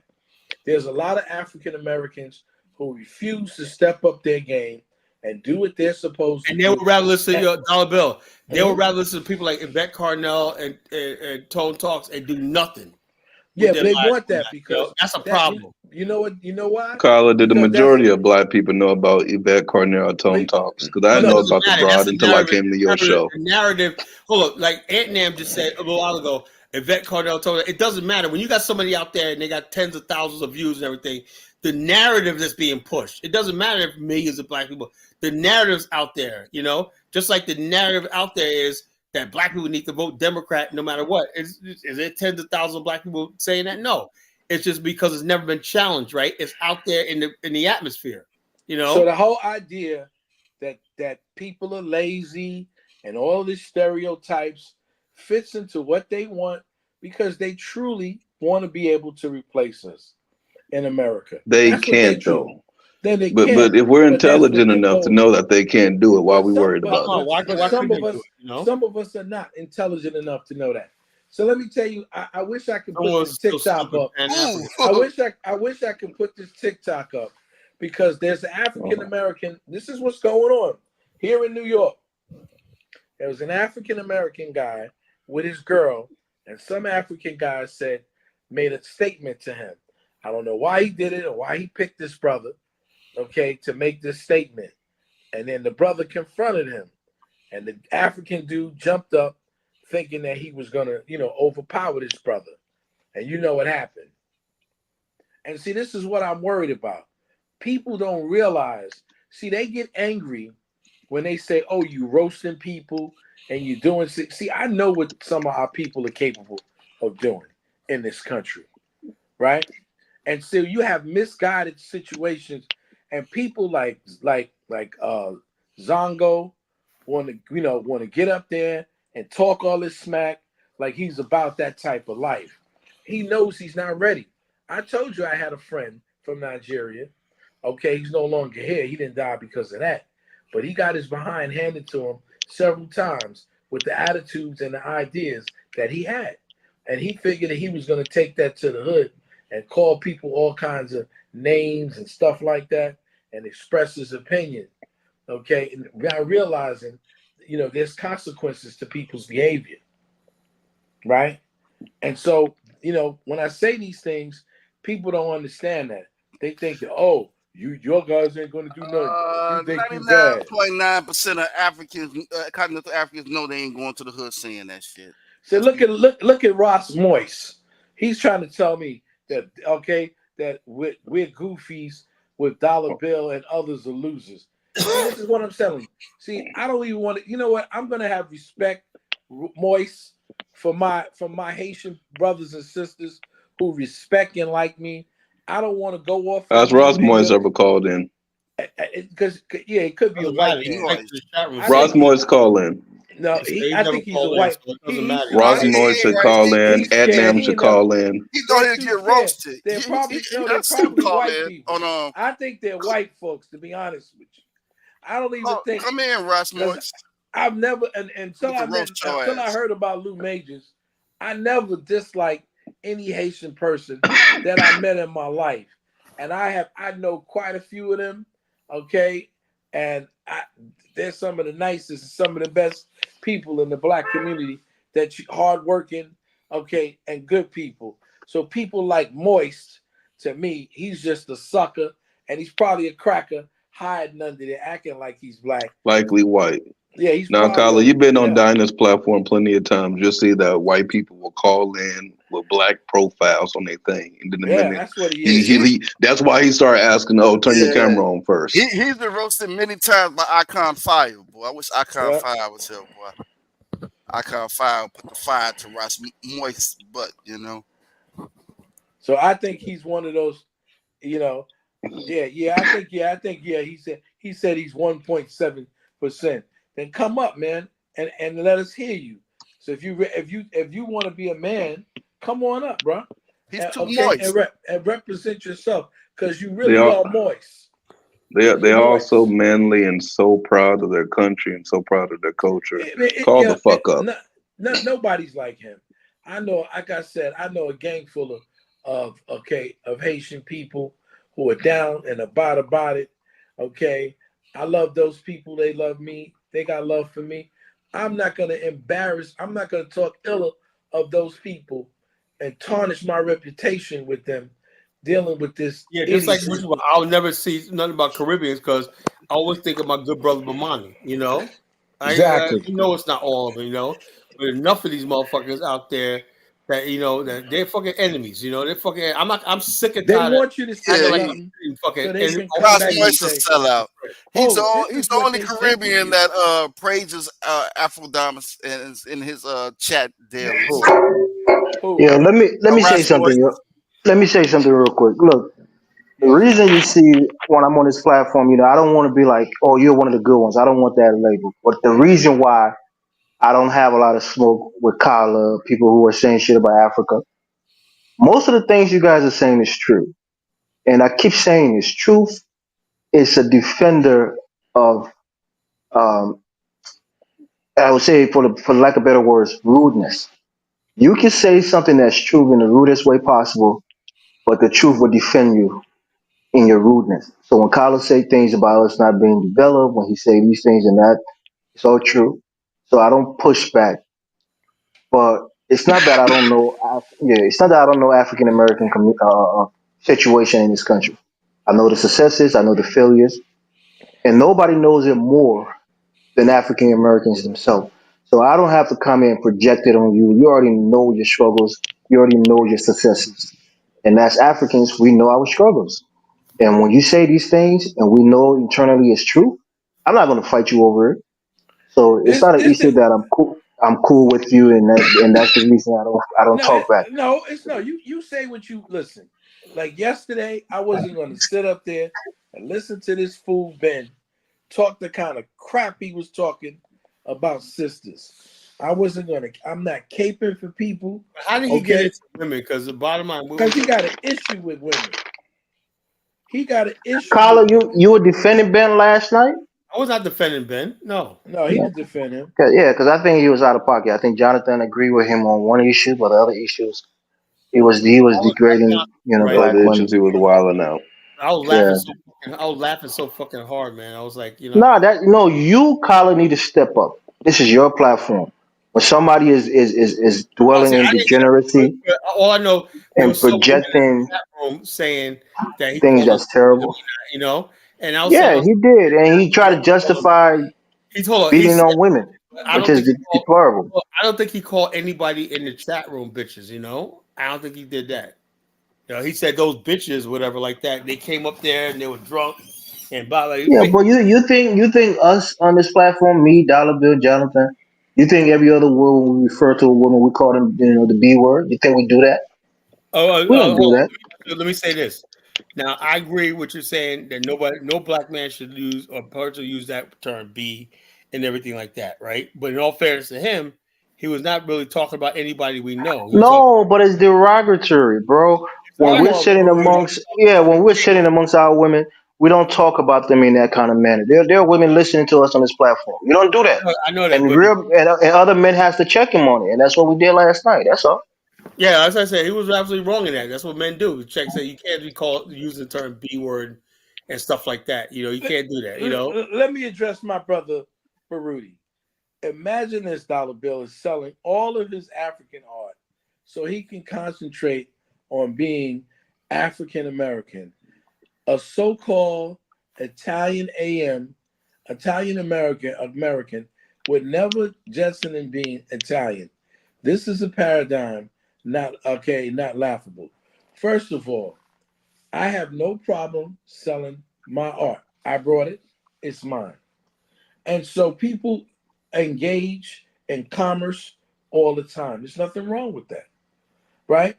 And so I don't understand. Listen, some people feel that I've got to adorn myself in a dashiki.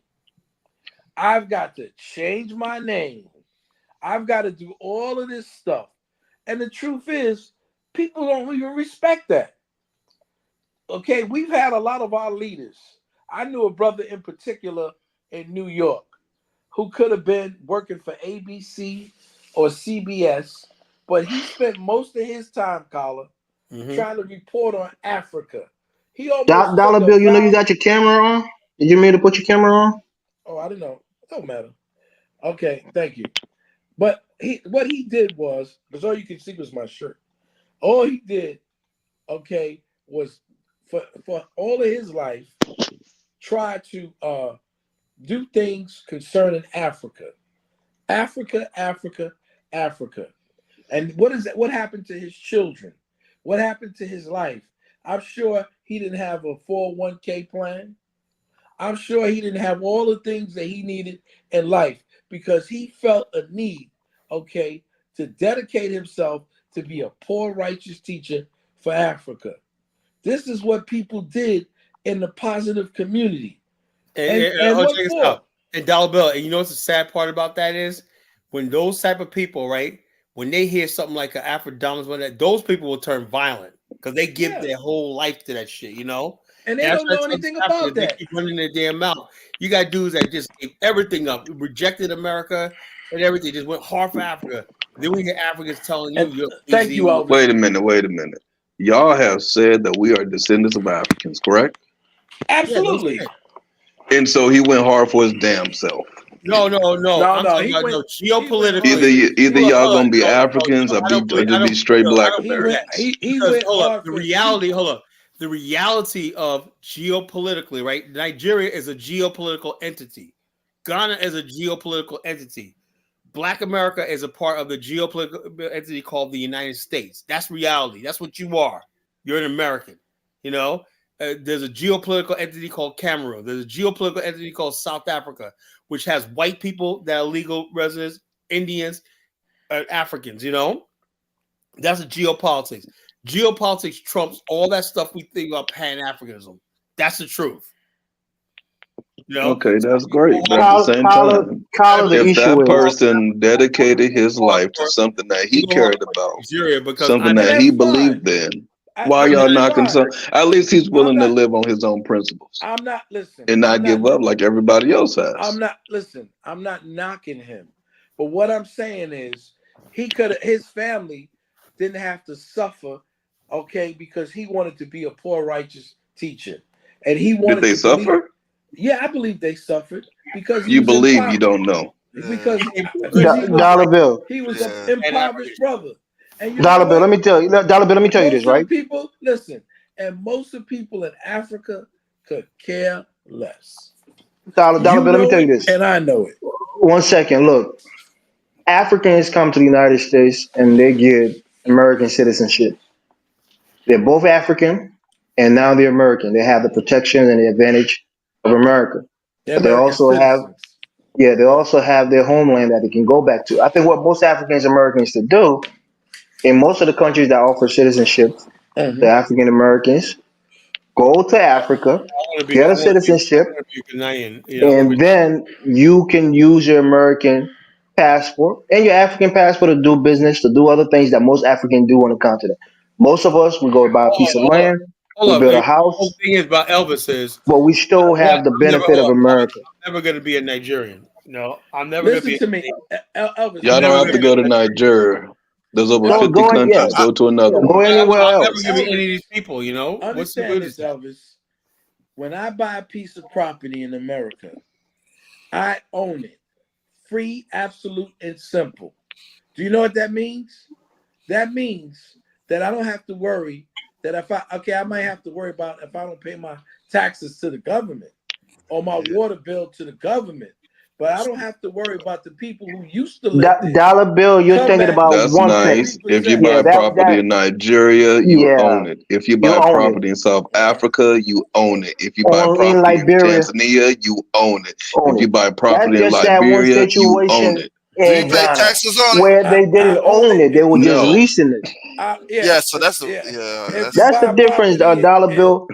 if you own property in Ghana, you don't own it. That's You not lease it. true. Those That's people were Ghana. leasing that land. You're leasing the land. You don't own. No, You don't they were own leasing the it. land. They never bought it, and then it was taken back from them. They were leasing that land. Yeah, It was but a they land bought, given to them by the Dollar but government. they bill, had to dollar buy bill, it to lease dollar it. bill. There are If I African told Americans who you, buy land in Ghana and actually owns the land. Go ahead, Jonathan. hold on, Elvis. Dollar bill, if I told you, you can go to a state in the United States of America where they charge you land taxes and you'll never own the property. But there's a whole bunch of other states, like 30 other states you can go to, and you don't have to pay taxes and you own the property. Would you go to the place that I told you you don't own the property, but you pay taxes, or would you go to the ones that don't and you get to own the land? I'm not going anywhere where anybody can come and take my land, where And therefore, you anybody don't can go to come, Ghana, go to everywhere else. then anybody can knock me This over the ain't head. difficult. Listen, I don't have no problem. Listen, I'm not stopping anybody from doing what they want to do. They're entitled to do whatever it is that they want to do. That makes them happy. Right? Because everybody should have the pursuit of happiness. So if you want to go to Africa and live in Africa, I salute you. But don't tell me that I got to do it. Nobody Right? told you you got to No, do it. No one nobody's told you telling you you got to that, do Dollar it. Bill. You And got a listen, good life in the United States. You're that's all. already at the end stages. I won't say the end stages, but And you're now I'm not you're ready in for your the later end. age. I'm Yeah, not you're ready in the for later the end. stages of your life. So really, you don't have much to gain in Don't Africa. don't try to take me to the Well, upper Elvis, room. there's a lot of No, that's people. why I say I'm my not ready bad. for the But upper yeah, Hold on, room. hold on. The you're average past middle age. Elvis, Let's say the that. average person who goes to Don't Africa are around Dollar Bill's age. For listen. retirement, yeah, Retired or you Listen. know. retired. What are you talking Don't about? worry about how old I am, okay? Because I'm not old as the two people who are running for president.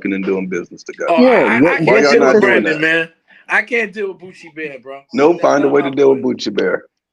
I can't deal with Those guys are doing it. Y'all been talking Brandon, about this yeah, whole Asian unity and crap. Well, right. You y'all see, better get this black Brandon is unity doing together it. then. I Right, can't deal with Brandon is Brandon. doing that shit. He got businesses in Find a Kenya. way. Doesn't mean he's Brandon's living got there. an Airbnb. He's benefiting from the content. Brandon ain't benefiting from it. He benefiting He's from Find benefiting a from it, way to bro. do it. Brandon ain't making And no money benefits out of don't that. always have to be monetary. You can be just the fact that you're there, the fact that you're on the No, You land, could you're be eating from, making you're eating the, connections. You could be doing all kinds making of things. connection, you're Find a eating the way to work food, you're together. breathing the air. You're you can benefiting make. from it. I have connections with Africans right here in America. That's what I'm saying, Dollar Bill. Ain't nothing against you. I'm not shaming you for nothing. You I can have. still hear the rest of your life. There'll be Yeah, nothing now wrong with it. nobody was shaming anybody. We're just keeping it factual. I'm just saying I don't have a problem with people doing whatever it is that they want to do. Okay, it's up to you. It's your world. But I do have a problem with people telling us that we need this. No, we No, don't need this. I never tell you Nobody's that. not saying you need it, You don't need but it you at all, can't be bro. afraid either. Because I'm at not the same time, afraid. Dollar Bill, you just said Listen, our children, they on their cell phones and they got all of these other access. They can do this. They can do things that I didn't do when I was younger. yeah, the Don't whole you try to shame opportunity, them people, Dollar the whole Bill, and make it seem opportunity. like they need to be learning on their phone. They don't Yes, have to do that. no, yeah, they do. Oh Yes, well, they do. They need. and now Yes, we got to carry that no. over. I'm glad. No, I'm glad you said that. I'm glad you said that because when the Industrial Revolution came out, what were black people just coming out of slavery? Okay, we were in slavery when the Industrial Revolution began, and when it was taken in its full swing, okay, we were still sharecroppers and we were dealing with peonage. So yeah, Dollar bill, dollar they bill. do need it, There are certain Kala, and I'm not there are gonna certain sit here and fundamentals that say, you need to hold learn on, how to code. hold You up, can't just jump up and hold start up. learning how to code. There are fundamentals that you need in Oh place no, to actually no start sir. coding. No sir, no sir, no sir, You think no. you can put a phone in a Oh, I 15-year-old do know. hand No, and he learns how to start listen. coding? You know what Come I'm on, gonna do let next the record time? reflect. You ain't coding for Listen, no damn cell phone. excuse me, right? Hell no. excuse me. The next, you see now, you listen. You Unless, talk. well, when you talk Listen. about some chat, Those Dollar things Bill, that as a you see in person that school codes, learning, you're those are not just coding from a damn fundamental. Those are cell just the phone. foundation of You can. learning how to code. Oh, You're excuse not me. gonna do any real You can. coding You from can your phone. learn. You can learn how to code and not even be online. That is not true, sir. And I can show you, and I will show you You the can next learn time. how to code You can learn how to and block. not have You can. access to a computer, Yes, you Dollar Bill. can. Yes, you can. Dollar Bill, that's like saying you could do a science project without ever having used the tools Well, to actually do the you science know what project. you know what I'm gonna do. I'm gonna show you better than I can tell you. you can read a book and do Dollar this. Bill, have No, you I'm tried gonna. coding before? Yes. Yes. Don't HREF. What does don't that don't stand don't for? Hold push on, And hold on, don't no, no, push no, me no, for no. no. Dollar bill, Hold don't push on, no listen. please. You hold asked on. me. Listen. Dollar I don't. Bill, Hold up. HREF. What does that Hello. I stand don't for? know It's a how to code. HTML. You asked me if I. Now you know what I'm gonna do. I'm gonna get off my phone. I'm gonna get on, and then we're gonna look at the video. I can show you that young Oh God, white the video. kids are learning how. I knew he Hold, was going to excuse talk me. about videos. Hello. Because you got to see it to believe it, right? Young white kids are learning how to code without a computer. Well, how do they do that? They have a block that has a QR code and they read, okay, the code. It's called block coding. And they learn how to do it, okay? Because they program, a code is just a way of programming, okay, something to do something. So they have a little robot and they're able to take the blocks and scan it on the robot, and that's their first understanding of block coding.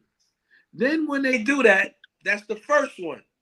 They can make it turn around and follow directions. That's what coding is. Oh, that's You some don't have easy you shit. don't you no, but that's the beginning. Then you have another code one that you can do the same thing with a robot. Okay, and I will show you the robots that they use. Then they have the code that reads it out for you if it's in Python. Okay, and you can do the block coding and in Python. They teach it to 5, 6, and 7 That's year nice, olds. Dollar Bill. That is not putting it into practice when it's actually Yes, they time to do. code. They are doing it into practice. They're learning. No, That what you they're just not described is making, not putting it into Yes, it is. practice. yeah, I'll they're put not it. making apps and things like that with They're that not doing thing. No, anything, they're Dollar learning. Bill. They're not doing No. Basically, they They're Dollar Bill, they learning. learn how No, to see, read. no. Correct. Congratulations to those They're That's like I kids. said. learning. They're That's the learning. foundation. That's the Excuse me. fundamentals. Relax, Dollar Bill. Who here on the panel's got a teaching degree? Who? Go ahead, Dollar Bill. Flex on us with your teaching degree. No, You I'm good? not flexing on you. You're telling me what No, people no, can't do, and no, I'm no, telling you no. what they can do Dollar and Bill, how they you start can't doing it. code. Dollar They're Bill. learning Name how to someone code. that's They're someone learning the that's fun. coded They are learning the without fun. a laptop or a They are. No, computer. I'm saying to you, the first entry level robot that they use, okay, does not have a computer. Then they can learn how to program it on a computer, whether they do it with the block coding, and then they can learn the language in Python. I'm telling you, it can be done. This is how they introduce it. Let me just say this. Do you know that a lot of poor white people in this country, they learn how to fix cars and mechanics. Where do you think they start, those children, to learn how to take an engine and put it back together again? How do you think they start them doing it? What do you think they do? Anybody? Use This ain't Legos. school. Just tell us, bro. They have miniature cars that contain engines, that contains pistons, and when they used to have Toys R Us, Yeah, but And with all due respect, they don't start working Baby independent Allen until wrenches. 18 that years. is not. Yeah, get the fuck out of I'm here. just Man, saying. y'all gotta stop this cap. All Dollar Bill, right, you gonna have I'm people gonna get on. thinking that they can I'm take gonna get on. apart a little toy plane that they Yeah, some a damn toy aero plane. engineer. They Cut it have out. miniature. They have. Yeah, drop They the have. Dollar engines Bill, They have and stop it. Hot miniature toy. Wheels. They have. See, why are you trying to make fun of the shit I'm saying? They have. Because it's crazy. I'm telling you, they have miniature. All right, I'm gonna get Dollar on. Bill, I Dollar swear. Bill, Carla, when are you Dollar coming? Bill. Carla, when are you coming back on? Because I love you, brothers, but I'm gonna make them ashamed to try to fuck with me tonight. See that y'all ain't got the Africans fucking with me tonight. So now my old regular Now Negroes are yeah, gonna start your some shit with me your tonight. old people gonna come after you for this nonsense you talking. Yeah, listen, I'm telling you, Carla, can I? Excuse me, Dollar brothers. Bill got Dollar Bill got They Africans thinking dropping that they about to engines. make apps without a damn laptop. They got You gotta stop laughing at Dollar Bill, man. You guys are making They it gonna old. make apps with their brain. They dropping They engines about to be mechanics with Legos. They even do it with Legos. This is how you do an oil change. Let me get that toy car. You take this oil, you put this inside of here, and then you fuck See up your y'all, toy. y'all pour are these being. bubbles. I love y'all, but y'all being some ignorant motherfuckers tonight.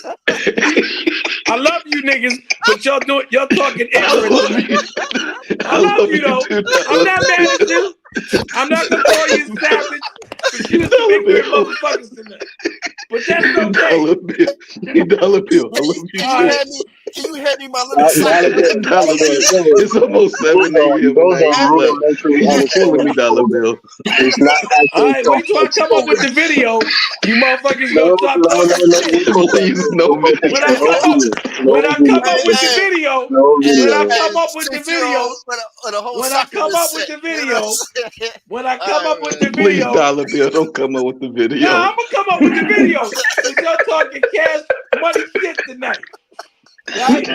But when I come up with the video, y'all motherfuckers going, oh Oh shit. God. Listen, let me just How say you this. know, Hold chasing on. baby alternators. Listen. Oh Listen to shit. me. Listen to me. Listen to me. All right, all jokes aside, let me just Oh say this. Lord. Let me say this Go for ahead, real. bro. Mm-hmm. When I first went to a Toys R Us in some of these white communities, and I'm sure there are black people who live in these communities who do the same thing. All right. When I went in there and I saw these damn miniature engines that were exactly prototypes of real engines, and they were taking them like kits and putting them together. I was astonished, right? I would think just like you. Of course, people have to go to the real thing, but these are people teaching little children. Okay, so when I say to you, they're not making apps and all that, but what they're doing is they're setting up the background for the children where our children are playing games. Okay, they're setting up the background for these children to use robots to learn how to code. And we can laugh all we want to, but it's the reality. Oh, you talking about? See, that's what you talking That's about. what I'm talking about. GPT and AI. Yeah, we was talking about that earlier. Yeah. I'm talking about little children, 4 and 5 and 6 and 7 years old, taking stuff first from one little thing from the code to read out and make directions. And code is nothing but giving directions, right? Dollar bill. But Now, you if I said showed you a video of black kids doing the same damn thing, I'm not saying where does black that kids get us? Listen, what I'm saying to you is, I'm not saying to you that there's some black kids that do the same thing. I'm saying to you, there's not enough of our black kids doing that. That's all I'm saying. How many black kids do you want to do it, Dollar Bill? And let's set that goal and let's go out there and recruit children to go and do this coding project. Out there freaking twerking and acting and doing prank videos and acting a fucking fool online. And jumping up and down with drill music. There is doing that bullshit. not that many people doing those things, Colin. Oh really? Well, I don't know. You got to come to the Bronx. You got to come to the Bronx to see it for yourself. That's an all country. Yeah, we got to stop living off the internet. There's not a lot of people doing that. But why is Chicago a fucking war zone? You know what I'm gonna do? You know what I'm gonna do? Check this out. I work. I don't even want to say where I work, but I'll just say this to you. I go by the South Bronx every day, and I'm gonna start videotaping some of the shit that I see. And bring it up there once so they can show. I see it all the time too when I go to parts of Norfolk. And I'm gonna bring it up to show you what some of these young people are doing and how they've taken certain parts of the Bronx and making it look like Beirut.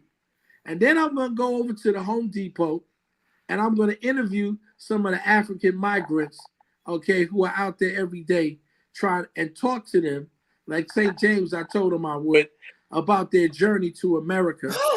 Because that's the reason I got this little small microphone that I got that I'm talking on today on my phone. Dollar Bill, I want to tell you something now. The last time I've been in New York, I went to Jamaica, Queens. I went to Harlem.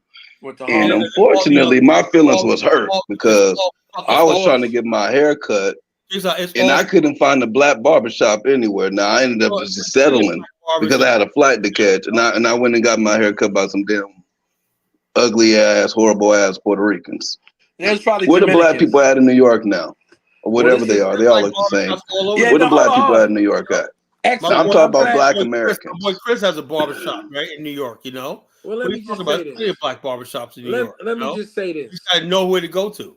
Listen, a lot of black people in New York are fleeing and going down south, and I'm probably gonna be one of them that's gonna be fleeing too, because New York is not the New York that I grew up in. Yeah, it's not the New York I grew up in. Harlem is not the Harlem that I once knew. I used to go out and party with my boys, and we go to 135th Street to Pam Pam's, okay, and we get there and get us some African American food and sit back and laugh and joke. But it's not like that. It's gentrification has taken over Harlem, okay, and all of these blocks that used to be all black are no longer black anymore. White people live there. So when I'm saying these things to you, we have a governor who said that black people, what did she say? Something that these black kids don't even know what the internet is. Right? They don't know the internet. They don't know how to do none of this stuff like that, you know? So when I'm saying these things about was he talking about our black kids? Our black kids, or well, yeah. Or are they just saying all black kids at that point? All black kids in this city. When I tell you I pay $200, majority of them ain't black though, not our black. Well, I don't. To me, it don't. I'm not differentiating. They're just black kids. I don't care if they're Caribbean Hold up. black kids. I don't care if they're African black kids. They're just black kids to me, right? I don't differentiate. So You what got to differentiate because then I'm not. you'll be claiming bad things that I'm other not groups are a F. doing that I'm ain't not a. us. I'm But not the a. black African I'm not Americans an are doing FBA. most of the bad shit. Trust me. I'm not an FBA cat. We're not the That's not me. majority in New York, Carla. I'm Yes, not we That are. ship has sailed. I'm not African an Americans are FBA. still the largest group in New York. You know, I'm not an simple as that. FBA We're dude. still the largest. You single mean you mean as an ethnic group in No, New we're York, we're but the in largest. terms of numbers, New no. York, hold up. Uniondale, African American. Jamaica Estates, African American. Mount Vernon, African American. White Plains, African American. You know, Brooklyn, Bedford Carla, Stuyvesant. you're naming What are you you talking about? mean the areas you Hey, mean yo, the areas that aren't considered, necessarily ghetto or But why are we inner discussing it? city. I'm talking about Americans are not black the kids. majority. You know, and That's most all I'm it's saying. African American You criminals. talk about the uppity blacks, Carla.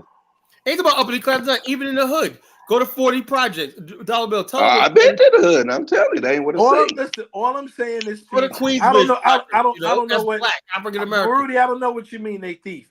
But all I'm It going to say probably is, used to be the African American. listen. Well, it doesn't So they matter are right now to African me. American. Listen, It's it still doesn't. African American in New It York. doesn't. It But the doesn't black matter. African American I'm talking are like about close black. to the I'm bottom of talking. the shit, you know? This is what I'll do, Carla. I'm gonna go to all of them areas you just named. Yeah, you go to them one night. I'll go there. Go to Queensbridge. I Go to want to see. Queensbridge where Nas is from. But You know, why we that's gonna fight African over American. that? Just black people. I'm not even worried about what kind of black they are. I'm just talking about young black kids. You got to be worried about it because y'all up here complaining about Africans talking about the black people. You can't be like, you know Oh, what? man. We I'm not complaining. we separate What to a did I- degree. Then the what next did I- minute we all black. Now, come on now. Jonathan, that's wrong. What complaint did I have about Africans today? I didn't say anything. I'm not saying it. I didn't say anything about Africans. All I'm saying to you is, I don't care if they're African or Caribbean or Haitian. To me, they're just black kids, right? When I see black kids, I refer to them as black kids, and they're all my kids. That's how I look at it. I don't know how other people look at it, but I don't say like, damn, look at them African kids. No, to me, a kid is a kid, especially if he's a black kid. I No, don't care. earlier, Carla. I guess it was you, Carla. You were talking to. Yeah, that's fine. That's your belief. Yeah. I think it was Carla earlier that was saying that our leaders were just, off or they wasn't up to the. I don't want to misquote What I you. said, well, hold on. What But I you said, were saying that the ideas don't fit today's a lot situation. of Now, I'm curious, Carla. and stuff like that. I said, how would Malcolm X? He basically talked about he made everything white and black, right? What would Malcolm X Yeah. say? He hinted at in his book about the problem in the black culture, right? That's why I became a culture critic because one thing Malcolm X always did in his books, right, was he talked about the culture, his street life in New York, and some of the culture that goes on in Black America and stuff like that. You know, Malcolm X was very in tune with the black culture around him. He wasn't just one of these came out of nowhere talking about this and the other thing. He's always said he I understood agree. stuff like the drug dealer, the pimp, and stuff like that. He understood these things and whatnot. But what Malcolm X didn't probably was ready for was how these bad elements in our community are celebrated and monetized and platformed by the mainstream of America. I don't think he could have dealt with that, you know? Like we have to deal with it. And I'm telling I'm you not certain. hold on, I'm telling you Carla, right now, I'm not. hold on, the biggest threat to me and when I was trying to do Pan-African, when I was trying to do Pan-African, was this not even the Africans, right?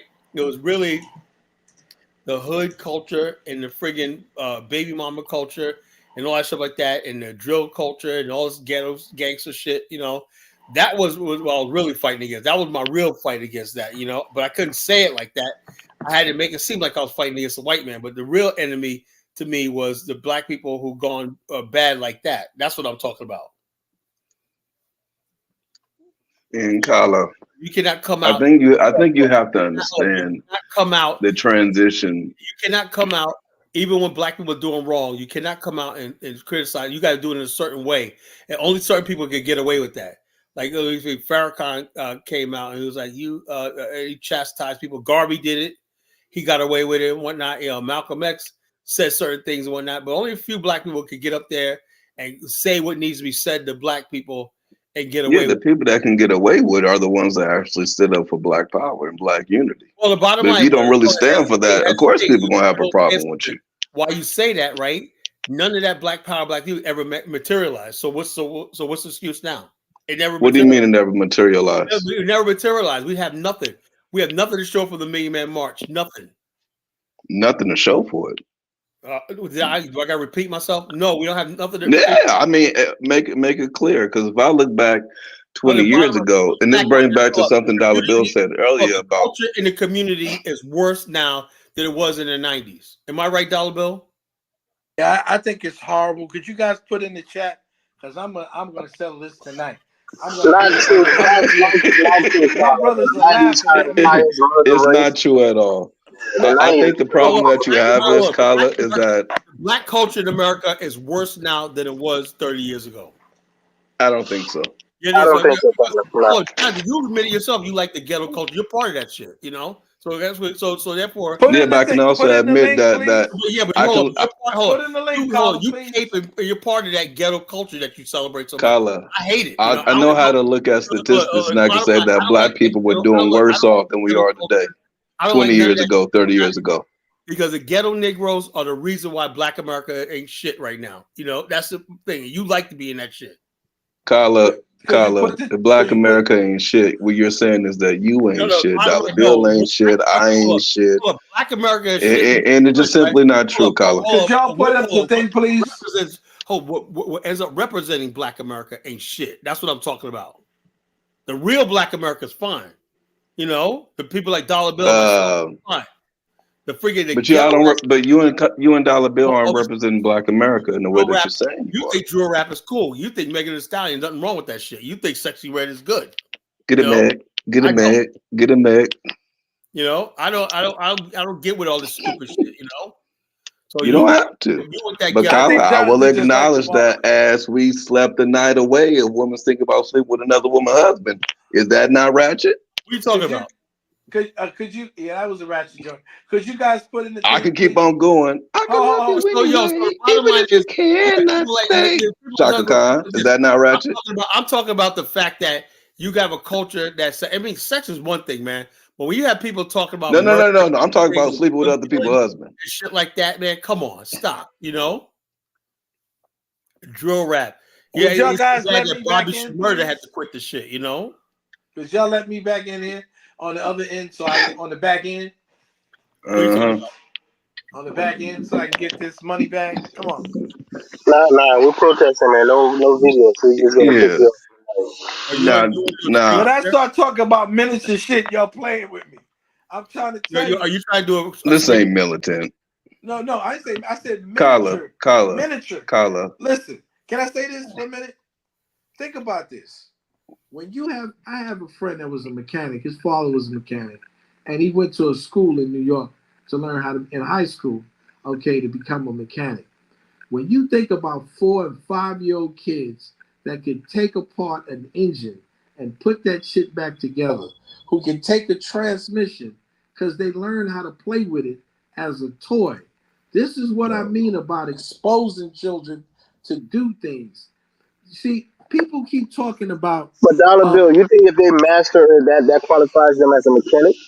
No, but what it does. Of course not. They still got to go to real mechanic school. You know what? Listen. And get a certification. Don't be simple. Don't be simple. You know you my boy, but you're being simple. What I'm saying to you is, when you want to build knowledge on something, you have to put what is called a schema, right? So you put down something. Learning is like a building block. And if you don't have that schema that you put down and learn something, okay, then information, you can be in the world of all the information in the world, and it'll disintegrate off. And that's what I'm saying. It's the foundation of it, right? Dollar Bill. Hold on one second. LeBron James' best friend is the guy who represents him, right? But do you know that this kid has always been a hustler? He came from Rich Paul. We know him, Rich Paul. Yeah. He used to. His father used to throw parties and do all kind. And what we used to call the fish. I hope he didn't go to Diddy parties. Now he wasn't no Diddy party, but I'm just Thank saying. God. This guy knew how to structure deals and how to do business long before he decided that LeBron was going to say take some college courses and do all this.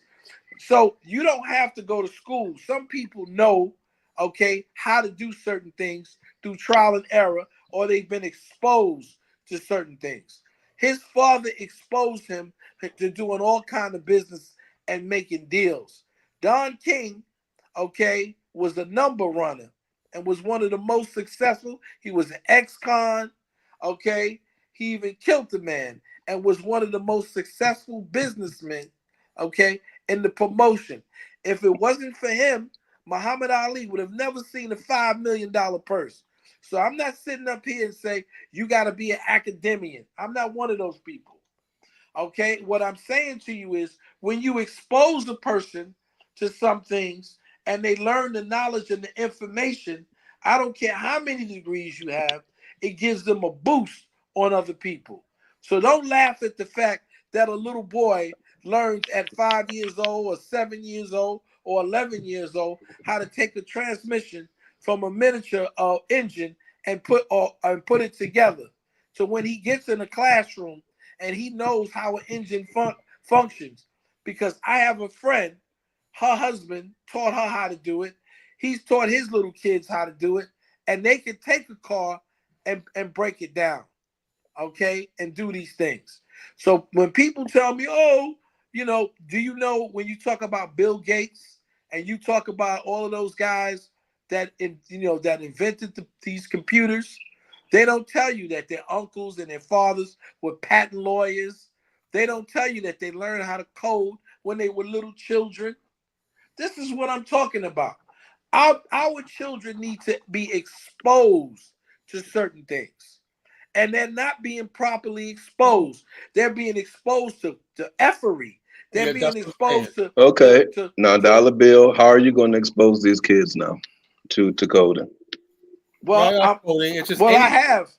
Anything. Bottom line, look, Dollar Bill, you watch those old movies from like the 70s when Because you have somebody put me young on it. Wait, people. Carla, I want him to wait, Carla. I want him to explain how you're going to place how to he's exposing these kids to the coding, and what can I do to help him expose kids to coding? Excellent. It's not all about coding. It's about the fact of the matter is we have a culture right now where black people are embracing fuckery and stupidity. That's right, Carla. Now, give us a solution to get black people to start embracing Can I tell you fuckery, how? and then tell me how I can help you. Okay. Well, the bottom line, it is what it is. But stop No. keeping For for me, this excellent. music and I'm culture. glad you said it. What I'm saying to you is I expose kids in my family. I expose kids that I talk to. I even give out some of these kits. I did it with one of my nephews who's doing very well. Okay. And I exposed him to robots early. All right. And I like doing those things. So I plan on when I retire to do that kind of like part-time, working with kids and exposing them to technology and to STEM. So I do that. I give kids stuff. I do it where I work, okay? And I'm constantly learning. And I'm using AI, which I think is fantastic. A lot of people are not interested, okay, in the AI. But I think that AI is it's revolutionized.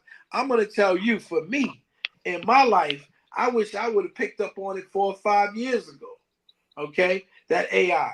But technology is moving so fast, and our children need to know how to utilize, okay, all of the resources that they have. And a lot of people are doing it. A lot of young people on this panel that are listening are doing it. And so I want to expose more kids to that. Okay. Uh, and I'm working with my daughter. I like to get a daycare center and start exposing children to more technology so they can learn how to use it. Okay, to expose them Let to me ask you a AI question. Let and me all ask that you a stuff. question. Isn't it just as important, right, to let young people know that there's a sanctuary for their positivity and whatnot? The Of bottom line, course. kids. They found this thing that most kids want to do the right thing.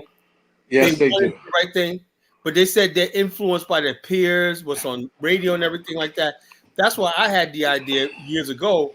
I wanted to create BAO centers where kids could come in on Saturday night, wherever like that, instead of running the streets, they can listen to music and stuff like that, and supervise and chaperone and stuff like that. Where people, let's say you got people coming there, we can have conflict resolution and stuff like that, and let people know that this is your sanctuary.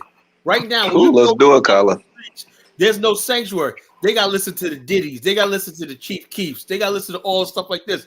That's what they're into. Right? And the kids say they don't want. That's why we need you as a mentor, Carla. You got to start Yeah, come mentoring on, these Kyla. So kids. the bottom line, Kyla, I what want to people see like the Johnny BAO talking about, Center. there's nothing wrong with Well, that. that's what It's absolutely everything listen, wrong with that. I was Because supposed Dollar they to create Bill, that I music, want to see your create that nonprofit music, too. create that music listen. and that culture to It's funny. destroy our kids with that. We want to give them a sanctuary, like Dollar Bill was just saying, that they can come in, they can feel comfortable, they can feel like that. We used to have that in our culture, in our community. I used. Let me Okay, tell you. As a kid, let's not used to have it. Let's listen. have it again. Kyla, let's Yeah, open hold up. up You that gotta hold up. BAO First of Center. all, before we do that, we gotta make something clear. That God damn shit it. that we talk about, the sexy reds, like that, is not acceptable. No, that's not acceptable. All this stuff that you see right now is not acceptable. Now, if you want to do that, go ahead. Look, good luck to you. But if you want something clean and wholesome and everything like that, hey, we got you. Can I And say this? most young people will choose the clean and wholesome over that stuff any day. Trust me. Kyla, I agree. Now let's set a plan. You're No, gonna I open ain't. up the BIO Center in Virginia, I'm and past Dollar Bill, you're gonna open up a at nonprofit in New York. age and stuff like that. Listen. If I get the time and ever do it again, I'll do I it. have. But that's not Listen. my Let me. priority. No, let's Listen. do it. Let's make it a priority. Hold No, up. it's not making a Hold priority. up. Let me just say this. I have an LLC for my business, and one of the things that I did do, I did set up another company for my daughter, and I put my son in it and myself in this corporation, and it's a C corp. So through that C corp, okay, we can also get a non for profit under this. So I don't just want a non for profit. I also want a for profit, and I've already set the stage for that. So I'm already making my plans for my exit and what I'm going to do and how I'm going to do it. I don't, like I said, I had talked to Baruti years ago, and he told me there's a lady that takes the children out to Africa to visit, right? Yeah, is that Dr. Kula? Baruti can put it at the chat. Or Dr. Kula, she's one of my partners. She's the one that basically introduced our group to John Amos when John Amos, R.I.P. was in. And I would like to get involved with that. I would like our. Oh yeah, kids. well, why don't you make a plan to come to Liberia? You gonna come with us at 2000? Oh, listen, I want to come for that for Liberia. I'm gearing up to go for that 2000. Because by That's that what I'm time, talking about. we want to have the Liberian film industry up and running and stuff like that. There's a lot of stuff going on. I really, I really want to take my kids, and to Africa to visit. Liberia is When I probably say my own personal the best children, country to go to in Africa. That's but I Africa also made would these. love the children to get an opportunity to go to Africa, okay, and use that as a resource. I have no issue with that. I'm personally not going to live there. I want to expose kids because when I was a kid growing up in the project, we had the community centers. I learned how to play pool in the community center. I learned how to do karate in the community centers. Okay, those were the places that we would go. We could do our homework. Yeah, the rec room era. Yeah, my mother, I was the latchkey kid. My mother and father, they worked in Manhattan, and they didn't get home till later. So, people in the community helped raise me, right? The older people used to look out for Oh your yeah, man. shorty. They were at the school bus stops, all that stuff like that, making sure you got home and stuff like that. Older people took care of you, man. I always give respect to the older brothers because they always looked out, man. They always looked out, man. Makala, you're against helping other younger kids. You say you don't want to deal with I their think father. we lost that in our community. But we had that whole. We used to have you know why? Because the community used to be a sanctuary. Everybody had a place. Let's say you had a dude that didn't have a family or something like that. Somebody's gonna invite him over for Thanksgiving for some turkey. Oh yeah, and to eat, period. Kyla, are you saying that doesn't happen now? It's just not like it was. Used to be. Good morning. It's not like it was, man. Let me You tell have to be. You just have to be there. Back then we were really a people, man. We really loved it because all we had was each other. We loved each other. We respected each other, and we had people. Like I said, I shout out to my brothers and sisters from the Caribbean. I'm not saying it was so smooth transition, okay, but we got along and we got it together. And they came to our churches community. and stuff like that, you know. And we married them. Oh. They married us, okay, and we lived. So I'm not trying to say, oh, I'm all against these people, F this people. No, that's not what I'm saying, okay? And That's I don't that have a problem. shit. But what I'm saying is, we're not the people we used to be, right? When I was a kid growing up, okay, in the 70s, it was a beautiful time in Black America. What? See that? You see that movie Five on the Black Hand Side? Well, now hold on now. Well, all of them homicides and drug dealings. It was a beautiful time back then. Let me tell you. That's another myth. There were drug deals all over the place. There was certain areas that had drugs, but for the most part, Black America was clean. You know what? Can I tell you a little funny thing about that? Majority of black people always clean college. Majority of Black America was clean. You know, we didn't have all that shit back then. But the crime was way higher back then. No, it wasn't. No, it wasn't. Let me look at the stats real quick. We didn't have crime. We didn't have guns and all over the place. The crime started getting bad in the 80s. The crime was okay. Oh yeah, my bad. Y'all kind of. You knew. Let me tell you, the 70s was a beautiful thing. I used to in my neighborhood, right? I used to be able to walk for miles, okay? And you go into the neighborhoods, people would invite you to cookouts and come in. They didn't even know you. You wanted something to eat? Come on in. It was a whole different world back then. Dollar Bill in the 70s, wasn't you like under 10 years old? No, brother. No, in 1980. What? No, I'm not gonna tell you No, I wasn't. No, I wasn't. Let me tell you something. 1976 to me was one of the best years of my life. I was a young dude, and I was a young kid in the project, and I was loving life, man. You know what Skelzies is? I wonder if Colin knows what Skelzies is. You know what Skelzies? Huh? Of course he knows. Yeah, but kids these days, they don't know nothing about that. They don't know about Ring Olivio. They don't know about the games. We used to play from the morning until double dutch, handball. There you go. You know, Black America was a beautiful place at that time, man. You know? Come on, listen. So it was beautiful in the 70s, and then it went south in the 80s. No, yeah. You know what I said in the late 80s. The mid 80s.